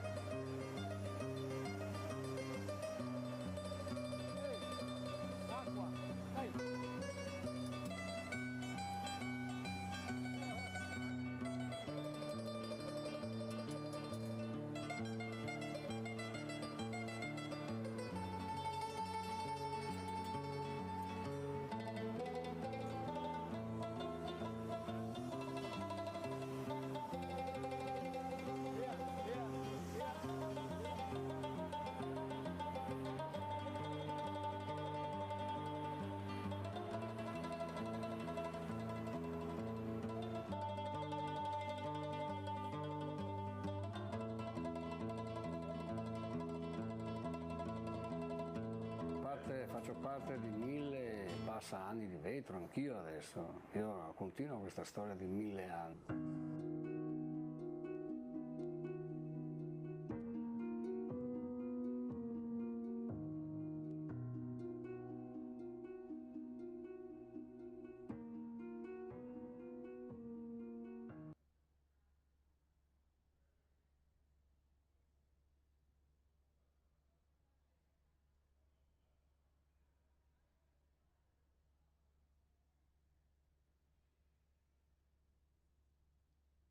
Hi, everybody. Welcome to the Museum of Glass. Hi. So today we have guest artist Jack Spitzer, the young man in the black shirt, and he's working with our resident team of glassblowers, and we're going to make a vase of his design. Just to get you started, I'm going to give you just a very quick introduction to how glassblowing works. Everything that we do starts out in our glass furnaces. The furnaces are the machines where you see the doors closed. There's 2 of them, one on each side of the studio. Each one of those, if you look up on the big screen, you'll see what they look like inside. Each one of those has a big ceramic pot. In that ceramic pot is 1,000 pounds of melted glass. We keep the melted glass at 2,100 degrees, and at that temperature, the glass has the consistency of honey. When we want to get the glass out to make stuff, we take one of those steel pipes and we dip it into the melted glass like you're dipping into a jar of honey. So we dip it in, twirl it around. A little bit of the glass sticks to the end of the pipe.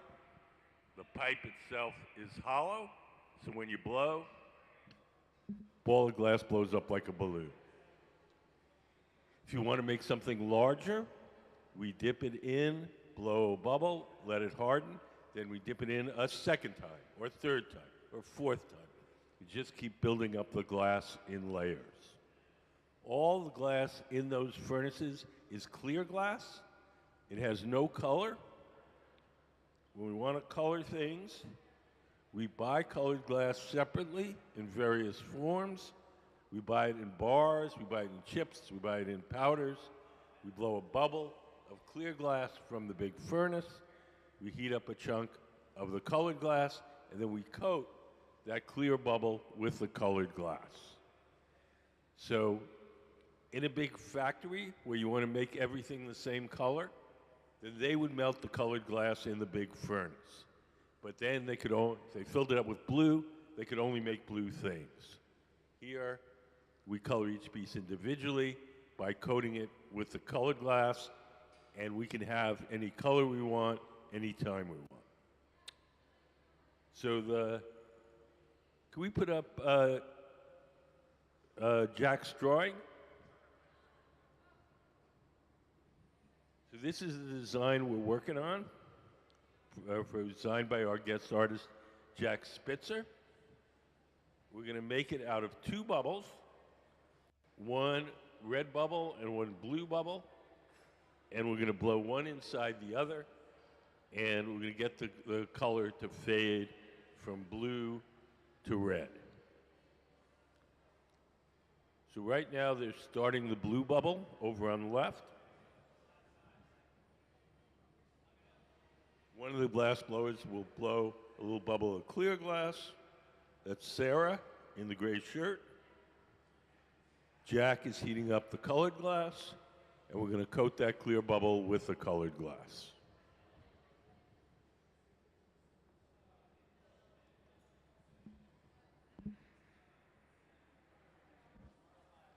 If you look on the big screen, you get the best view. You just put a big blob of the colored glass on top. And then we're going to smear that until it entirely coats the original bubble. Could we put up the color overlay diagram? So if you look up on the big screen, we have a little diagram.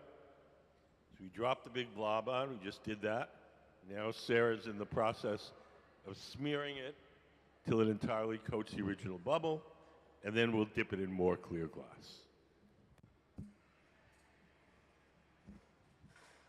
Does anybody have any questions so far?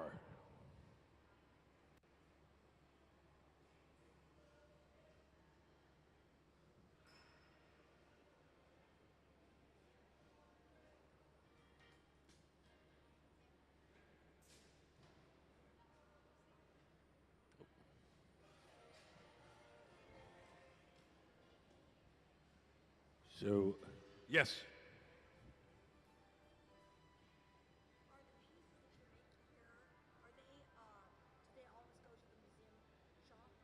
No.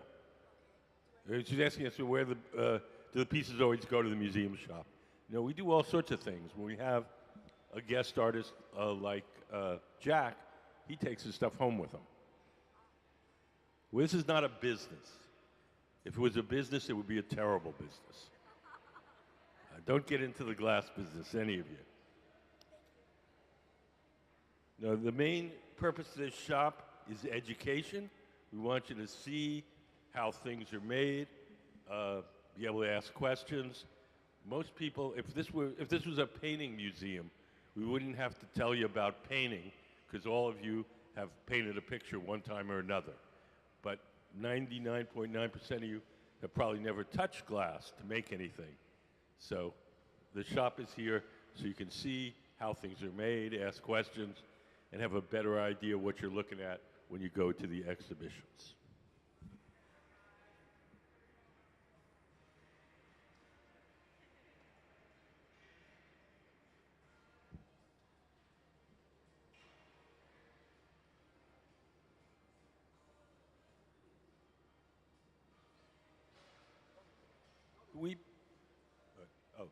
Yes. What are you pointing at? I don't understand what you're pointing at. What?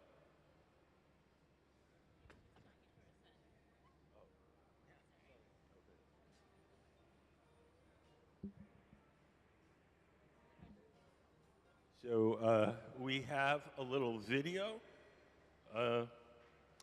We can hear a little bit from Jack Spitzer, our guest artist, about his own work.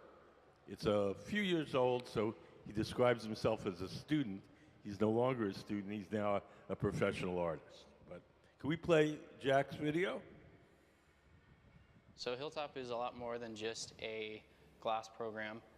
And going through middle school and high school, it was just a safe community center where you can be yourself and make art. I am Jack Spitzer, and I am a student in the Hilltop Artist program.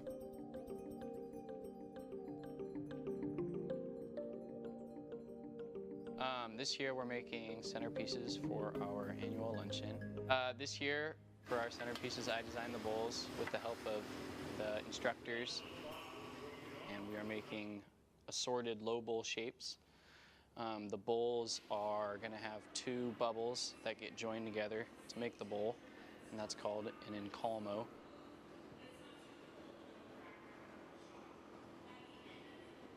The bottom half of the bowl is a roller wrap in a solid color, and the top half is a transparent that matches that color, and the lip wrap matches the bottom color wrap. When I was in middle school and I started in the Hilltop Artist program, and I loved it, and I moved into the after-school program. You know, I enjoy woodworking and working on cars and glass blowing, so I'm super hands-on, and I really enjoy challenging things, skilled, you know, the woodworking, fine woodworking, and the technical mechanics, and glass blowing is extremely technical and skillful, and that's really what attracts me to it, is being really good and kind of being able to control the bubble. I learned from older kids in the program that were mentors, and that's kind of what happens when you go through the program, is you kind of start as a student and kind of work your way up, and you really become a mentor to the younger kids. And I try to do my best to be a positive, you know, influence and kind of role member to the younger kids. And I learned that from the museum team, you know, because that's kind of what they do to us. They are mentors, and they, you know, teach us glass blowing and communication and teamwork, and it's really important in the hot shop to have good communication and teamwork. And if you watch us, you'll notice we're always talking and communicating about timing and the process and what's next, and, you know, starting the next piece before we finish the final product. This year I have decided I am going to pursue glass blowing and be a glass blower and live the dream. So got to figure out how to do it, and you know, those are just the small details. But it's been yeah, kind of trying to, you know, think about pursuing glass or not, and I think at this point I kind of have to. I enjoy it so much. I have to try to do it.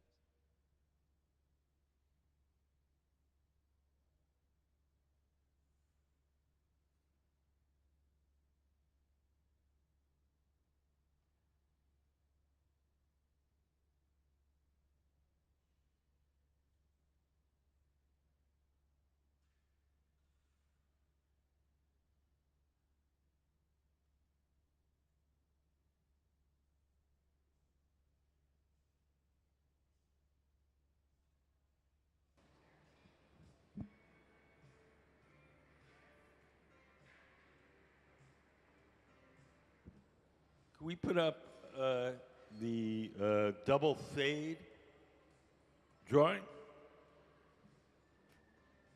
So right now, in order to get it to fade from one color to another, we blow two bubbles.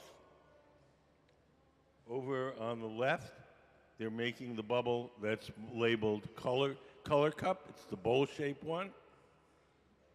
In the center, Gabe is making the bubble that goes inside. So on the color cup, we go from a strong color to clear glass, a fade. In the bubble that goes inside, we do the reverse. We go from a strong color to fade going down, and we put one inside the other, it'll fade from one color to another. So that's our goal.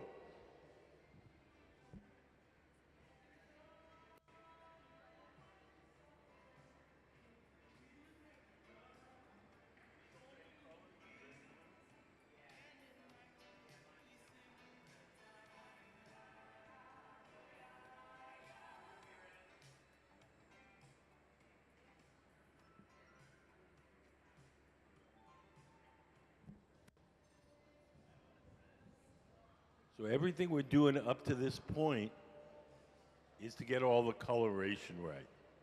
We have not even begun to make the actual shape.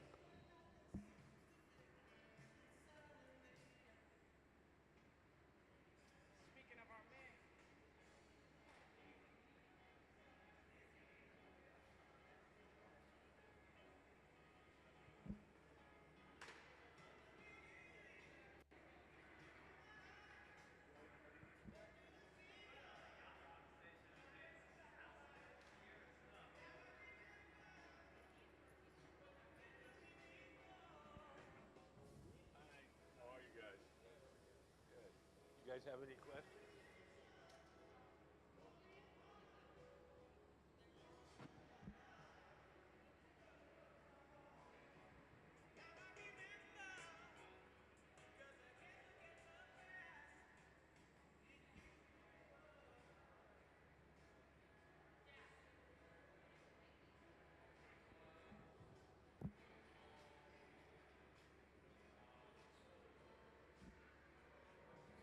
So in the center, you can see Gabe shaping the glass.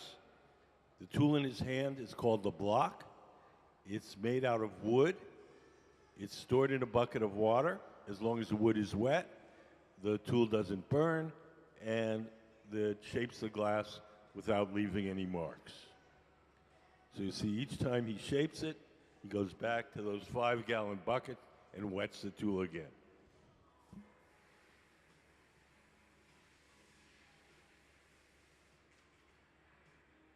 Yes.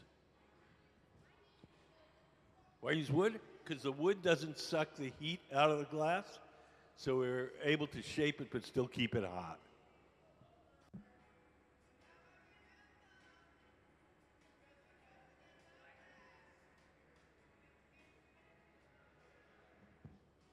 So the woman sitting to the left of the workbench in the center, she's the person that's blowing.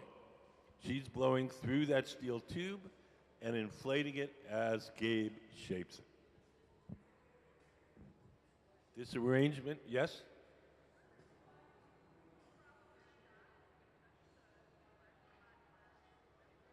Do we have a problem with shock? No? You mean with the block? Oh, it looks like a scoop. We don't scoop up any water in it. We use it empty. We just want the wood itself to be damp. When the wet wood comes in contact with the hot glass, the water just turns to steam. And we only use the block on the glass when it's very hot. We don't use it when it's kind of middle hot or cool.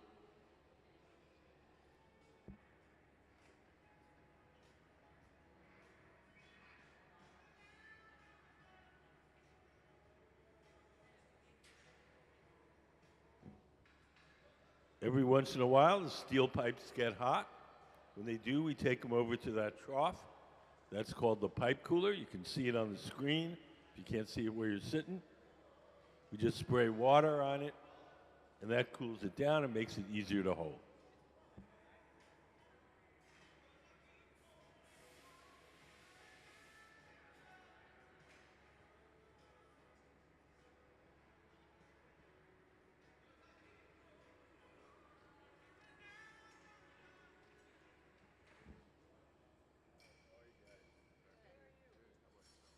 You guys have any questions? Anything you'd like to know?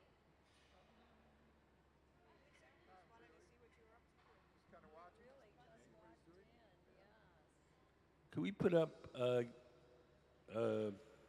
Jack's drawing? Just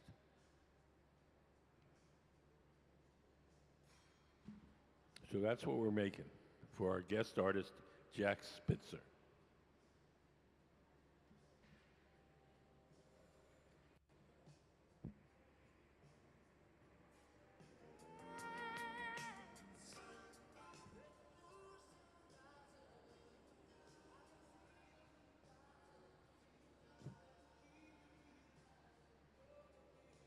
So if you look to the far left, you'll see Sarah and Jack, and they've got the color cup pretty close to its final shape. And Gabe is making the bubble that goes inside.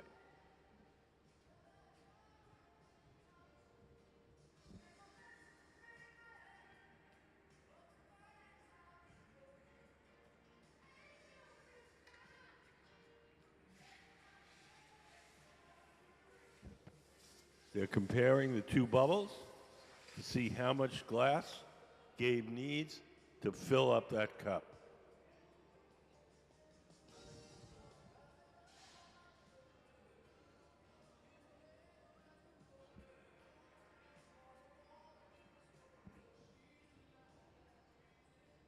with this particular design, which is actually, even though it looks simple in the drawing, it's actually a quite difficult design.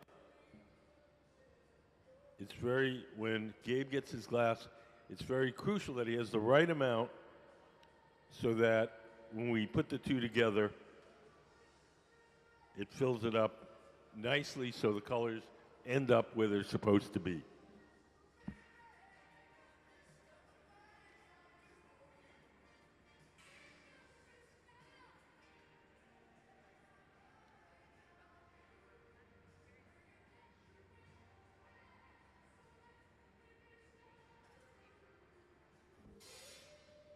So Sarah has the color cup.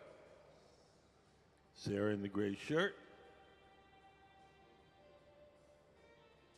We're going to take the color cup off the metal rod, and we're going to place it in a little stand.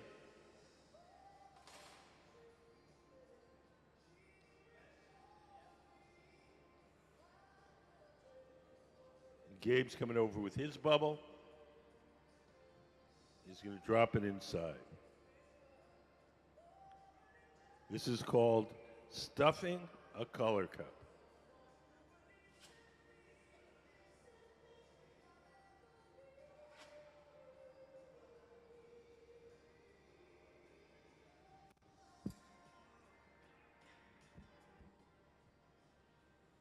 So even though the colors are distorted by the heat, you can sort of see that it's one color fading into another. The actual colors are blue on the bottom and red on the top, but you can't see that now because of the heat.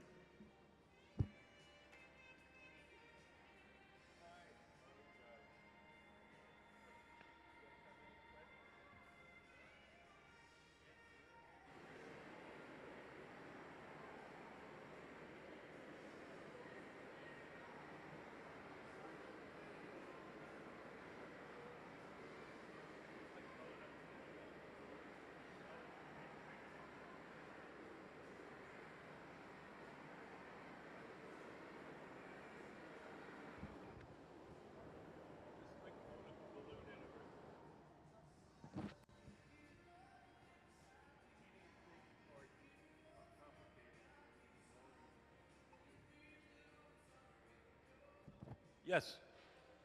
Yes.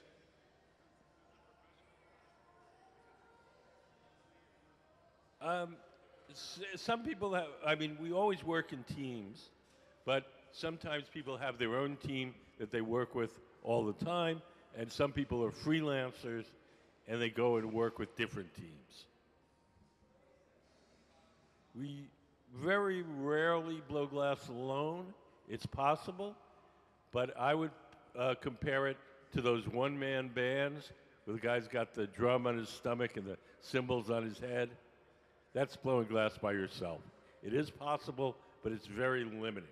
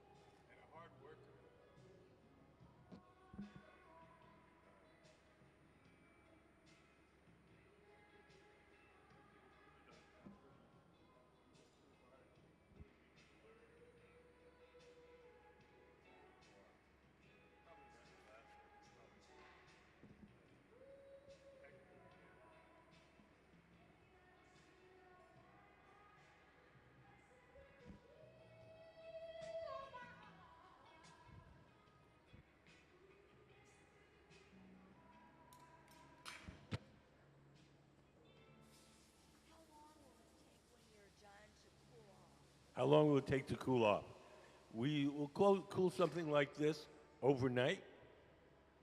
If we just let it cool on its own, it would be cool in 20 minutes, but it would shatter. So we put it in a special oven, like big black oven, and we cool it down very, very slowly overnight.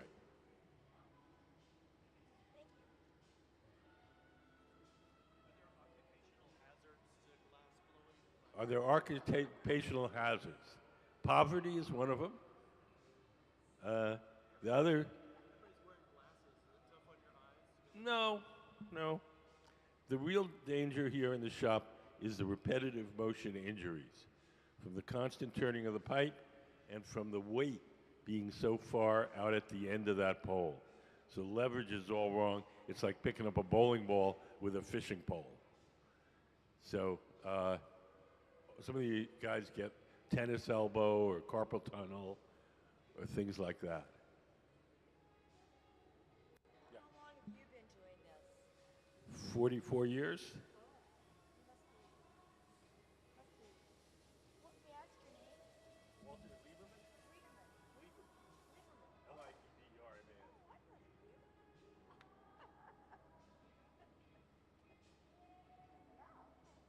Thank you.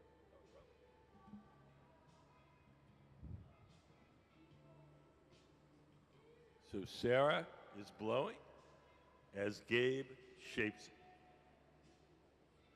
Jack is holding a wooden paddle in front of Gabe's arm to shield him from the heat. The heat that comes off the glass is radiant heat, like an outdoor heater. It heats the first thing it strikes. So if you put the paddle between the arm and the glass, the paddle gets hot and the arm doesn't.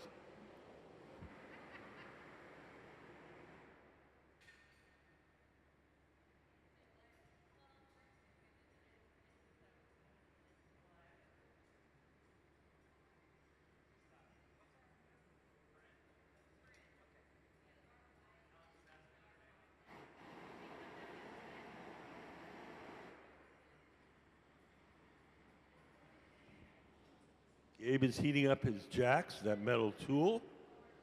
He's going to rub it on a block of beeswax. The beeswax lubricates the tool. There's a little block of beeswax on the back of the bench. He just rubs the hot blades on that, and that lubricates the tool.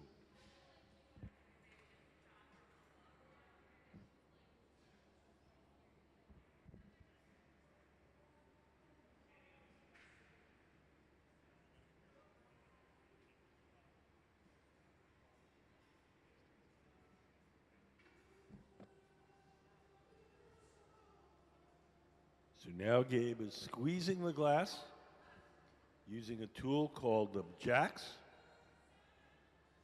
and making a narrow part where we can break the glass away from the metal pipe. Later on in the process, we'll drip some water into that notch he's creating, and that'll crack the glass, and the crack will follow the notch, and the glass will come off.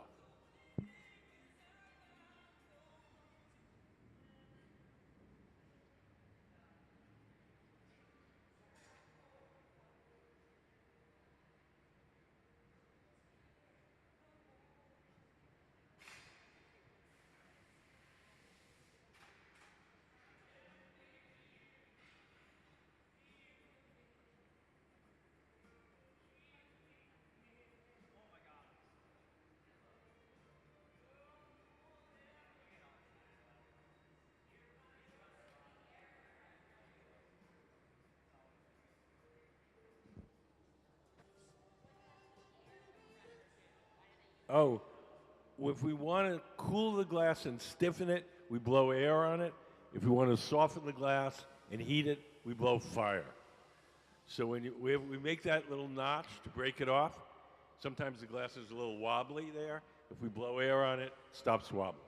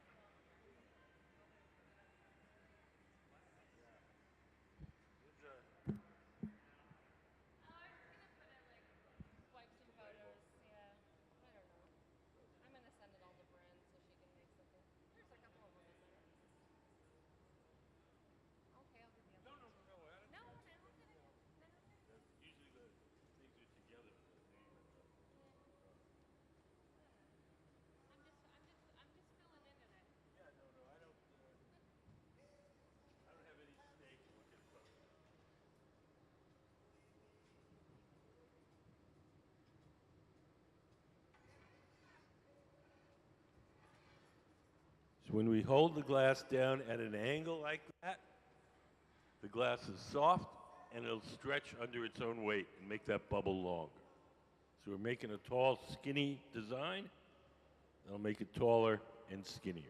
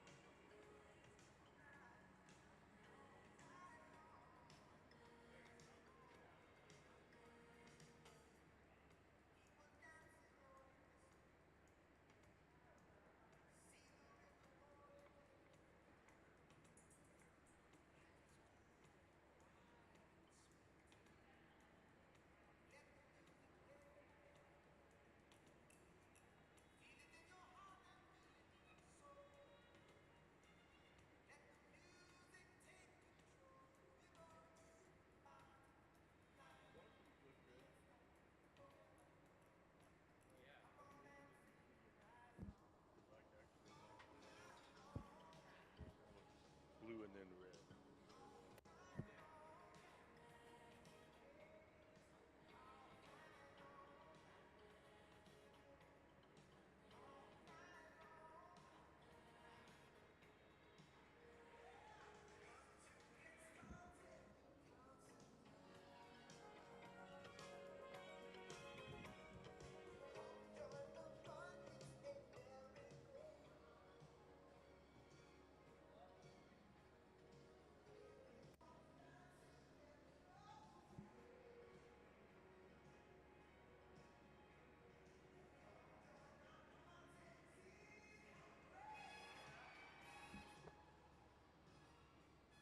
The gray pad in Gabe's hand that he's shaping the glass with, it's just folded up ordinary newspaper.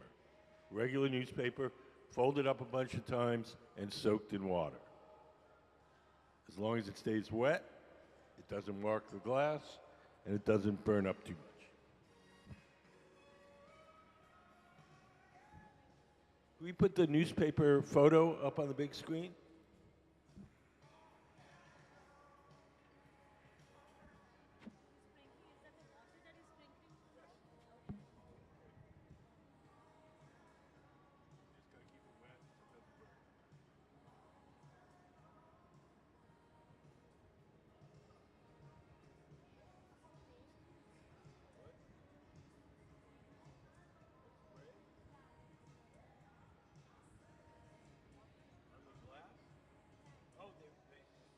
Sometimes they blow air on it, and that's to cool it off and make it stiff. When he uses the fire, that's to make it hotter and softer.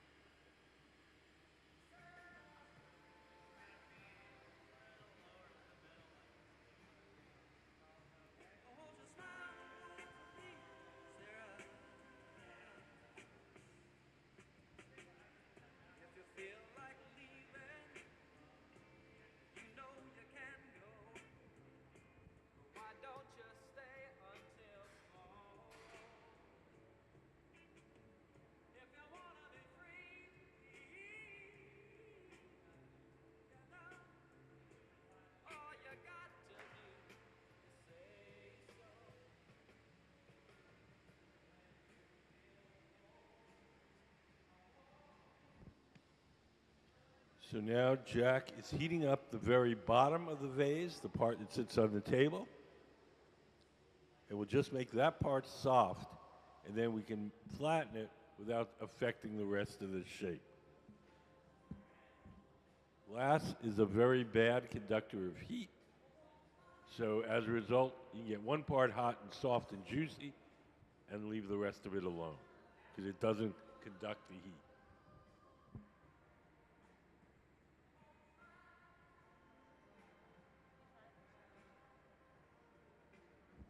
You guys have any questions? Thank you.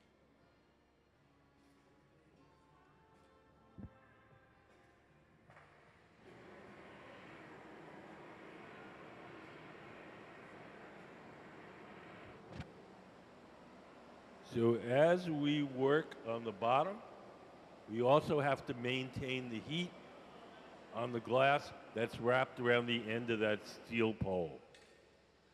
That doesn't go into the furnace as far, so it doesn't get as hot. And if we let that get too cold, that'll crack, and the whole thing will fall on the floor. So as we're working on the bottom, we have to compensate heating the glass around the end of the pipe.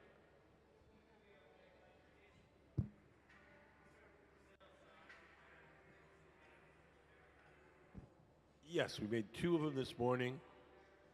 This will be the 3rd.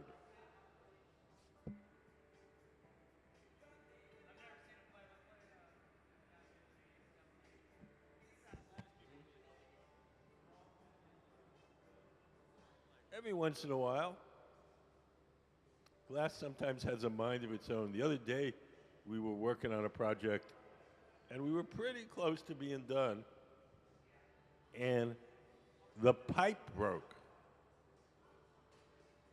And the whole thing just fell off. It wasn't the glass. It wasn't anything to do with our technology.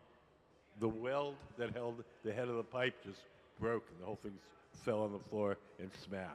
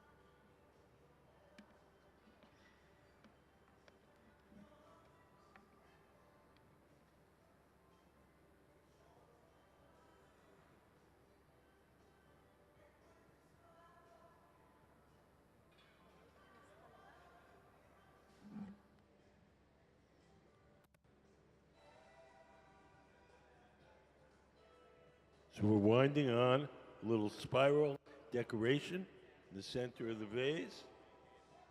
It's called a roller wrap.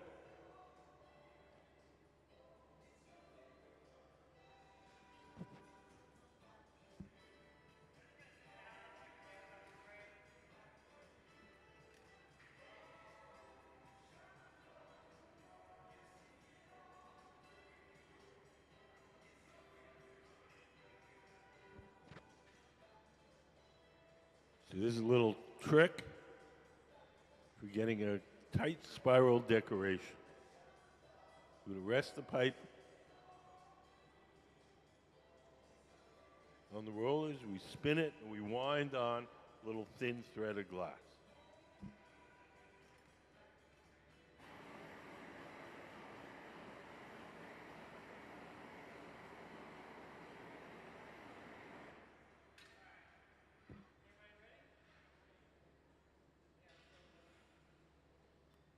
So this is kind of fun to watch.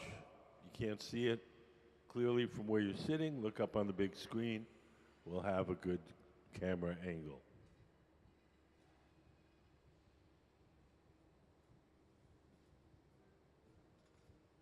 Sarah's coming with the glass for the roller wrap. She's going to dab it on the pipe. Then she's going to pull away and then dab it again.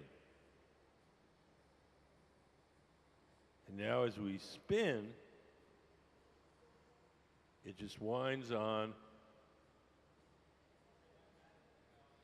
a nice even spiral.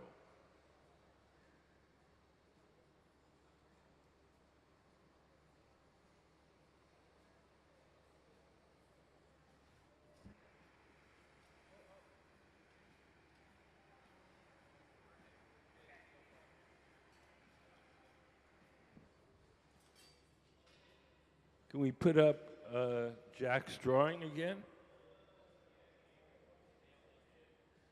So if you look up there, there's our original design drawing, and on there you can see more clearly the roller wrap. Everything's hot now, so it's a little bit hard to see, but it'll be clearer when it cools off.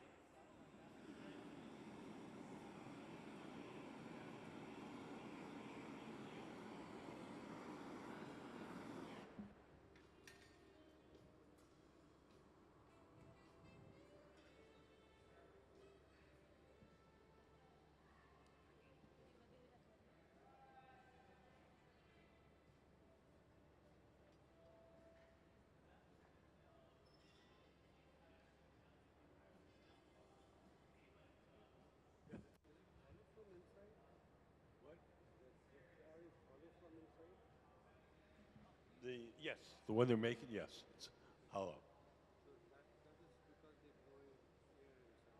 Yeah, they start out with solid glass on the end. The pipe is hollow. When you blow, makes a little bubble in there. It just keeps getting bigger and bigger, like a balloon.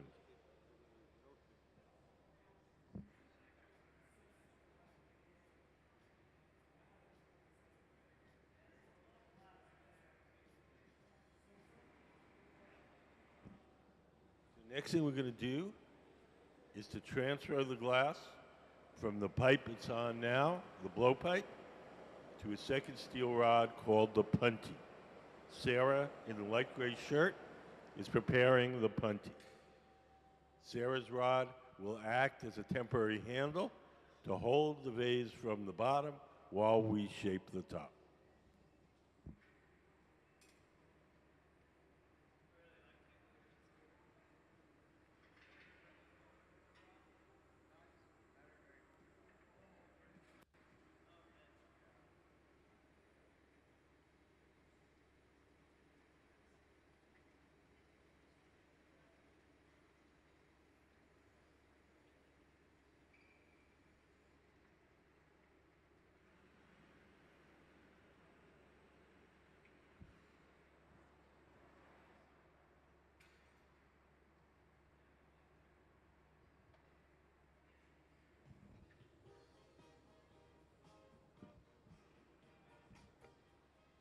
Sarah's heating up the tip of the punty, making it a little hot, soft, and sticky.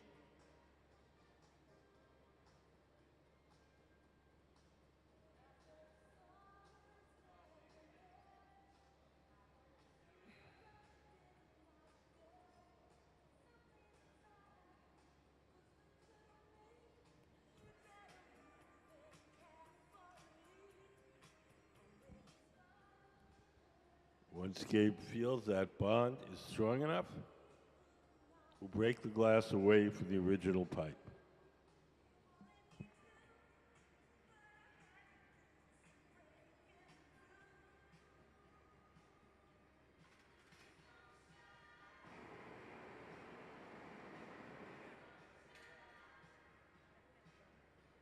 We'll drip a little water.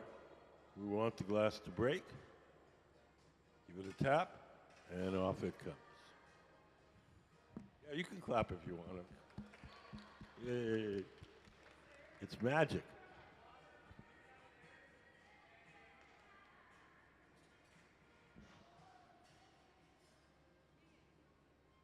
Do you guys have any questions?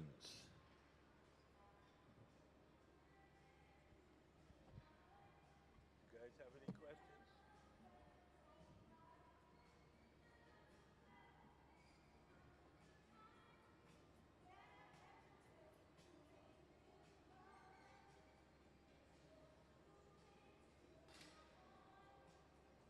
If you came in a little later, our guest artist is Jack Spitzer in the white kind of golf cap.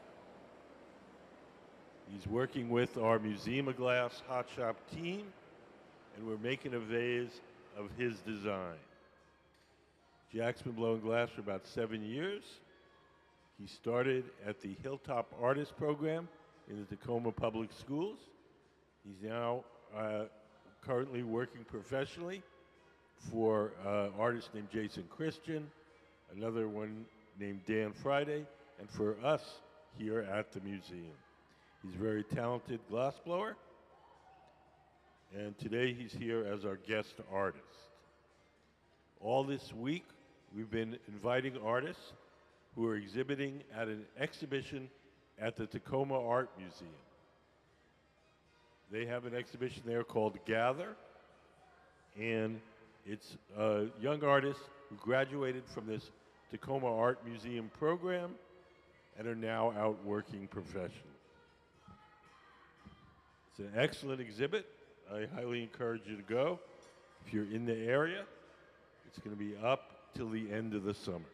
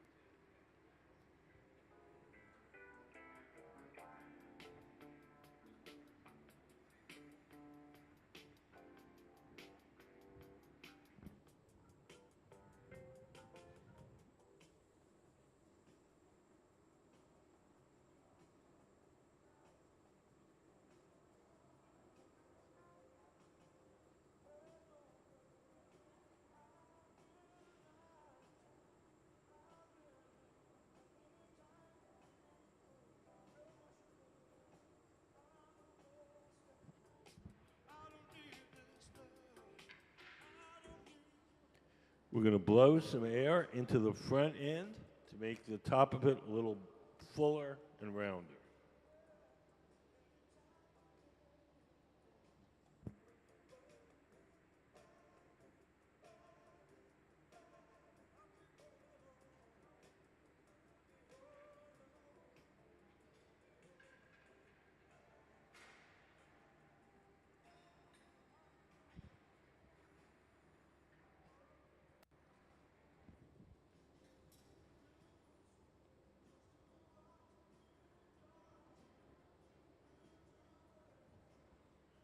We're going to bust off that glass that we used to stretch it out.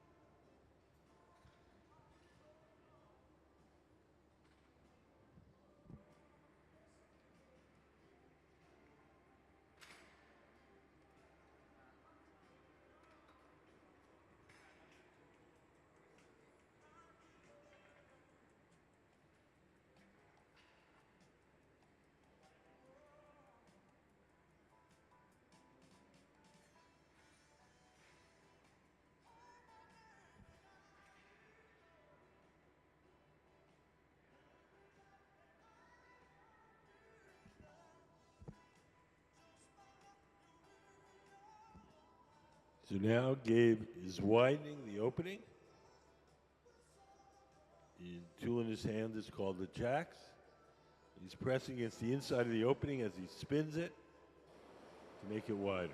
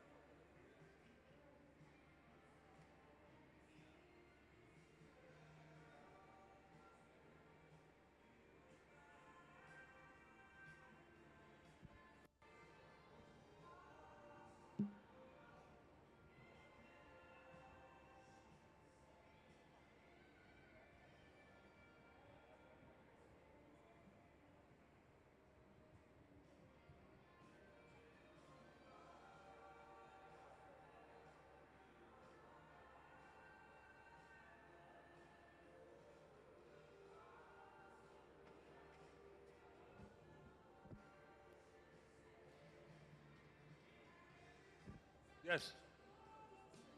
Oh. Thanks for coming in, guys. Hope you had a good time.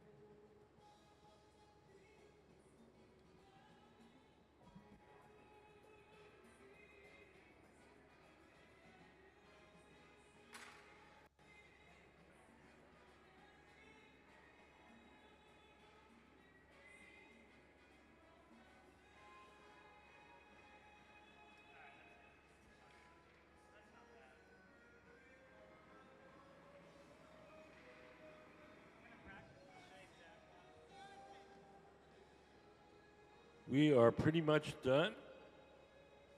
Everything that we make has to be cooled slowly or it'll break. Yes.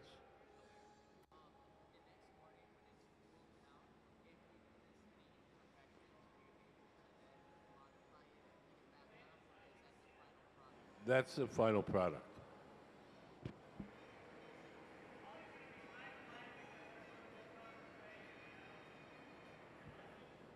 We just call it charmingly imperfect.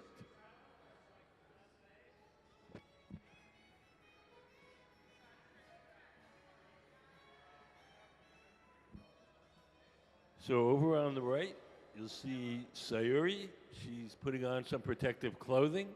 She's going to carry the finished vase to our annealing oven where it'll be cooled slowly overnight. The gloves that she has on are made out of Kevlar. Kevlar is a fire-resistant insulating material.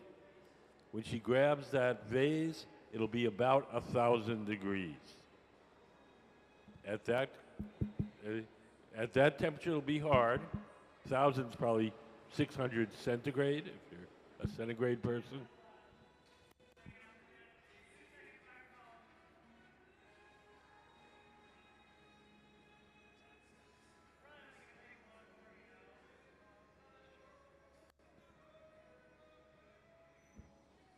Once again, we're going to use water to break the glass away from the metal pipe.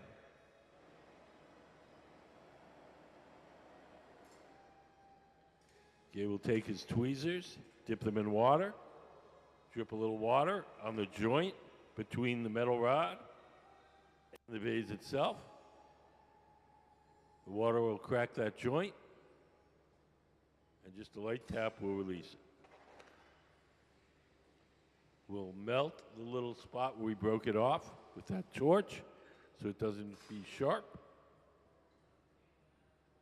And into our annealing oven to cool slowly overnight.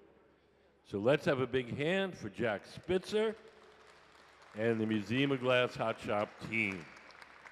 Gabe Feenan, Sarah Gilbert, Sayuri Fukuda.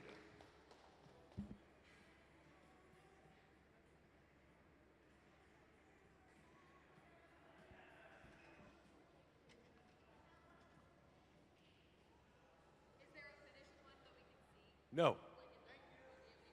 No, we've never made one before today. They're all in the ovens cooling off. Yes, in the Gather exhibition in the glass wing of TAM.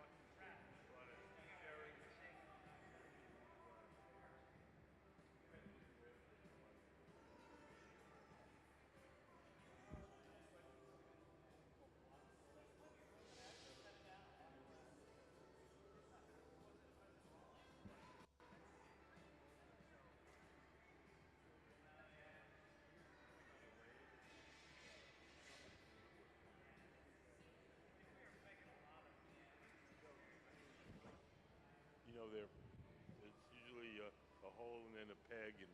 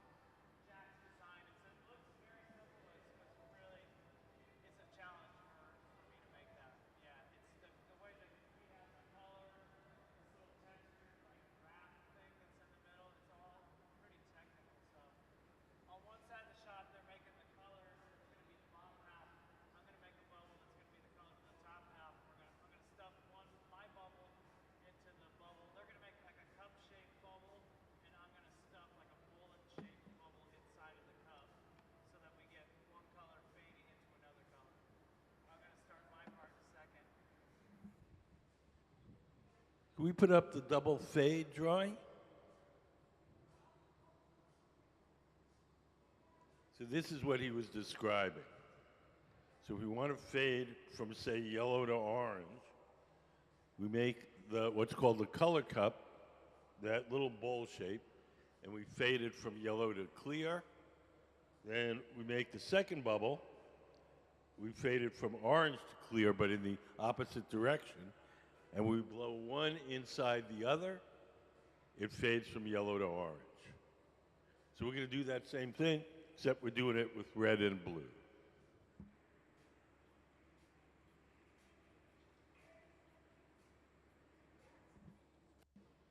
So the bubble that Sarah's making, that's going to be the color cup. That's going to be the bowl-shaped one. The one that Gabe will start soon, that'll be the kind of bullet-shaped bubble that goes inside.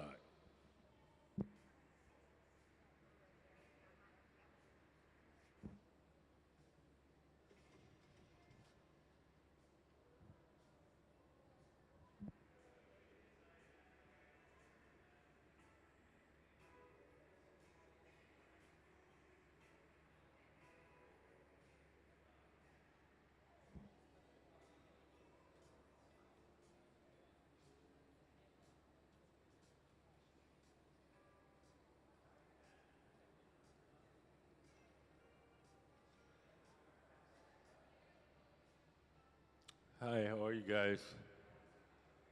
Good. Have you been here before? Okay, let's start with just a very quick introduction to how glass blowing works. Everything that we do starts out in our glass furnaces. The glass furnaces are the machines where you see the doors closed. There's two of them, one on each side. If you look up on the big screen, you'll see a diagram. That's what they look like inside. So each one has a big ceramic pot. In that ceramic pot is 1,000 pounds of melted glass.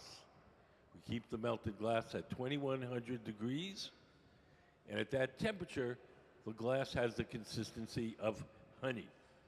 So if you can imagine a giant crock pot full of honey, that's what our furnace is like. We want to get it out to make stuff.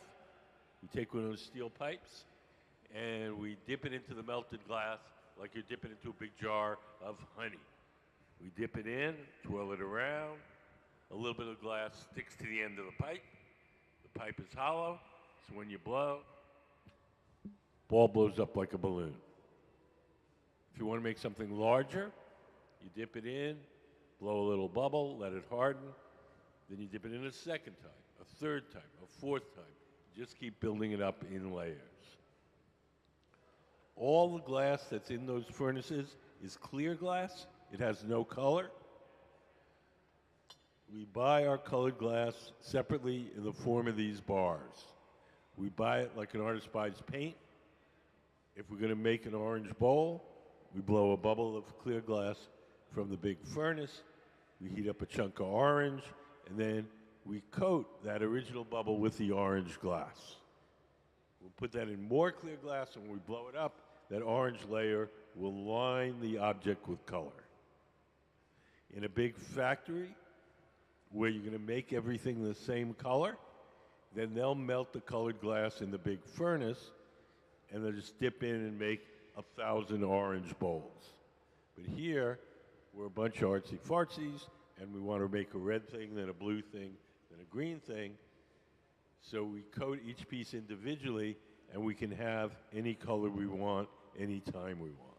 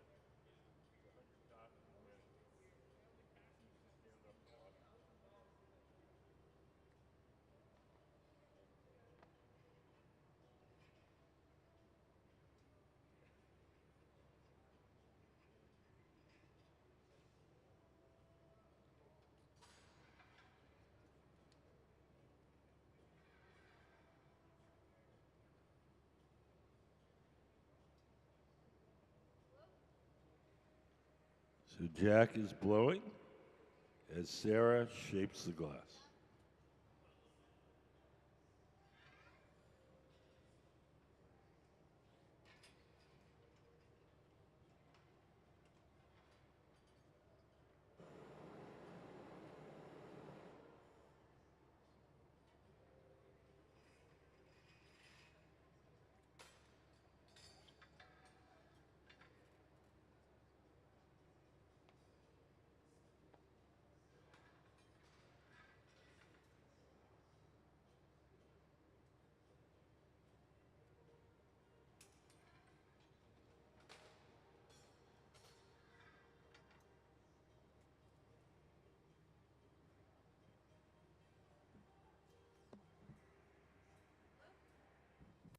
Over in the center, we're about to color the glass.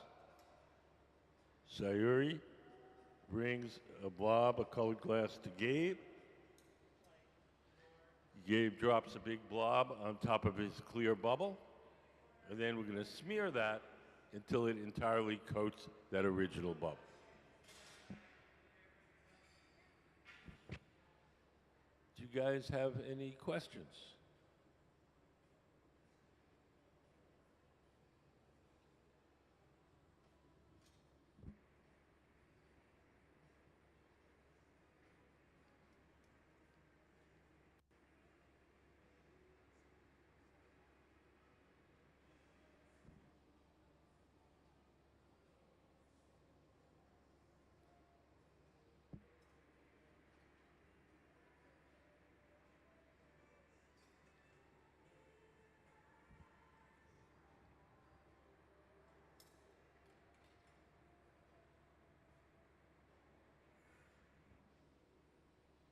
We have a little video. We can hear Jack talk about his own work. Jack Spitzer, our guest artist. We play Jack's video. So Hilltop is a lot more than just a glass program. And going through middle school and high school, it was just a safe community center where you can be yourself and make art. I am Jack Spitzer, and I am a student in the Hilltop Artist Program.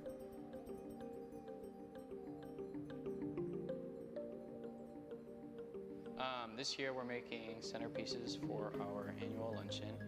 This year for our centerpieces I designed the bowls with the help of the instructors, and we are making assorted low bowl shapes. The bowls are going to have two bubbles that get joined together to make the bowl, and that's called an encalmo.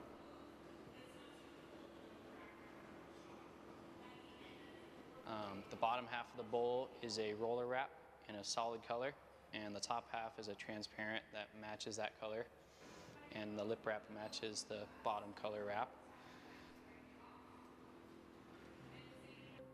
When I was in middle school and I started in the Hilltop Artist Program, and I loved it, and I moved into the after-school program. You know, I enjoy woodworking and working on cars and glass blowing, so I'm super hands-on, and I really enjoy challenging things, skilled, you know, the woodworking, fine woodworking, and the technical mechanics in glass blowing is extremely technical and skillful, and that's really what attracts me to it, is being really good and kind of being able to control the bubble. I learned from older kids in the program that were mentors, and that's kind of what happens when you go through the program, is you kind of start as a student and kind of work your way up, and you really become a mentor to the younger kids. And I try to do my best to be a positive, you know, influence and kind of role member to the younger kids. And I learned that from the museum team, you know, because that's kind of what they do to us. They are mentors, and they, you know, teach us glass blowing and communication and teamwork. And it's really important in the hot shop to have good communication and teamwork. And if you watch us, you'll notice we're always talking and communicating about timing and the process and what's next, and, you know, starting the next piece before we finish the final product. This year, I have decided I am going to pursue glass blowing and be a glass blower and live the dream.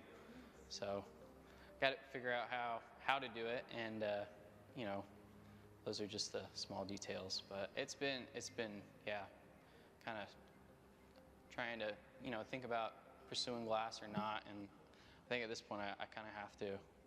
I enjoy it so much. I have to try to do it.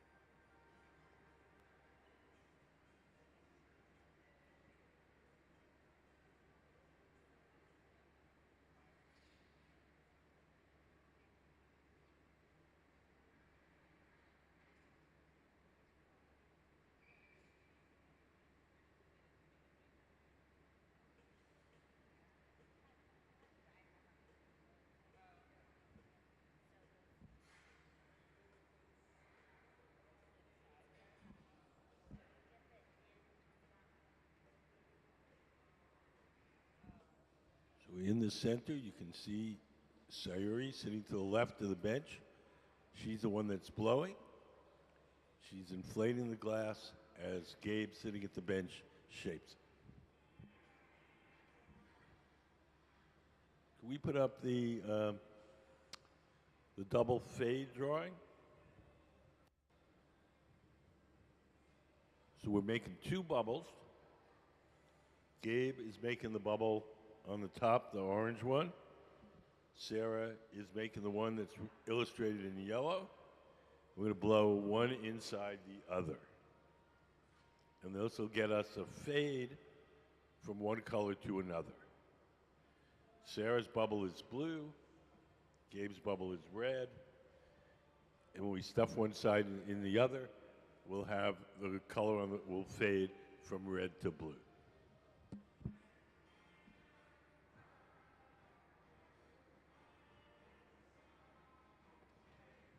Does that make any sense?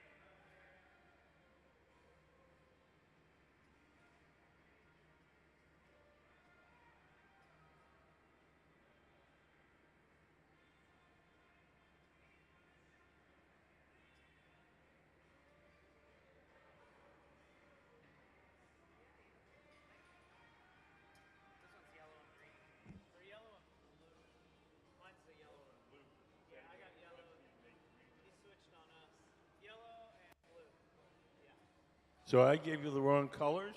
We made the blue and red ones this morning. This time it's going to be blue on the bottom, yellow on top, and hopefully where they meet, we'll get a green. Hi, how are you?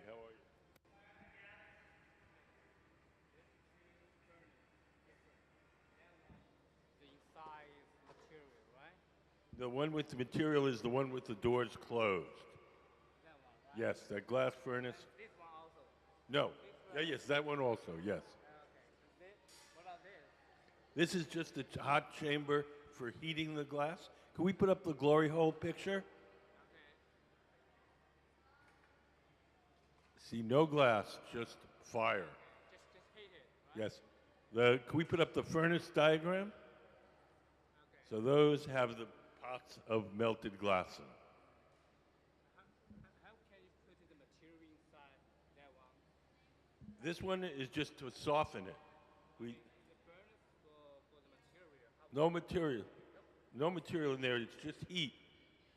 It's just heat to make the glass soft. Yes, this one's straight ahead. Oh, this one. Oh, the heat. That one is. Yes, we shovel it inside, and it runs on natural gas, methane, and that's what we burn to make the glass hot. Oh, is the material? We get the ingredients, and they're all powdered. It's like a mix of white powder, and we put it in big metal tubes, and we throw it in, and then cook it overnight. So just like instead of a shovel, we have a big metal tube full of the ingredients. We throw it in.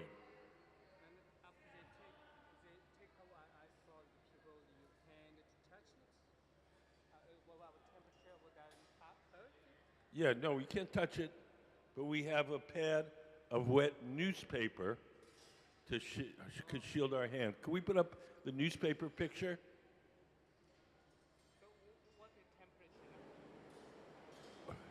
So when he shapes the glass, that's what's in his hand.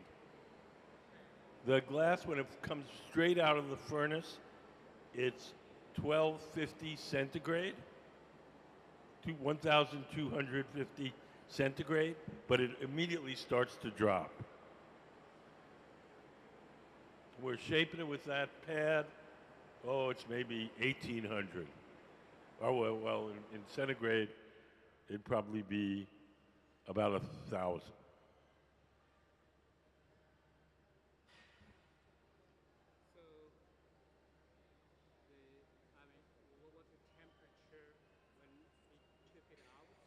There, it's probably, well, it's about, I would say, 1,000 centigrade. Yeah.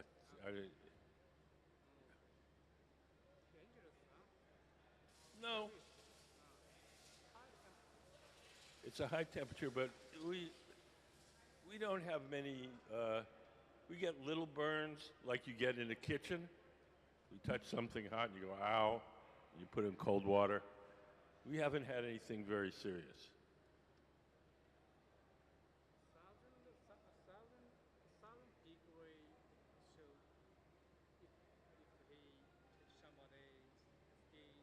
It really doesn't burn you any worse than in a kitchen.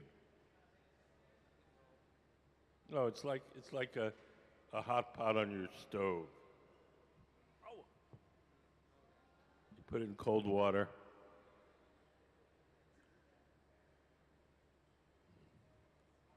The real danger is the repetitive motion injuries for his wrist, elbow, back.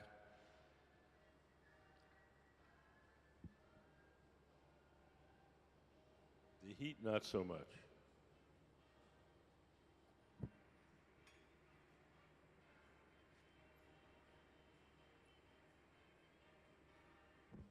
You guys have any questions?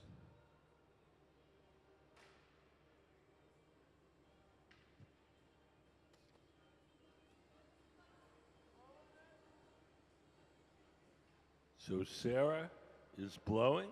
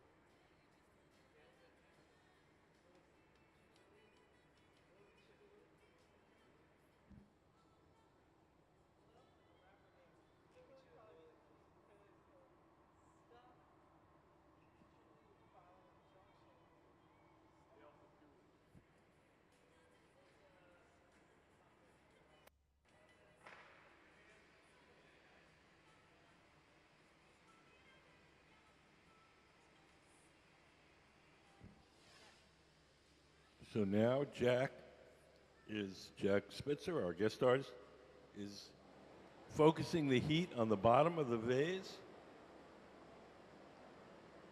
Gabe, sitting at the workbench, is keeping the top warm so it doesn't crack.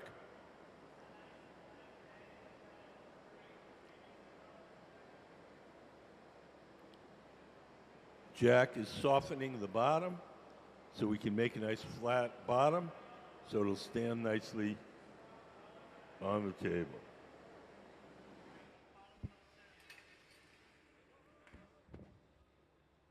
Does anybody have any questions? Yes.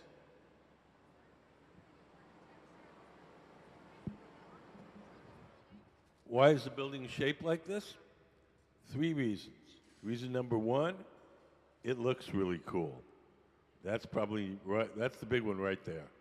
Reason number 2, it's designed that the whole building acts as a giant chimney, so there's a natural updraft to take the heat and smoke away from the furnace, just like a chimney in your house.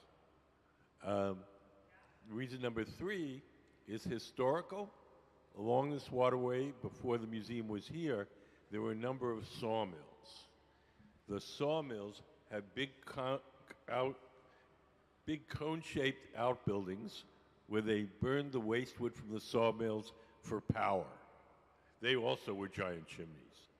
When the architect saw those cone-shaped buildings, that's what gave him the idea to make the building in this shape. Can we put up the wigwam burner? There we go. So look up on the big screen. So they used to have those along this waterway to burn the waste wood from the sawmills.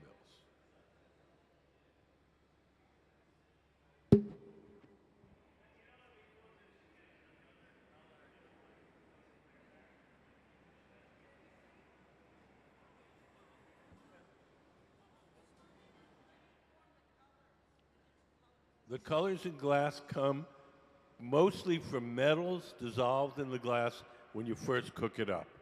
Cobalt makes it blue, chromium makes it green, a little bit of gold makes it red.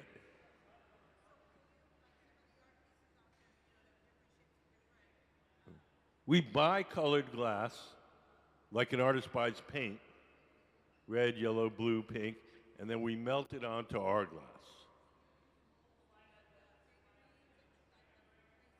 We use molds sometimes, but most of the stuff we do is entirely freehand.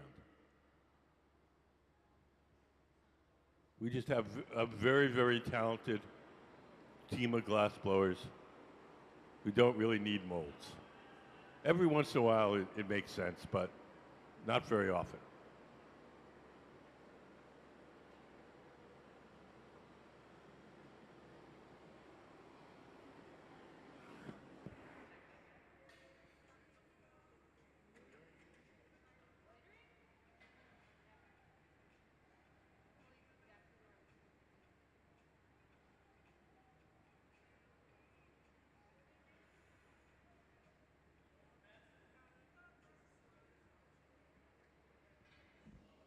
So we're getting ready to put a spiral decoration on the center of this vase.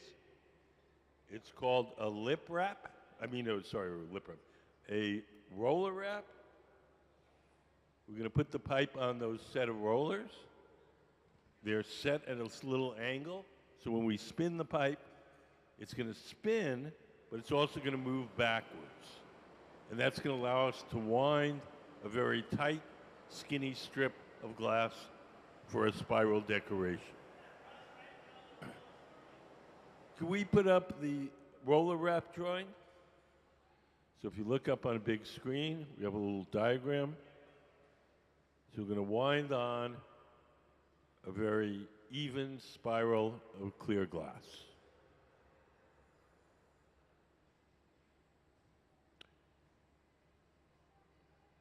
So now it's going to happen in real life.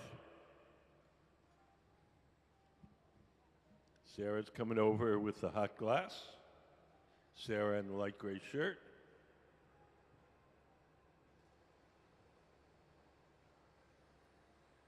We're We're going to touch it down to the glass near the pipe.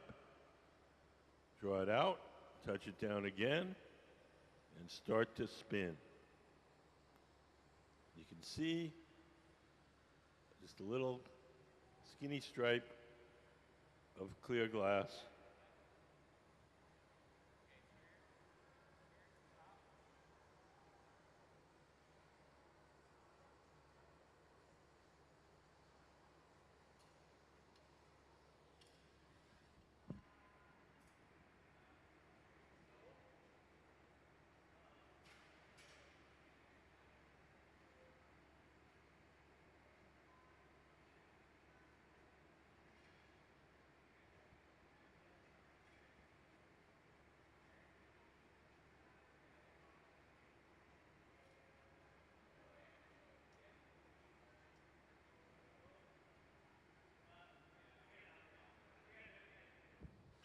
So that one didn't go on perfectly, so we're going to do that again.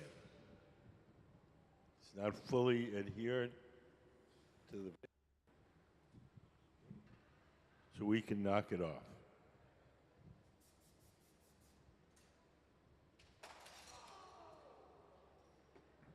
Oh my God. Shouldn't have knocked it off so hard.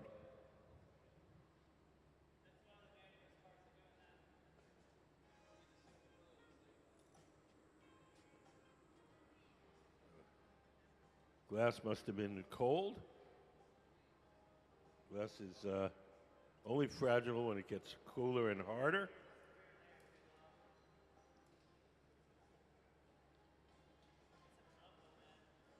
Oh. Yeah,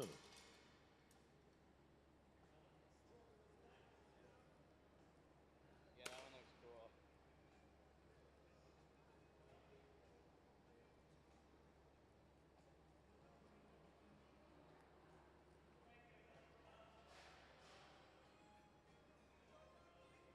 We were fussing with that little stripe for too long a period.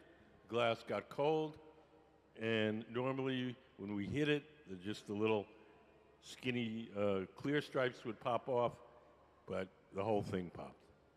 Give Jack a round of applause, though. It's a really nice design.